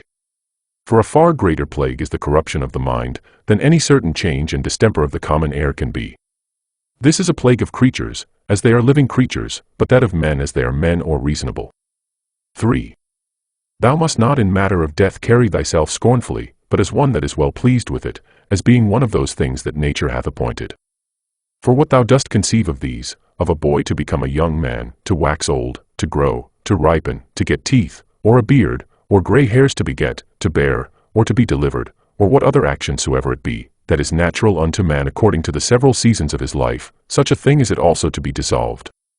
It is therefore the part of a wise man, in matter of death, not in any wise to carry himself either violently, or proudly but patiently to wait for it, as one of nature's operations, that with the same mind as now thou dost expect when that which yet is but an embryo in thy wife's belly shall come forth, thou mayst expect also when thy soul shall fall off from that outward coat or skin, wherein as a child in the belly it lieth involved and shut up.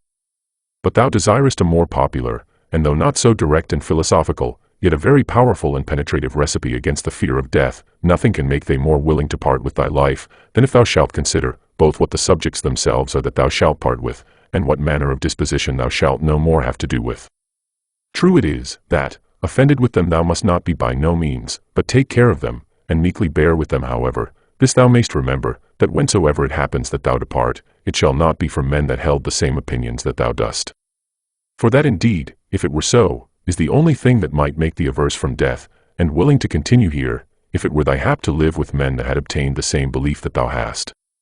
But now, what a toil it is for thee to live with men of different opinions, thou seest, so that thou hast rather occasion to say, Hasten, I thee pray, O death, lest I also in time forget myself.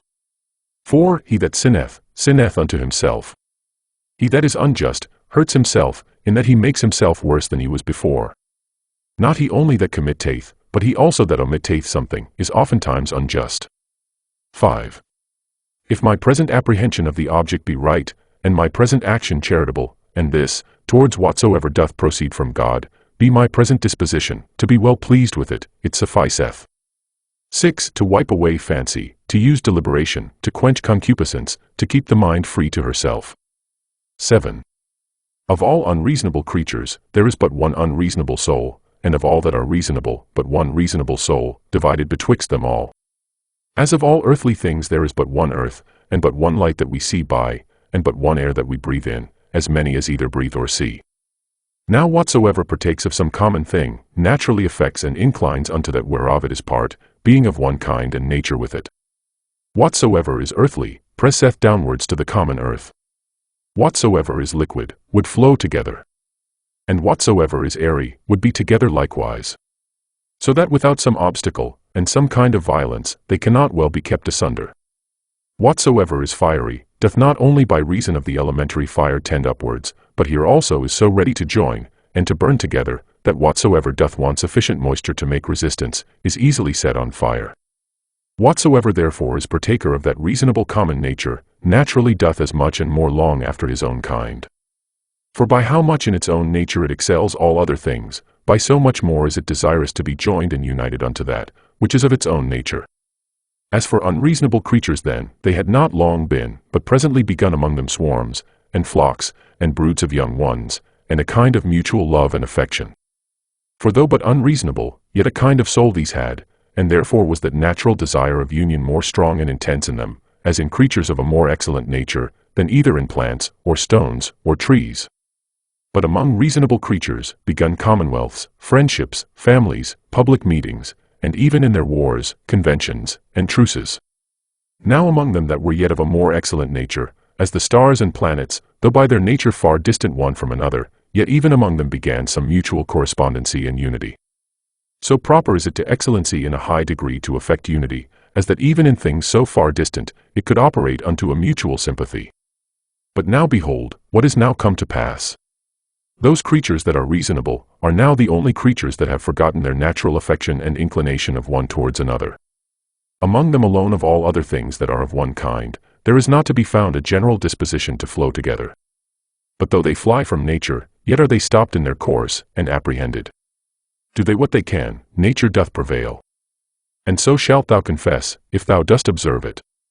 For sooner mayst thou find a thing earthly, where no earthly thing is, than find a man that naturally can live by himself alone. 8. Man, God, the world, every one in their kind, bear some fruits.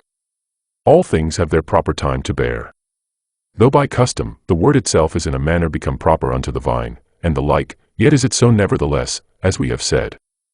As for reason, that beareth both common fruit for the use of others, and peculiar, which itself doth enjoy. Reason is of a diffusive nature, what itself is in itself, it begets in others, and so doth multiply. 9. Either teach them better if it be in thy power, or if it be not, remember that for this use, to bear with them patiently, was mildness and goodness granted unto thee. The gods themselves are good unto such, yea, and in some things, as in matter of health, of wealth, of honor, are content often to further their endeavors, so good and gracious are they. And mightest thou not be so too?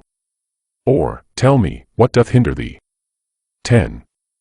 Labor not as one to whom it is appointed to be wretched, nor as one that either would be pitied, or admired, but let this be thine only care and desire, so always and in all things to prosecute or to forbear, as the law of charity, or mutual society doth require. 11. This day I did come out of all my trouble. Nay, I have cast out all my trouble, it should rather be for that which troubled thee, whatsoever it was not without anywhere that thou shouldest come out of it, but within in thine own opinions, from whence it must be cast out, before thou canst truly and constantly be at ease. 12. All those things, for matter of experience, are usual and ordinary, for their continuance but for a day, and for their matter, most base and filthy. As they were in the days of those whom we have buried, so are they now also, and no otherwise. 13. The things themselves that affect us, they stand without doors, neither knowing anything themselves nor able to utter anything unto others concerning themselves. What then is it that passeth verdict on them? The understanding. 14. As virtue and wickedness consist not in passion, but in action, so neither doth the true good or evil of a reasonable charitable man consist in passion, but in operation and action. 15. To the stone that is cast up, when it comes down it is no hurt unto it, as neither benefit, when it doth ascend. 16. Sift their minds and understandings, and behold what men they be, whom thou dost stand in fear of what they shall judge of thee, what they themselves judge of themselves. 17. All things that are in the world, are always in the estate of alteration. Thou also art in a perpetual change, yea, and under corruption too, in some part, and so is the whole world. 18. It is not thine, but another man's sin. Why should it trouble thee? Let him look to it, whose sin it is. 19. Of an operation and of a purpose there is an ending, or of an action and of a purpose we say commonly, that it is at an end. From opinion also there is an absolute cessation, which is as it were the death of it. In all this there is no hurt. Apply this now to a man's age, as first a child, then a youth, then a young man, then an old man. Every change from one age to another is a kind of death, and all this while here no matter of grief yet. Pass now unto that life first, that which thou livedst under thy grandfather, then under thy mother, then under thy father. And thus when through the whole course of thy life hitherto thou hast found and observed many alterations, many changes, many kinds of endings and cessations, put this question to thyself: what matter of grief or sorrow dost thou find in any of these? Or what doest thou suffer through any of these? If in none of these, then neither in the ending and consummation of thy whole life, which is also but a cessation and change. 20. As occasion shall require, either to thine own understanding, or to that of the universe, or to his, whom thou hast now to do with, let thy refuge be with all speed. To thine own, that it resolve upon nothing against justice. To that of the universe, that thou mayest remember, part of whom thou art. Of his, that thou mayest consider whether in the estate of ignorance, or of knowledge. And then also must thou call to mind, that he is thy kinsman. 21. As thou thyself, whoever thou art, were made for the perfection and consummation, being a member of it, of a common society, so must every action of thine tend to the perfection and consummation of a life that is truly sociable. What action soever of thine therefore that either immediately or afar off, hath not reference to the common good, that is an exorbitant and disorderly action, yea it is seditious, as one among the people who from such and such a consent and unity, should factiously divide and separate himself. 22.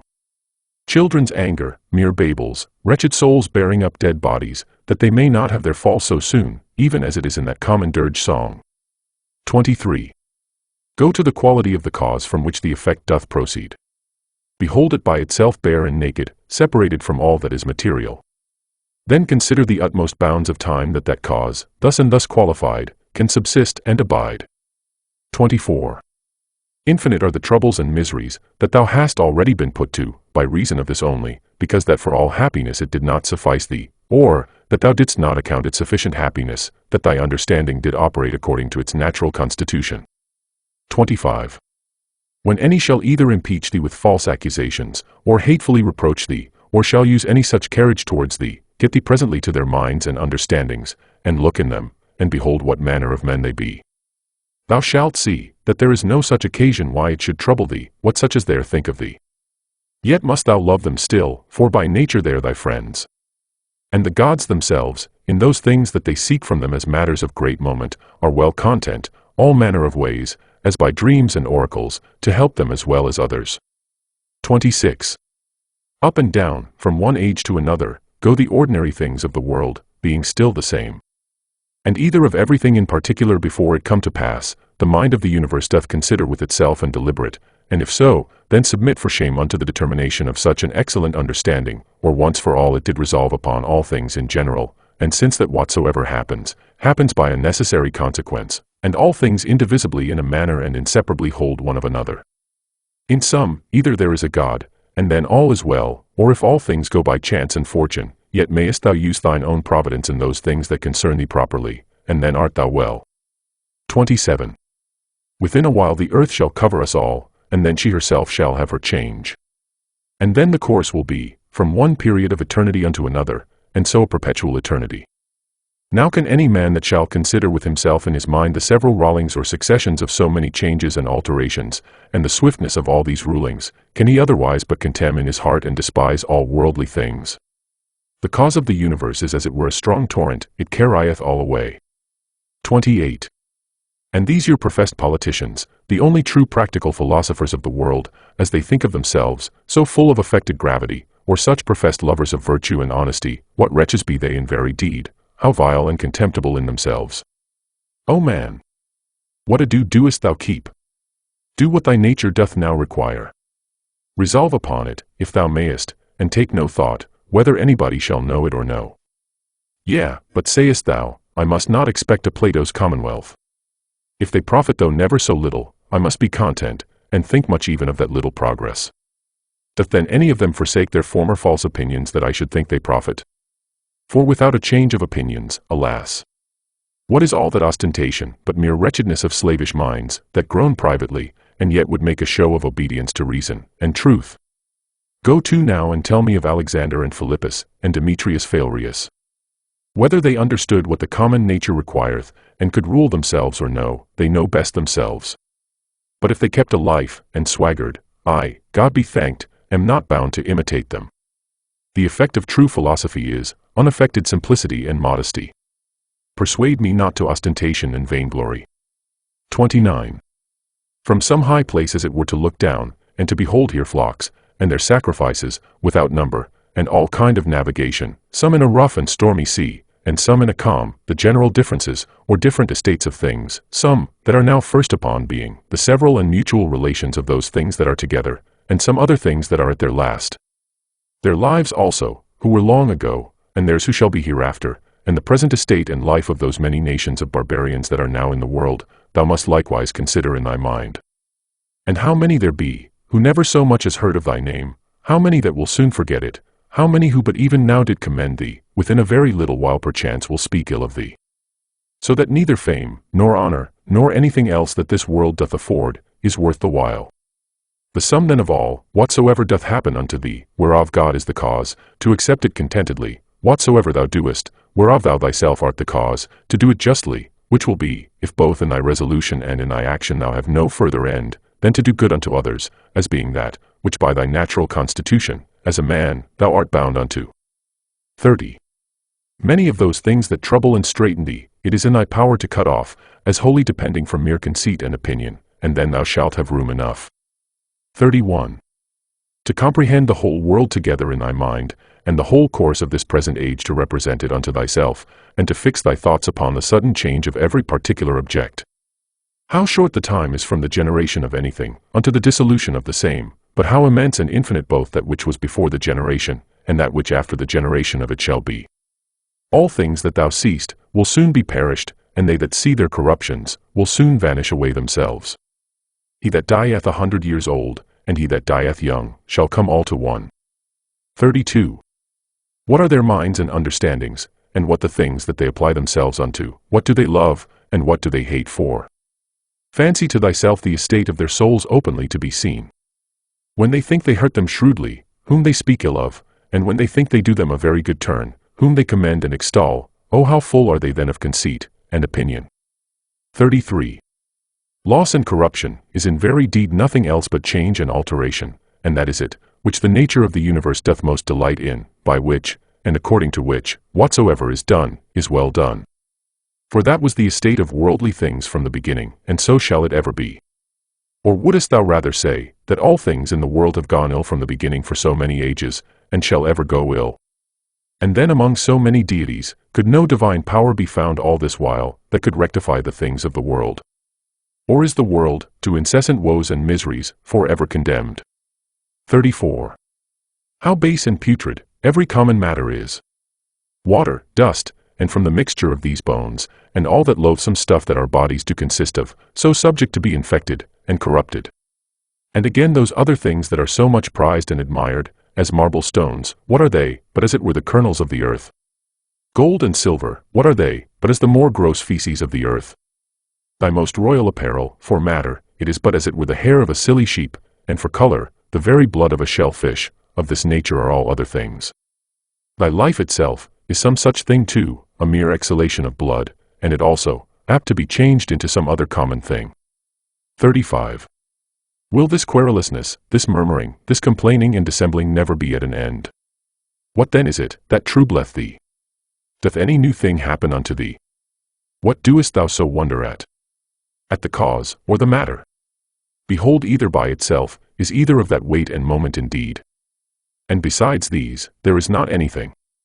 But thy duty towards the gods also, it is time thou shouldst acquit thyself of it with more goodness and simplicity. 36. It is all one to see these things for 100 of years together or but for 3 years. 37. If he have sinned, his is the harm, not mine. But perchance he hath not. 38. Either all things by the providence of reason happen unto every particular, as a part of one general body, and then it is against reason that a part should complain of anything that happens for the good of the whole, or if, according to Epicurus, atoms be the cause of all things, and that life be nothing else but an accidentary confusion of things, and death nothing else, but a mere dispersion and so of all other things, what doest thou trouble thyself for? 39. Sayest thou unto that rational part, thou art dead, corruption hath taken hold on thee. Doth it then also void excrements? Doth it like either oxen, or sheep, graze or feed, that it also should be mortal, as well as the body? 40. Either the gods can do nothing for us at all, or they can still and allay all the distractions and distempers of thy mind. If they can do nothing, why doest thou pray? If they can, why wouldst not thou rather pray, that they will grant unto thee, that thou mayst neither fear, nor lust after any of those worldly things which cause these distractions and distempers of it?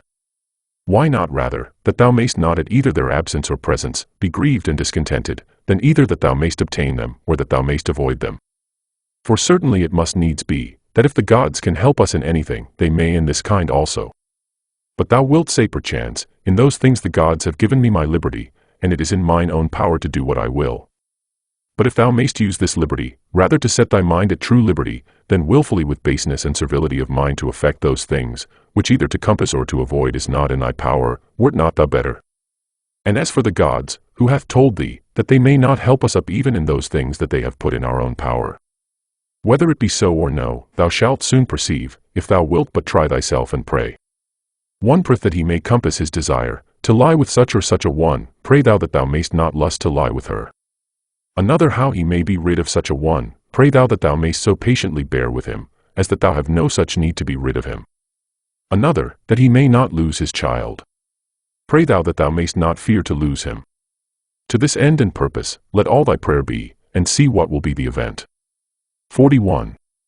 In my sickness, saith Epicurus of himself, my discourses were not concerning the nature of my disease, neither was that, to them that came to visit me, the subject of my talk, but in the consideration and contemplation of that, which was of a special weight and moment, was all my time bestowed and spent, and among others in this very thing, how my mind, by a natural and unavoidable sympathy partaking in some sort with the present indisposition of my body, might nevertheless keep herself free from trouble, and in present possession of her own proper happiness.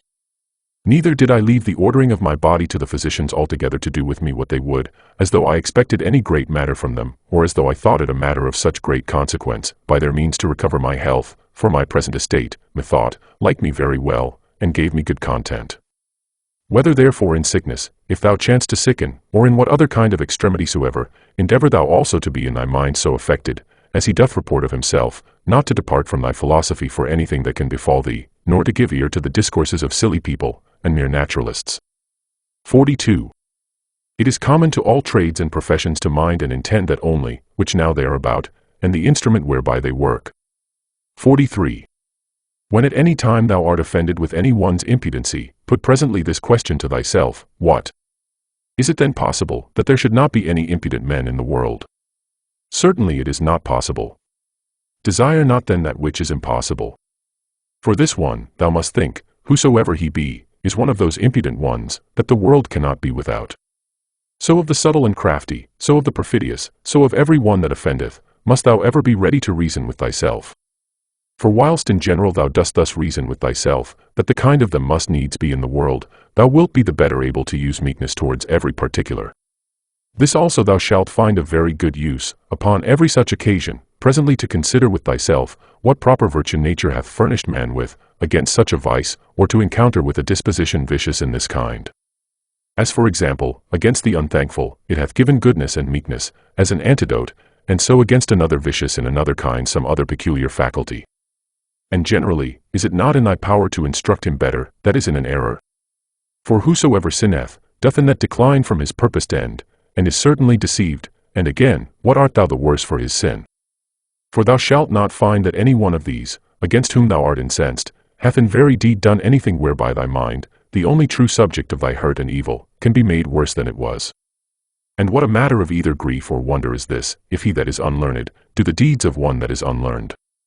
Should not thou rather blame thyself, who, when upon very good grounds of reason, thou mightst have thought it very probable, that such a thing would by such a one be committed, didst not only not foresee it, but moreover dost wonder at it, that such a thing should be? But then especially, when thou dost find fault with either an unthankful, or a false man, must thou reflect upon thyself. For without all question, thou thyself art much in fault, if either of one that were of such a disposition, thou didst expect that he should be true unto thee, or when unto any thou didst a good turn, thou didst not there bound thy thoughts, as one that had obtained his end, nor didst not think that from the action itself thou hadst received a full reward of the good that thou hadst done. For what wouldst thou have more? Unto him that is a man, thou hast done a good turn, doth not that suffice thee? What thy nature required, that hast thou done. Must thou be rewarded for it? As if either the eye for that it seeth, or the feet that they go, should require satisfaction.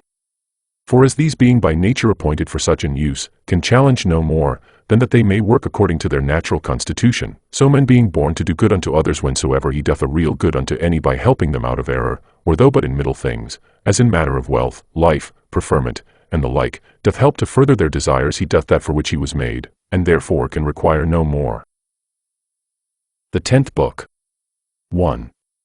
O my soul, the time I trust will be, when thou shalt be good, simple, single, more open and visible, than that body by which it is enclosed. Thou wilt one day be sensible of their happiness, whose end is love, and their affections dead to all worldly things.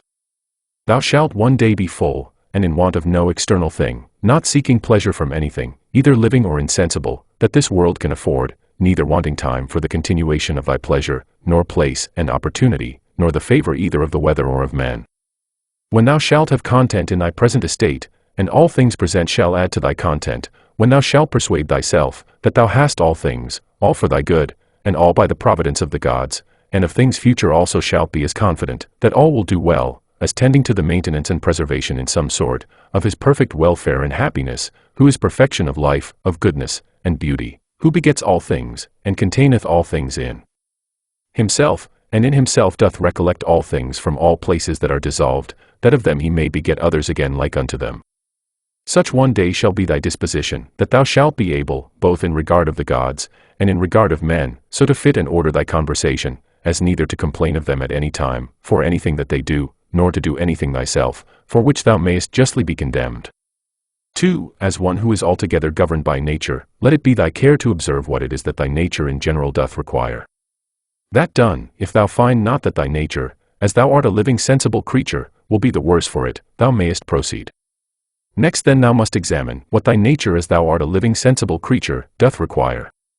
And that, whatsoever it be, thou mayest admit of and do it, if thy nature as thou art a reasonable living creature, will not be the worse for it.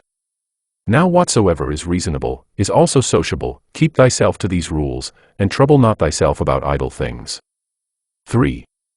Whatsoever doth happen unto thee, thou art naturally by thy natural constitution either able, or not able to bear.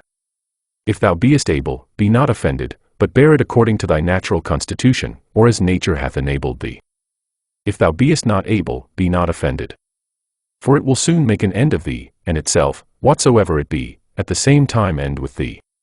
But remember, that whatsoever by the strength of opinion, grounded upon a certain apprehension of both true profit and duty, thou canst conceive tolerable, that thou art able to bear that by thy natural constitution. 4. Him that offends, to teach with love and meekness, and to show him his error. But if thou canst not, then to blame thyself, or rather not thyself neither, if thy will and endeavors have not been wanting. 5. Whatsoever it be that happens unto thee, it is that which from all time was appointed unto thee. For by the same coherence of causes, by which thy substance from all eternity was appointed to be, was also whatsoever should happen unto it, destined and appointed.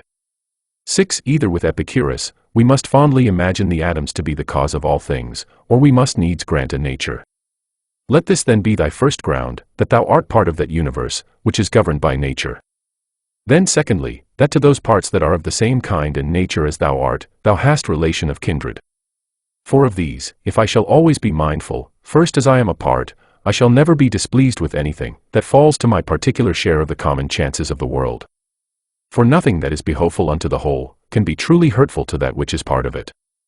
For this being the common privilege of all natures, that they contain nothing in themselves that is hurtful unto them, it cannot be that the nature of the universe, whose privilege beyond other particular natures, is, that she cannot against her will by any higher external cause be constrained, should beget anything and cherish it in her bosom that should tend to her own hurt and prejudice.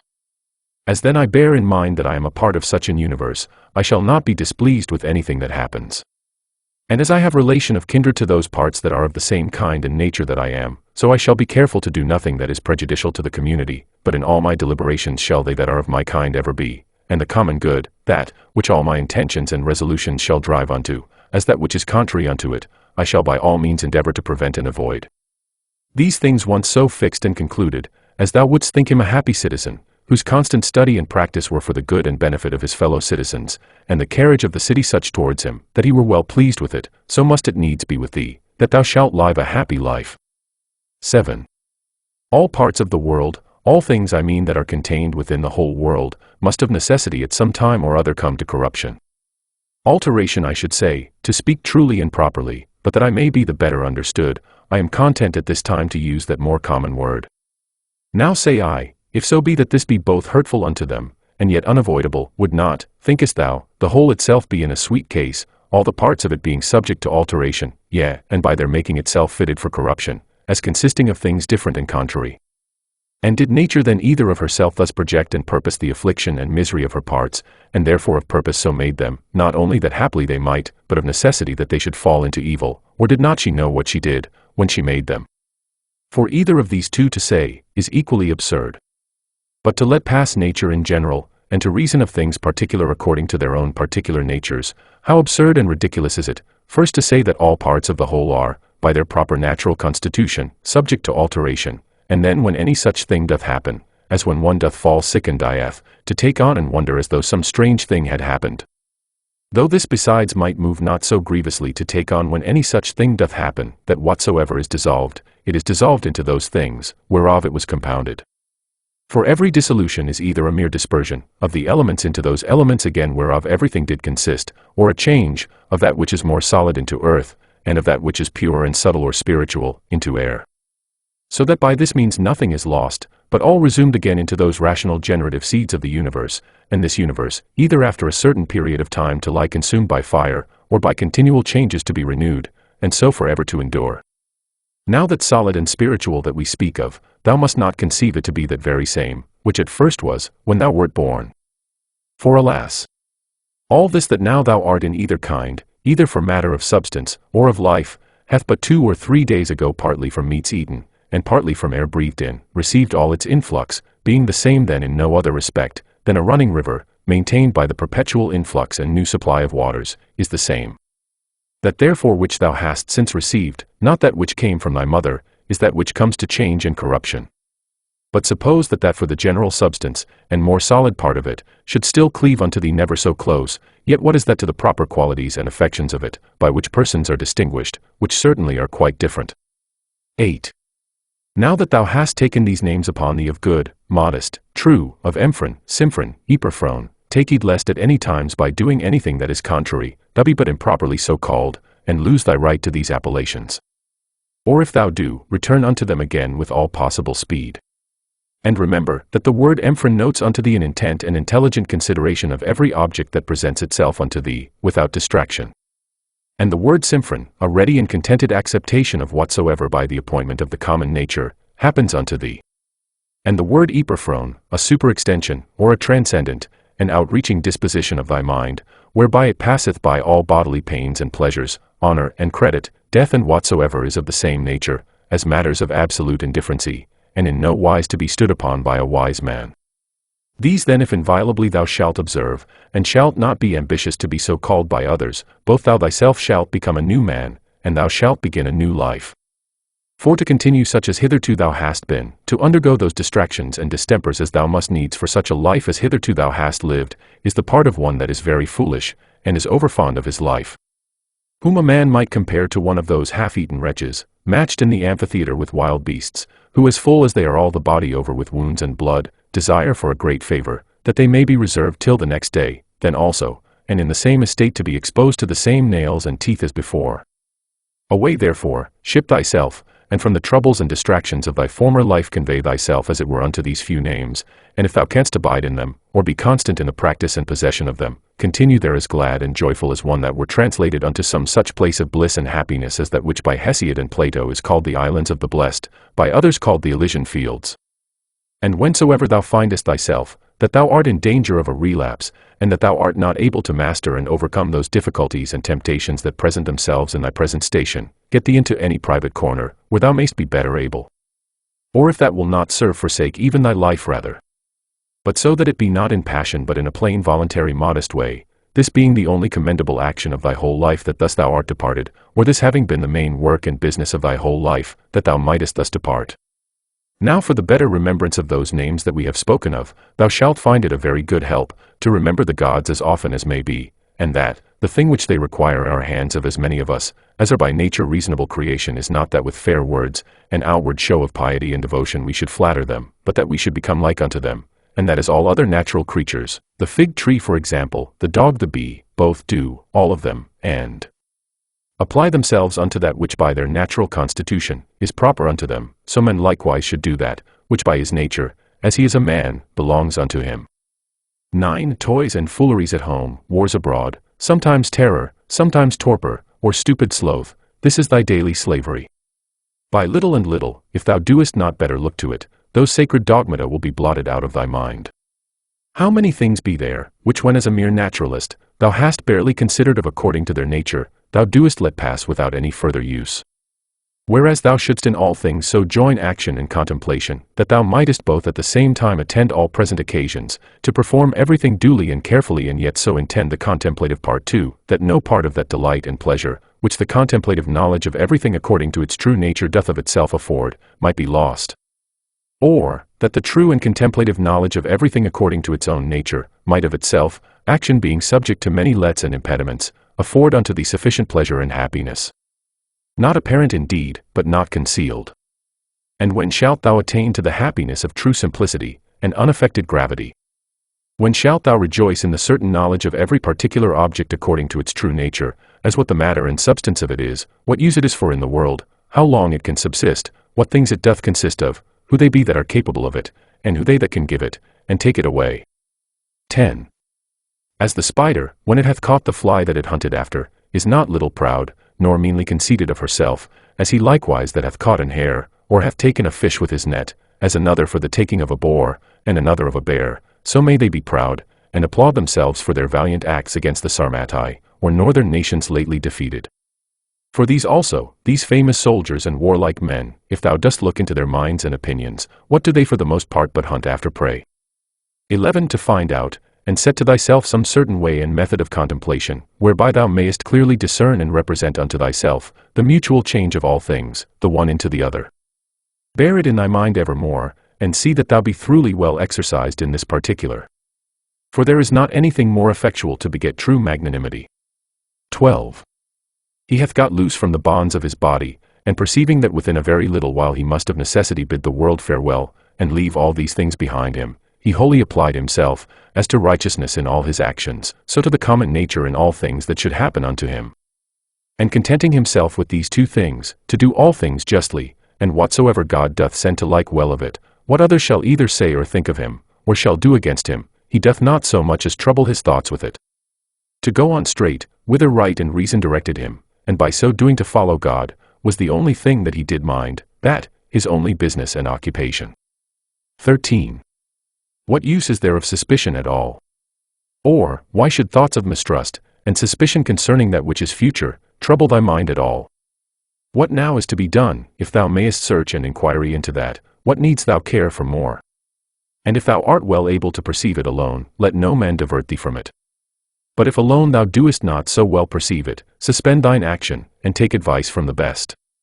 And if there be anything else that doth hinder thee, go on with prudence and discretion, according to the present occasion and opportunity, still proposing that unto thyself, which thou doest conceive most right and just. For to hit that aright, and to speed in the prosecution of it, must needs be happiness, since it is that only which we can truly and properly be said to miss of, or miscarry in. 14. What is that is slow, and yet quick? Merry, and yet grave? He that in all things doth follow reason for his guide. 15. In the morning as soon as thou art awaked, when thy judgment, before either thy affections, or external objects have wrought upon it, is yet most free and impartial, put this question to thyself, whether if that which is right and just be done, the doing of it by thyself, or by others when thou art not able thyself, be a thing material or no. For sure it is not. And as for these that keep such a life, and stand so much upon the praises, or dispraises of other men, hast thou forgotten what manner of men they be? That such and such upon their beds, and such at their board, what their ordinary actions are, what they pursue after, and what they fly from, what thefts and rapines they commit, if not with their hands and feet, yet with that more precious part of theirs, their minds, which, would it but admit of them, might enjoy faith, modesty, truth, justice, a good spirit. 16. Give what thou wilt, and take away what thou wilt, saith he that is well taught and truly modest, to him that gives, and takes away. And it is not out of a stout and peremptory resolution that he saith it, but in mere love, and humble submission. 17. So live as indifferent to the world and all worldly objects, as one who liveth by himself alone upon some desert hill. For whether here, or there, if the whole world be but as one town, it matters not much for the place. Let them behold and see a man, that is a man indeed, living according to the true nature of man. If they cannot bear with me, let them kill me. For better were it to die, than so to live as they would have thee. 18. Make it not any longer a matter of dispute or discourse, what are the signs and proprieties of a good man, but really and actually to be such. 19. Ever to represent unto thyself, and to set before thee, both the general age and time of the world, and the whole substance of it. And how all things particular in respect of these are for their substance, as one of the least seeds that is, and for their duration, as the turning of the pestle in the mortar once about. Then to fix thy mind upon every particular object of the world, and to conceive it, as it is indeed, as already being in the state of dissolution, and of change, tending to some kind of either putrefaction or dispersion, or whatsoever else it is, that is the death as it were of everything in his own kind. 20. Consider them through all actions and occupations of their lives, as when they eat, and when they sleep, when they are in the act of necessary exoneration, and when in the act of lust. Again, when they either are in their greatest exultation, and in the middle of all their pomp and glory, or being angry and displeased, in great state and majesty, as from an higher place, they chide and rebuke. How base and slavish, but a little while ago, they were fain to be, that they might come to this, and within a very little while what will be their estate, when death hath once seized upon them. 21. That is best for every one, that the common nature of all doth send unto every one, and then is it best, when she doth send it. 22. The earth, saith the poet, doth often long after the rain. So is the glorious sky often as desirous to fall upon the earth, which argues a mutual kind of love between them. And so, say I, doth the world bear a certain affection of love to whatsoever shall come to pass with thine affections shall mine concur, O world. The same, and no other, shall the object of my longing be which is of thine. Now that the world doth love it is true indeed so is it as commonly said, and acknowledged alleged, when, according to the Greek phrase, imitated by the Latins, of things that used to be, we say commonly, that they love to be. 23. Either thou dost continue in this kind of life and that is it, which so long thou hast been used unto and therefore tolerable, or thou doest retire, or leave the world, and that of thine own accord, and then thou hast thy mind, or thy life is cut off, and then mayst thou rejoice that thou hast ended thy charge. One of these must needs be. Be therefore of good comfort. 24. Let it always appear and be manifest unto thee that solitariness, and desert places, by many philosophers so much esteemed of and affected, are of themselves but thus and thus, and that all things are them to them that live in towns, and converse with others as they are the same nature everywhere to be seen and observed, to them that have retired themselves to the top of mountains, and to desert havens, or what other desert and inhabited places soever. For anywhere it thou wilt mayest thou quickly find and apply that to thyself, which Plato saith of his philosopher, in a place, as private and retired, saith he, as if he were shut up and enclosed about in some shepherd's lodge, on the top of a hill. Thereby thyself to put these questions to thyself or to enter in these considerations, what is my chief and principal part, which hath power over the rest? What is now the present estate of it, as I use it, and what is it, that I employ it about? Is it now void of reason aye or no? Is it free, and separated, or so affixed, so congealed and grown together as it were with the flesh, that it is swayed by the motions and inclinations of it? 25. He that runs away from his master is a fugitive. But the law is every man's master. He therefore that forsakes the law is a fugitive. So is he, whosoever he be, that is either sorry, angry, or afraid, or for anything that either hath been, is, or shall be by his appointment, who is the Lord and Governor of the universe. For he truly and properly is nomos, or the law, as the only mnemon, or distributor and dispenser of all things that happen unto any one in his lifetime, whatsoever then is either sorry, angry, or afraid, is a fugitive. 26. From man is the seed, that once cast into the womb man hath no more to do with it.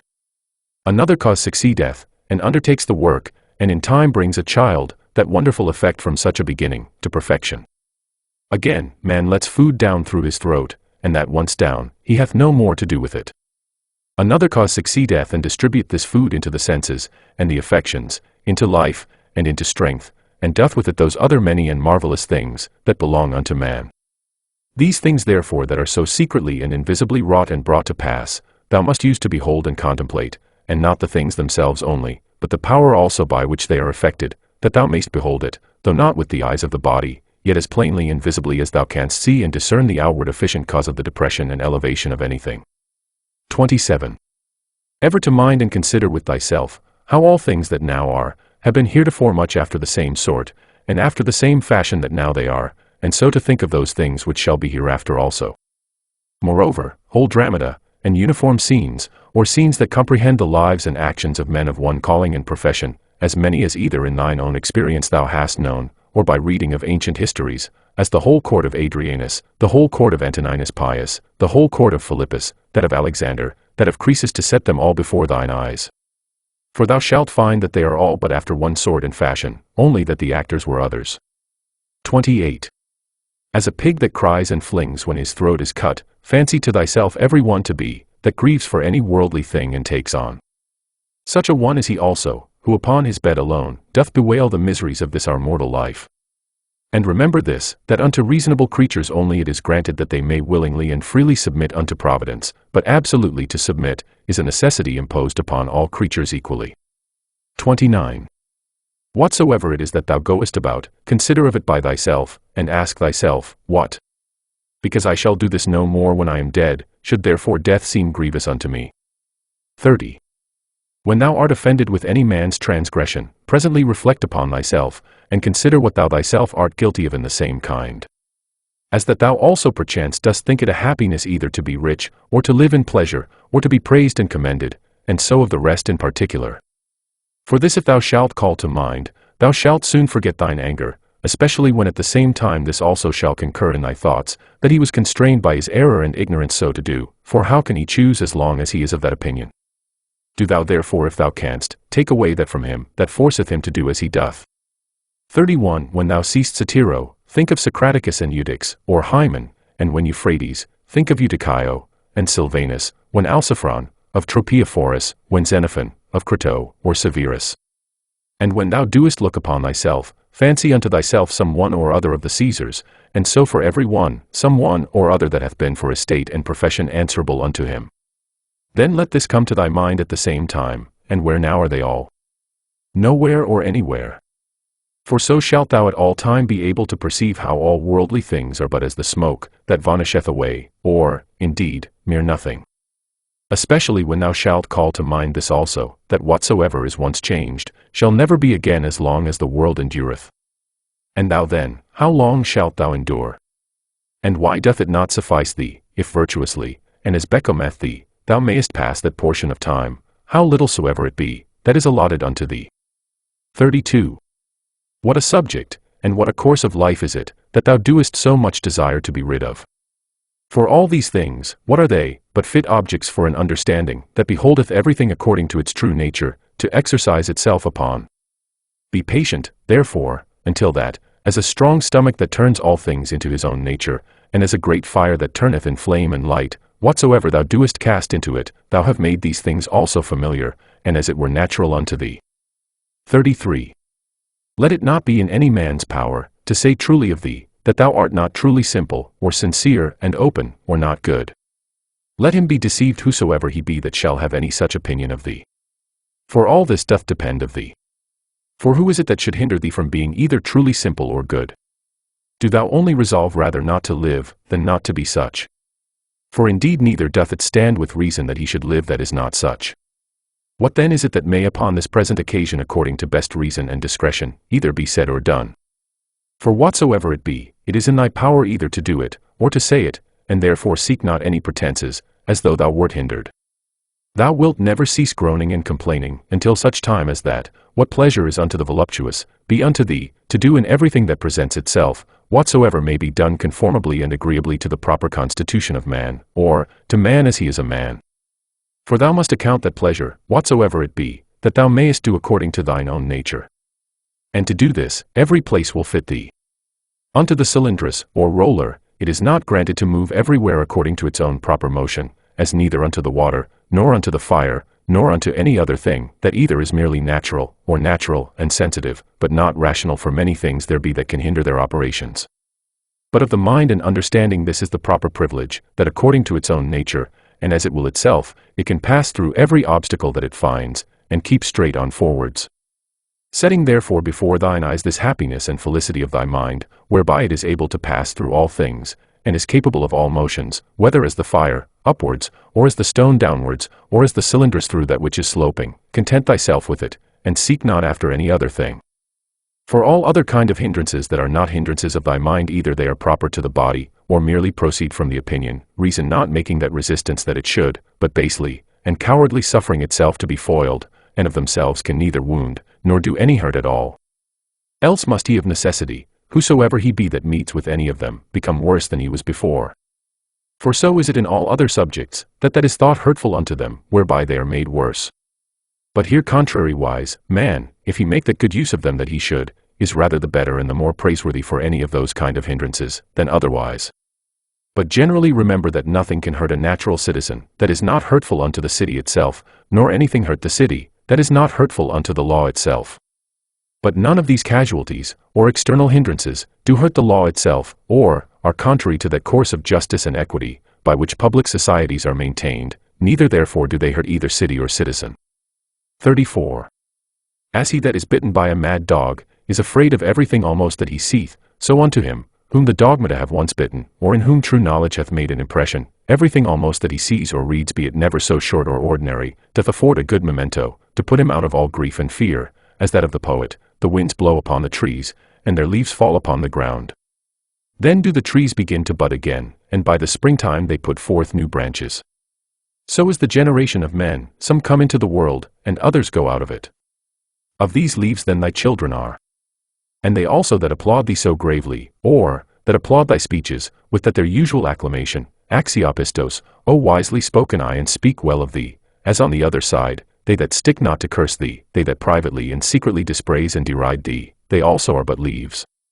And they also that shall follow, in whose memories the names of men famous after death, is preserved, they are but leaves neither. For even so is it of all these worldly things. Their spring comes, and they are put forth. Then blows the wind, and they go down. And then in lieu of them grow others out of the wood or common matter of all things, like unto them. But, to endure but for a while, is common unto all. Why then shouldest thou so earnestly either seek after these things, or fly from them, as though they should endure forever? Yet a little while, and thine eyes will be closed up, and for him that carries thee to thy grave shall another mourn within a while after. 35. A good eye must be good to see whatsoever is to be seen, and not green things only. For that is proper to sore eyes. So must a good ear, and a good smell be ready for whatsoever is either to be heard, or smelt, and a good stomach as indifferent to all kinds of food, as a millstone is, to whatsoever she was made for to grind. As ready therefore must a sound understanding be for whatsoever shall happen. But he that saith, O that my children might live, and, O that all men might commend me for whatsoever I do, is an eye that seeks after green things, or as teeth, after that which is tender. 36. There is not any man that is so happy in his death, but that some of those that are by him when he dies, will be ready to rejoice at his supposed calamity. Is it one that was virtuous and wise indeed? Will there not some one or other be found, who thus will say to himself, Well, now at last shall I be at rest from this pedagogue? He did not indeed otherwise trouble us much, but I know well enough that in his heart, he did much condemn us. Thus will they speak of the virtuous. But as for us, alas, how many things be there, for which there be many that glad would be to be rid of us. This therefore if thou shalt think of whensoever thou deest, thou shalt die the more willingly, when thou shalt think with thyself, I am now to depart from that world, wherein those that have been my nearest friends and acquaintances, they whom I have so much suffered for, so often prayed for, and for whom I have taken such care, even they would of me die, hoping that after my death they shall live happier than they did before. What then should any man desire to continue here any longer? Nevertheless, whensoever thou deest, thou must not be less kind and loving unto them for it, but as before, see them, continue to be their friend, to wish them well, and meekly, and gently to carry thyself towards them, but yet so that on the other side, it make thee not the more unwilling to die. But as it fareth with them that die an easy quick death, whose soul is soon separated from their bodies, so must thy separation from them be. To these had nature joined and annexed me, now she parts us, I am ready to depart, as from friends and kinsmen, but yet without either reluctancy or compulsion. For this also is according to nature. 37. Use thyself, as often as thou seest any man do anything, presently, if it be possible, to say unto thyself, What is this man's end in this his action? But begin this course with thyself first of all, and diligently examine thyself concerning whatsoever thou doest. 38. Remember that that which sets a man at work, and hath power over the affections to draw them either one way, or the other way, is not any external thing properly, but that which is hidden within every man's dogmata, and opinions, that is rhetoric, that is life, that, to speak true, is man himself. As for thy body, which is a vessel, or a case, compasseth thee about, and the many and curious instruments that it hath annexed unto it, let them not trouble thy thoughts. For of themselves they are but as a carpenter's axe, but that they are born with us, and naturally sticking unto us. But otherwise, without the inward cause that hath power to move them, and to restrain them, those parts are of themselves of no more use unto us, than the shuttle is of itself to the weaver, or the pen to the writer, or the whip to the coachman. The 11th Book. 1. The natural properties and privileges of a reasonable soul are, that she seeth herself, that she can order and compose herself, that she makes herself as she will herself, that she reaps her own fruits whatsoever, whereas plants, trees, unreasonable creatures, what fruit soever, be it either fruit properly, or analogically only, they bear them unto others, and not to themselves. Again, whensoever, and wheresoever, sooner or later, her life doth end, she hath her own end nevertheless. For it is not with her, as with dancers and players, who if they be interrupted in any part of their action, the whole action must needs be imperfect, but she in what part of time or action soever she be surprised, can make that which she hath in her hand whatsoever it be, complete and full, so that she may depart with that comfort, I have lived, neither want I anything of that which properly did belong unto me. Again, she compasseth the whole world, and penetrate into the vanity, and mere outside, wanting substance and solidity, of it, and stretcheth herself unto the infiniteness of eternity, and the revolution or restoration of all things after a certain period of time, to the same state and place as before, she hate about, and doth comprehend in herself, and considers withal, and sees clearly this, that neither they that shall follow us, shall see any new thing, that we have not seen, nor they that went before, anything more than we, but that he that is once come to 40, if he have any wit at all, can in a manner, for that they are all of one kind, see all things, both past and future. As proper is it, and natural to the soul of man to love her neighbor, to be true and modest, and to regard nothing so much as herself, which is also the property of the law, whereby by the way it appears, that sound reason and justice comes all to one, and therefore that justice is the chief thing, that reasonable creatures ought to propose unto themselves as their end. 2. A pleasant song or dance, the Pancratiast's exercise, sports that thou art wont to be much taken with, thou shalt easily contemn, if the harmonious voice thou shalt divide into so many particular sounds whereof it doth consist, and of every one in particular shall ask thyself, whether this or that sound is it, that doth so conquer thee. For thou wilt be ashamed of it. And so for shame, if accordingly thou shalt consider it, every particular motion and posture by itself, and so for the wrestler's exercise too. Generally then, whatsoever it be, besides virtue, and those things that proceed from virtue that thou art subject to be much affected with, remember presently thus to divide it, and by this kind of division, in each particular to attain unto the contempt of the whole. This thou must transfer and apply to thy whole life also. 3. That soul which is ever ready, even now presently, if need be, from the body, whether by way of extinction, or dispersion, or continuation in another place and estate to be separated, how blessed and happy is it! But this readiness of it must proceed, not from an obstinate and peremptory resolution of the mind, violently and passionately set upon opposition, as Christians are wont, but from a peculiar judgment, with discretion and gravity, so that others may be persuaded also and drawn to the like example, but without any noise and passionate exclamations. 4. Have I done anything charitably? Then am I benefited by it. See that this upon all occasions may present itself unto thy mind, and never cease to think of it. What is thy profession? To be good. And how should this be well brought to pass, but by certain theorems and doctrines, some concerning the nature of the universe, and some concerning the proper and particular constitution of man. 5. Tragedies were at first brought in and instituted, to put men in mind of worldly chances and casualties, that these things in the ordinary course of nature did so happen, that men that were much pleased and delighted by such accidents upon this stage, would not by the same things in a greater stage be grieved and afflicted, for here you see what is the end of all such things, and that even they that cry out so mournfully to Cytheron, must bear them for all their cries and exclamations, as well as others.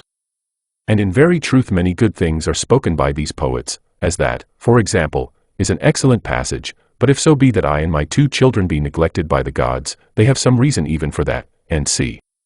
And again, it will but little avail thee to storm and rage against the things themselves, and see. Again, to reap one's life, as a ripe ear of corn, and whatsoever else is to be found in them, that is of the same kind. After the tragedy, the ancient comedy was brought in, which had the liberty to inveigh against personal vices, being therefore through this her freedom and liberty of speech of very good use and effect, to restrain men from pride and arrogancy. To which end it was, that Diogenes took also the same liberty. After these, what were either the middle or new comedy admitted for, but merely, or for the most part at least, for the delight and pleasure of curious and excellent imitation. It will steal away, look to it, and see. Why, no man denies, but that these also have some good things whereof that may be one, but the whole drift and foundation of that kind of dramatical poetry, what is it else, but as we have said? 6. How clearly doth it appear unto thee, that no other course of thy life could fit a true philosopher's practice better, than this very course, that thou art now already in. 7. A branch cut off from the continuity of that which was next unto it, must needs be cut off from the whole tree, so a man that is divided from another man, is divided from the whole society.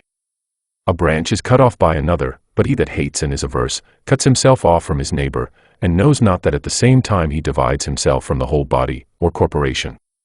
But herein is the gift and mercy of God, the author of this society, in that, once cut off we may grow together and become part of the whole again. But if this happen often, the misery is that the further a man is run in this division, the harder he is to be reunited and restored again, and however the branch which, once cut off afterwards was grafted in, gardeners can tell you is not like that which sprouted together at first, and still continued in the unity of the body. 8. To grow together like fellow branches in matter of good correspondence and affection, but not in matter of opinions. They that shall oppose thee in thy right courses, as it is not in their power to divert thee from thy good action, so neither let it be to divert thee from thy good affection towards them. But be it thy care to keep thyself constant in both in a right judgment and action, and in true meekness towards them, that either shall do their endeavor to hinder thee, or at least will be displeased with thee for what thou hast done. For to fail in either in the one to give over for fear, or in the other to forsake thy natural affection towards him, who by nature is both thy friend and thy kinsman, is equally base, and much savoring of the disposition of a cowardly fugitive soldier. 9. It is not possible that any nature should be inferior unto art, since that all arts imitate nature. If this be so, that the most perfect and general nature of all nature should in her operation come short of the skill of arts, is most improbable. Now common is it to all arts, to make that which is worse for the better's sake. Much more then doth the common nature do the same. Hence is the first ground of justice. From justice all other virtues have their existence. For justice cannot be preserved, if either we settle our minds and affections upon worldly things, or be apt to be deceived, or rash, and inconstant. 10. The things themselves, which either to get or to avoid thou art put to so much trouble, come not unto thee themselves, but thou in a manner goest unto them. Let then thine own judgment and opinion concerning those things be at rest, and as for the things themselves, they stand still and quiet, without any noise or stir at all, and so shall all pursuing and flying cease. 11. Then is the soul as Empedocles doth liken it, like unto a sphere or globe, when she is all of one form and figure, when she neither greedily stretcheth out herself unto anything, nor basely contracts herself, or lies flat and dejected, but shineth all with light, whereby she does see and behold the true nature, both that of the universe, and her own in particular. 12. Will any contemn me? Let him look to that, upon what grounds he does it. My care shall be that I may never be found either doing or speaking anything that doth truly deserve contempt. Will any hate me? Let him look to that. I for my part will be kind and loving unto all, and even unto him that hates me, whomsoever he be, will I be ready to show his error, not by way of exprobation or ostentation of my patience, but ingenuously and meekly, such as was that famous Phocion, if so be that he did not dissemble. For it is inwardly that these things must be, that the gods who look inwardly, and not upon the outward appearance, may behold a man truly free from all indignation and grief. For what hurt can it be unto thee whatsoever any man else doth, as long as thou mayest do that which is proper and suitable to thine own nature? Wilt not thou, a man wholly appointed to be both what, and as the common good shall require, accept of that which is now seasonable to the nature of the universe? 13. They contemn one another, and yet they seek to please one another, and whilst they seek to surpass one another in worldly pomp and greatness, they most debase and prostitute themselves in their better part one to another. 14. How rotten and insincere is he that saith, I am resolved to carry myself hereafter towards you with all ingenuity and simplicity. O man, what doest thou mean? What needs this profession of thine? The thing itself will show it. It ought to be written upon thy forehead. No sooner thy voice is heard, then thy countenance must be able to show what is in thy mind, even as he that is loved knows presently by the looks of his sweetheart what is in her mind. Such must he be for all the world, that is truly simple and good, as he whose armholes are offensive, that whosoever stands by, as soon as ever he comes near him, may as it were smell him whether he will or no. But the affectation of simplicity is nowise laudable. There is nothing more shameful than perfidious friendship. Above all things, that must be avoided. However, true goodness, simplicity, and kindness cannot so be hidden, but that as we have already said, in the very eyes and countenance they will show themselves. 15. To live happily is an inward power of the soul, when she is affected with indifferency, towards those things that are by their nature indifferent. To be thus affected she must consider all worldly objects both divided and whole, remembering withal that no object can of itself beget any opinion in us, neither can come to us, but stands without still and quiet, but that we ourselves beget, and as it were print in ourselves opinions concerning them. Now it is in our power, not to print them, and if they creep in and lurk in some corner, it is in our power to wipe them off. Remembering moreover, that this care and circumspection of thine, is to continue but for a while, and then thy life will be at an end. And what should hinder, but that thou mayest do well with all these things? For if they be according to nature, rejoice in them, and let them be pleasing and acceptable unto thee. But if they be against nature, seek thou that which is according to thine own nature, and whether it be for thy credit or no, use all possible speed for the attainment of it, for no man ought to be blamed, for seeking his own good and happiness. 16. Of everything thou must consider from whence it came, of what things it doth consist, and into what it will be changed, what will be the nature of it, or what it will be like unto when it is changed, and that it can suffer no hurt by this change. And as for other men's either foolishness or wickedness, that it may not trouble and grieve thee, first generally thus, what reference have I unto these? And that we are all born for one another's good, then more particularly after another consideration, as a ram is first in a flock of sheep, and a bull in a herd of cattle, so am I born to rule over them. Begin yet higher, even from this, if atoms be not the beginning of all things, than which to believe nothing can be more absurd, then must we needs grant that there is a nature, that doth govern the universe. If such a nature, then are all worse things made for the better's sake, and all better for one another's sake. Secondly, what manner of men they be, at board, and upon their beds, and so forth. But above all things, how they are forced by their opinions that they hold, to do what they do, and even those things that they do, with what pride and self-conceit they do them. Thirdly, that if they do these things rightly, thou hast no reason to be grieved. But if not rightly, it must needs be that they do them against their wills, and through mere ignorance. For as, according to Plato's opinion, no soul doth willingly err, so by consequent neither doth it anything otherwise than it ought, but against her will. Therefore are they grieved, whensoever they hear themselves charged, either of injustice, or unconscionableness, or covetousness, or in general, of any injurious kind of dealing towards their neighbors.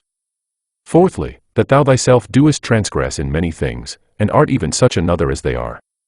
And though perchance thou doest forbear the very act of some sins, yet hast thou in thyself an habitual disposition to them, but that either through fear, or vainglory, or some such other ambitious foolish respect, thou art restrained. Fifthly, that whether they have sinned or no, thou doest not understand perfectly.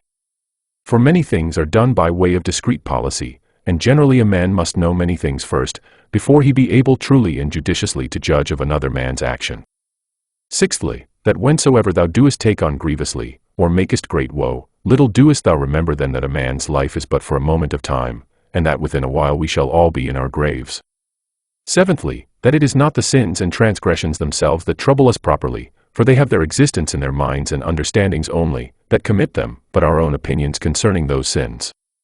Remove then, and be content to part with that conceit of thine, that it is a grievous thing, and thou hast removed thine anger. But how should I remove it? How? Reasoning with thyself that it is not shameful. For if that which is shameful be not the only true evil that is, thou also wilt be driven whilst thou doest follow the common instinct of nature, to avoid that which is evil, to commit many unjust things, and to become a thief, and anything that will make to the attainment of thy intended worldly ends.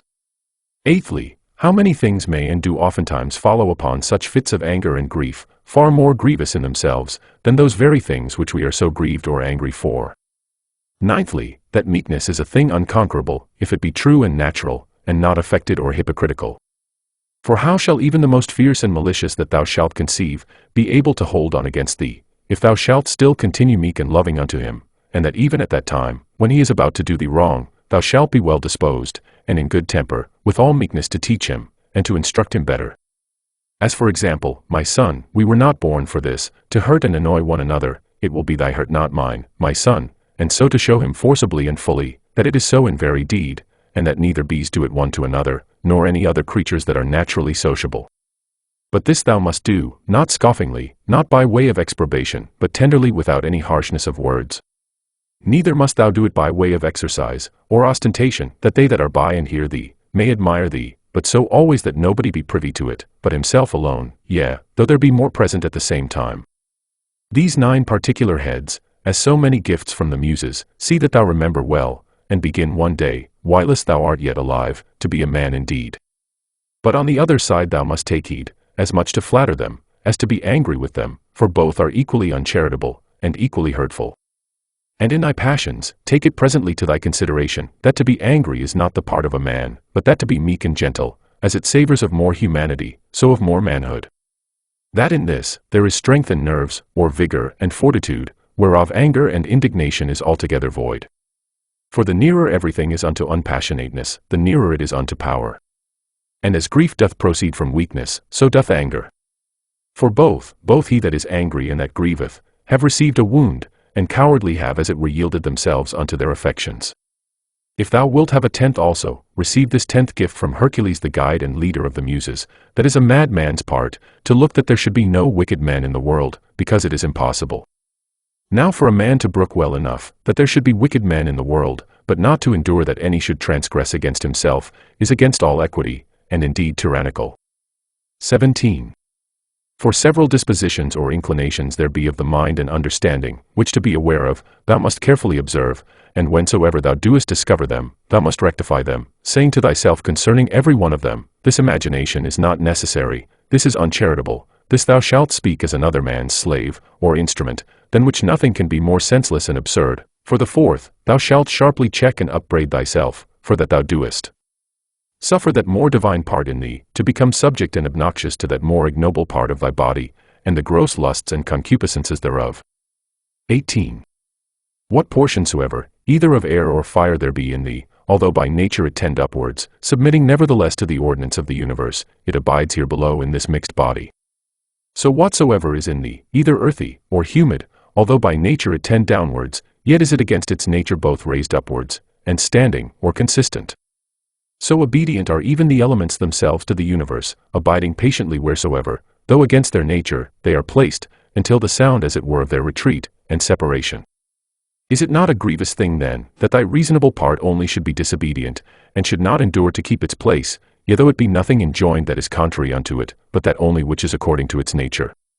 For we cannot say of it when it is disobedient, as we say of the fire, or air, that it tends upwards towards its proper element, for then goes it the quite contrary way. For the motion of the mind to any injustice, or incontinency, or to sorrow, or to fear, is nothing else but a separation from nature. Also when the mind is grieved for anything that is happened by the divine providence, then doth it likewise forsake its own place. For it was ordained unto holiness and godliness, which specially consist in an humble submission to God and his providence in all things, as well as unto justice, these also being part of those duties, which as naturally sociable, we are bound unto, and without which we cannot happily converse one with another, yea and the very ground and fountain indeed of all just actions. 19. He that hath not one and the selfsame general end always as long as he liveth, cannot possibly be one and the selfsame man always. But this will not suffice except thou add also what ought to be this general end. For as the general conceit and apprehension of all those things which upon no certain ground are by the greater part of men deemed good, cannot be uniform and agreeable, but that only which is limited and restrained by some certain proprieties and conditions, as of community, that nothing be conceived good, which is not commonly and publicly good, so must the end also that we propose unto ourselves, be common and sociable. For he that doth direct all his own private motions and purposes to that end, all his actions will be agreeable and uniform, and by that means will be still the same man. 20. Remember the fable of the country mouse and the city mouse, and the great fright and terror that this was put into. 21. Socrates was wont to call the common conceits and opinions of men, the common bugbears of the world, the proper terror of silly children. 22. The Lacedaemonians at their public spectacles were wont to appoint seats and forms for their strangers in the shadow, they themselves were content to sit anywhere. 23. What Socrates answered unto Perdiccas, why he did not come unto him, lest of all deaths I should die the worst kind of death, said he, that is, not able to requite the good that hath been done unto me. 24. In the ancient mystical letters of the Ephesians, there was an item that a man should always have in his mind some one or other of the ancient worthies. 25. The Pythagoreans were wont betimes in the morning the first thing they did, to look up unto the heavens, to put themselves in mind of them who constantly and invariably did perform their task, as also to put themselves in mind of orderliness, or good order, and of purity, and of naked simplicity. For no star or planet hath any cover before it. 26. How Socrates looked, when he was fain to gird himself with a skin, Xantippe his wife having taken away his clothes, and carried them abroad with her, and what he said to his fellows and friends, who were ashamed, and out of respect to him, did retire themselves when they saw him thus decked. 27. In matter of writing or reading thou must needs be taught before thou can do either, much more in matter of life. For thou art born a mere slave, to thy senses and brutish affections, destitute without teaching of all true knowledge and sound reason. 28. My heart smiled within me. They will accuse even virtue herself, with heinous and opprobrious words. 29. As they that long after figs in winter when they cannot be had, so are they that long after children, before they be granted them. 30. As often as a father kisseth his child, he should say secretly with himself, said Epictetus, tomorrow perchance shall he die. But these words be ominous. No words ominous, said he, that signify anything that is natural, in very truth and deed not more ominous than this, to cut down grapes when they are ripe. Green grapes, ripe grapes, dried grapes, or raisins, so many changes and mutations of one thing, not into that which was not absolutely, but rather so many several changes and mutations, not into that which hath no being at all, but into that which is not yet in being. 31. Of the free will there is no thief or robber, out of Epictetus, whose is this also, that we should find a certain art and method of assenting, and that we should always observe with great care and heed the inclinations of our minds, that they may always be with their due restraint and reservation, always charitable, and according to the true worth of every present object. And as for earnest longing, that we should altogether avoid it, and to use averseness in those things only, that wholly depend of our own wills. It is not about ordinary petty matters, believe it, that all our strife and contention is, but whether, with the vulgar, we should be mad, or by the help of philosophy wise and sober, said he. 32. Socrates said, what will you have? The souls of reasonable or unreasonable creatures. Of reasonable. But what? Of those whose reason is sound and perfect. Or of those whose reason is vitiated and corrupted. Of those whose reason is sound and perfect. Why then labor ye not for such? Because we have them already. What then do ye so strive and contend between you? The 12th Book. 1. Whatsoever thou doest hereafter aspire unto, thou mayest even now enjoy and possess, if thou doest not envy thyself thine own happiness. And that will be, if thou shalt forget all that is past, and for the future, refer thyself wholly to the divine providence, and shalt bend and apply all thy present thoughts and intentions to holiness and righteousness. To holiness, in accepting willingly whatsoever is sent by the divine providence, as being that which the nature of the universe hath appointed unto thee, which also hath appointed thee for that, whatsoever it be. To righteousness, in speaking the truth freely, and without ambiguity, and in doing all things justly and discreetly. Now in this good course, let not other men's either wickedness, or opinion, or voice hinder thee, no, nor the sense of this thy pampered mass of flesh, for let that which suffers, look to itself. If therefore whensoever the time of thy departing shall come, thou shalt readily leave all things, and shalt respect thy mind only, and that divine part of thine, and this shall be thine only fear, not that some time or other thou shalt cease to live, but thou shalt never begin to live according to nature, then shalt thou be a man indeed, worthy of that world, from which thou hadst thy beginning, then shalt thou cease to be a stranger in thy country, and to wonder at those things that happen daily, as things strange and unexpected, and anxiously to depend of diverse things that are not in thy power. 2. God beholds our minds and understandings, bare and naked from these material vessels, and outsides, and all earthly dross. For with his simple and pure understanding, he pierceth into our inmost and purest parts, which from his, as it were by a water pipe and channel, first flowed and issued. This if thou also shalt use to do, thou shalt rid thyself of that manifold luggage, wherewith thou art round about encumbered. For he that does regard neither his body, nor his clothing, nor his dwelling, nor any such external furniture, must needs gain unto himself great rest and ease. 3 things there be in all, which thou doest consist of, thy body, thy life, and thy mind. Of these the 2 former are so far forth thine, as that thou art bound to take care for them. But the 3rd alone is that which is properly thine. If then thou shalt separate from thyself, that is from thy mind, whatsoever other men either do or say, or whatsoever thou thyself hast heretofore either done or said, and all troublesome thoughts concerning the future, and whatsoever, as either belonging to thy body or life is without the jurisdiction of thine own will, and whatsoever in the ordinary course of human chances and accidents doth happen unto thee, so that thy mind, keeping herself loose and free from all outward coincidental entanglements, always in a readiness to depart, shall live by herself, and to herself, doing that which is just, accepting whatsoever doth happen, and speaking the truth always, if, I say, thou shalt separate from thy mind, whatsoever by sympathy might adhere unto it, and all time both past and future, and shalt make thyself in all points and respects, like unto Empedocles his allegorical sphere, all round and circular, and see, and shalt think of no longer life than that which is now present. Then shalt thou be truly able to pass the remainder of thy days without troubles and distractions, nobly and generously disposed, and in good favor and correspondency with that spirit which is within thee. 3. I have often wondered how it should come to pass, that every man loving himself best, should more regard other men's opinions concerning himself than his own.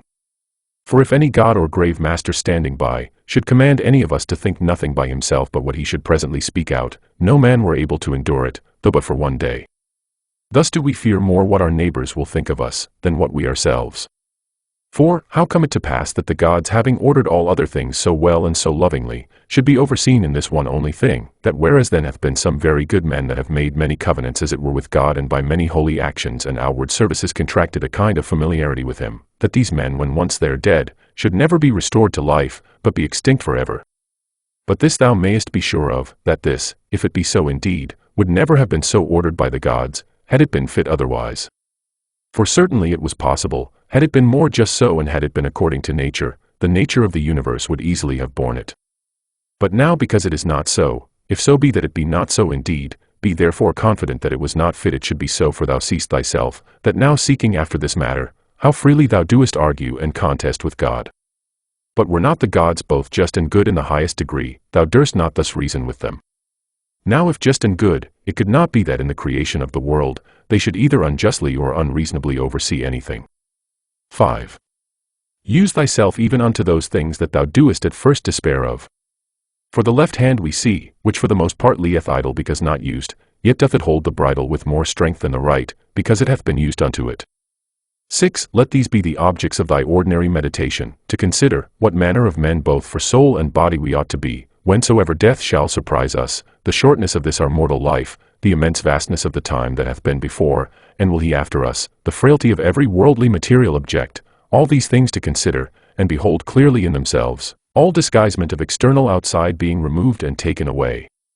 Again, to consider the efficient causes of all things, the proper ends and references of all actions, what pain is in itself, what pleasure, what death, what fame or honor, how every man is the true and proper ground of his own rest and tranquility, and that no man can truly be hindered by any other, that all is but conceit and opinion. As for the use of thy dogmata, thou must carry thyself in the practice of them, rather like unto a Pancratiast, or one that at the same time both fights and wrestles with hands and feet, than a gladiator. For this, if he lose his sword that he fights with, he is gone, whereas the other hath still his hand free, which he may easily turn and manage at his will. 7. All worldly things thou must behold and consider, dividing them into matter, form, and reference, or their proper end. 8. How happy is man in this his power that hath been granted unto him, that he needs not do anything but what God shall approve, and that he may embrace contentedly whatsoever God doth send unto him. 9. Whatsoever doth happen in the ordinary course and consequence of natural events, neither the gods, for it is not possible, that they either wittingly or unwittingly should do anything amiss, nor men, for it is through ignorance, and therefore against their wills that they do anything amiss, must be accused. None then must be accused. 10. How ridiculous and strange is he that wonders at anything that happens in this life in the ordinary course of nature. 11. Either fate, and that either an absolute necessity, an unavoidable decree, or a placable and flexible providence, or all is a mere casual confusion, void of all order and government. If an absolute and unavoidable necessity, why doest thou resist? If a placable and exorable providence, make thyself worthy of the divine help and assistance.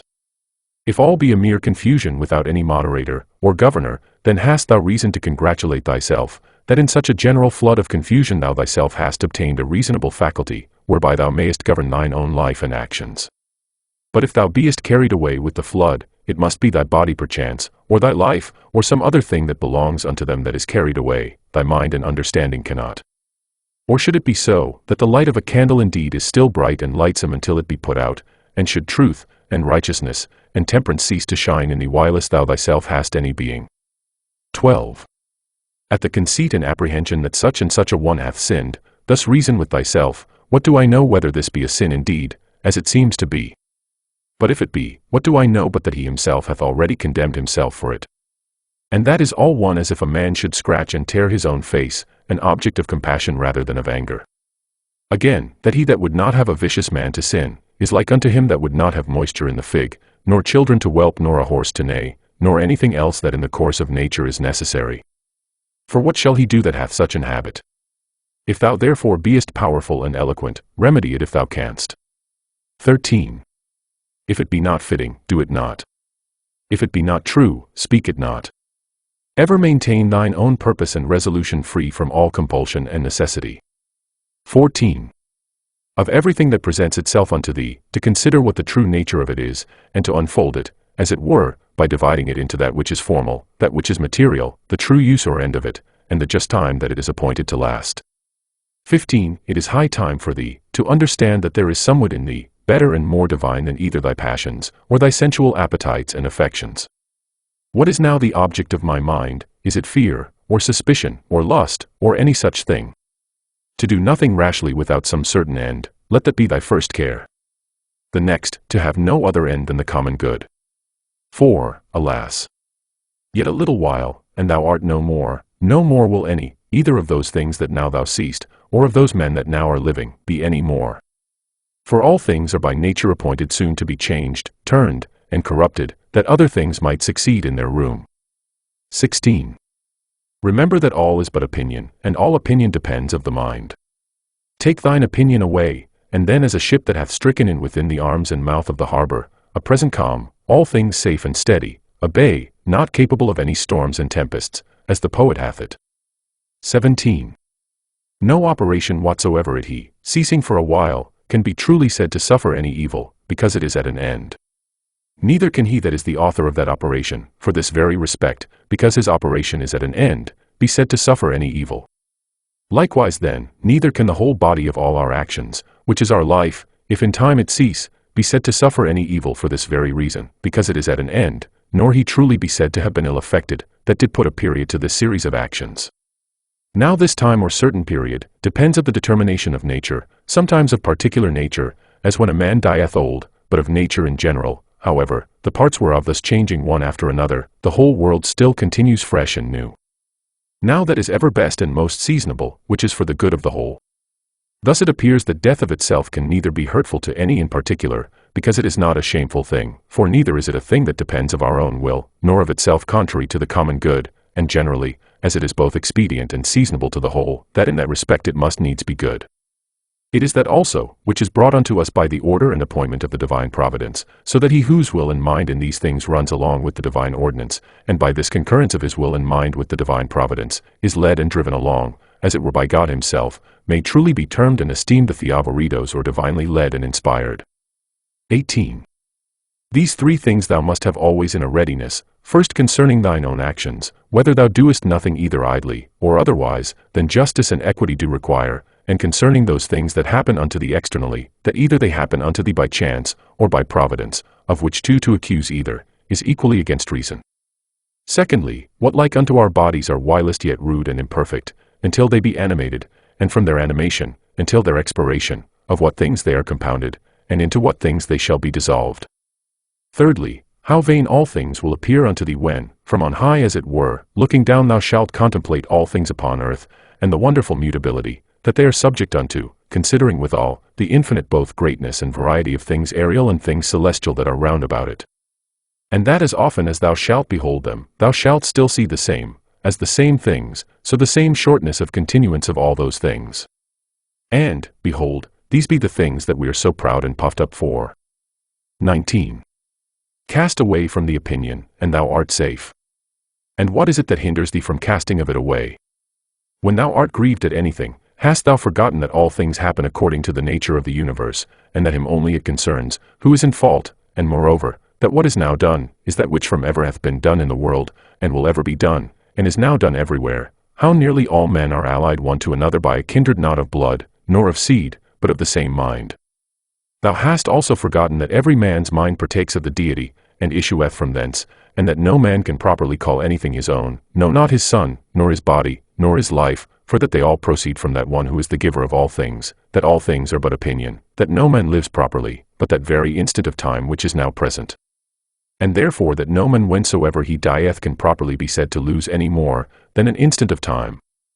20. Let thy thoughts ever run upon them, who once for some one thing or other, were moved with extraordinary indignation, who were once in the highest pitch of either honor, or calamity, or mutual hatred and enmity, or of any other fortune or condition whatsoever. Then consider what's now become of all those things.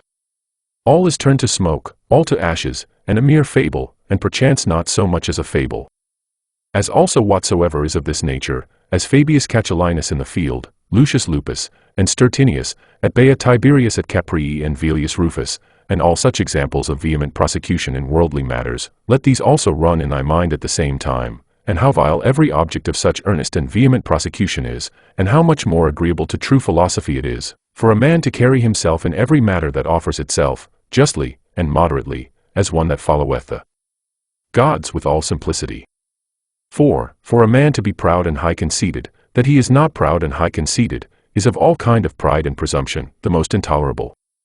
21. To them that ask thee, where hast thou seen the gods, or how knowest thou certainly that there be gods, that thou art so devout in their worship?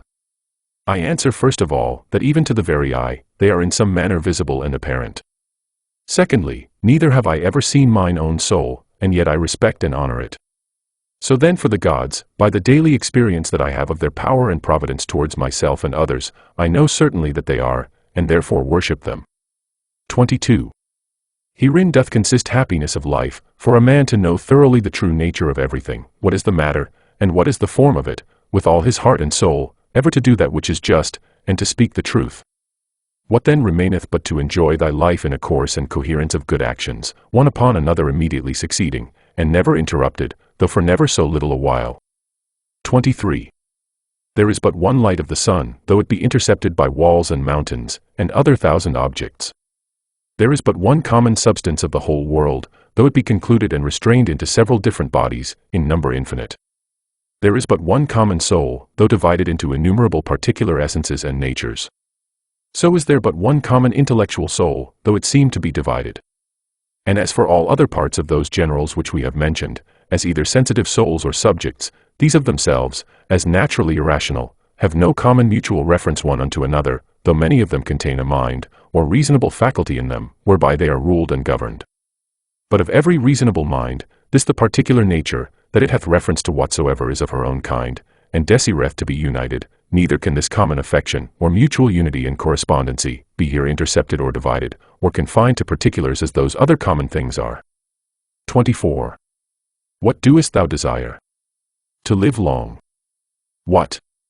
To enjoy the operations of a sensitive soul, or of the appetitive faculty? Or wouldst thou grow, and then decrease again? Wouldst thou long be able to talk, to think and reason with thyself? Which of all these seems unto thee a worthy object of thy desire? Now if of all these thou doest find that they be but little worth in themselves, proceed on unto the last, which is, in all things to follow God and reason. But for a man to grieve that by death he shall be deprived of any of these things, is both against God and reason. 25. What a small portion of vast and infinite eternity it is, that is allowed unto every one of us, and how soon it vanisheth into the general age of the world, of the common substance, and of the common soul also what a small portion is allotted unto us, and in what a little clod of the whole earth, as it were, it is that thou doest crawl.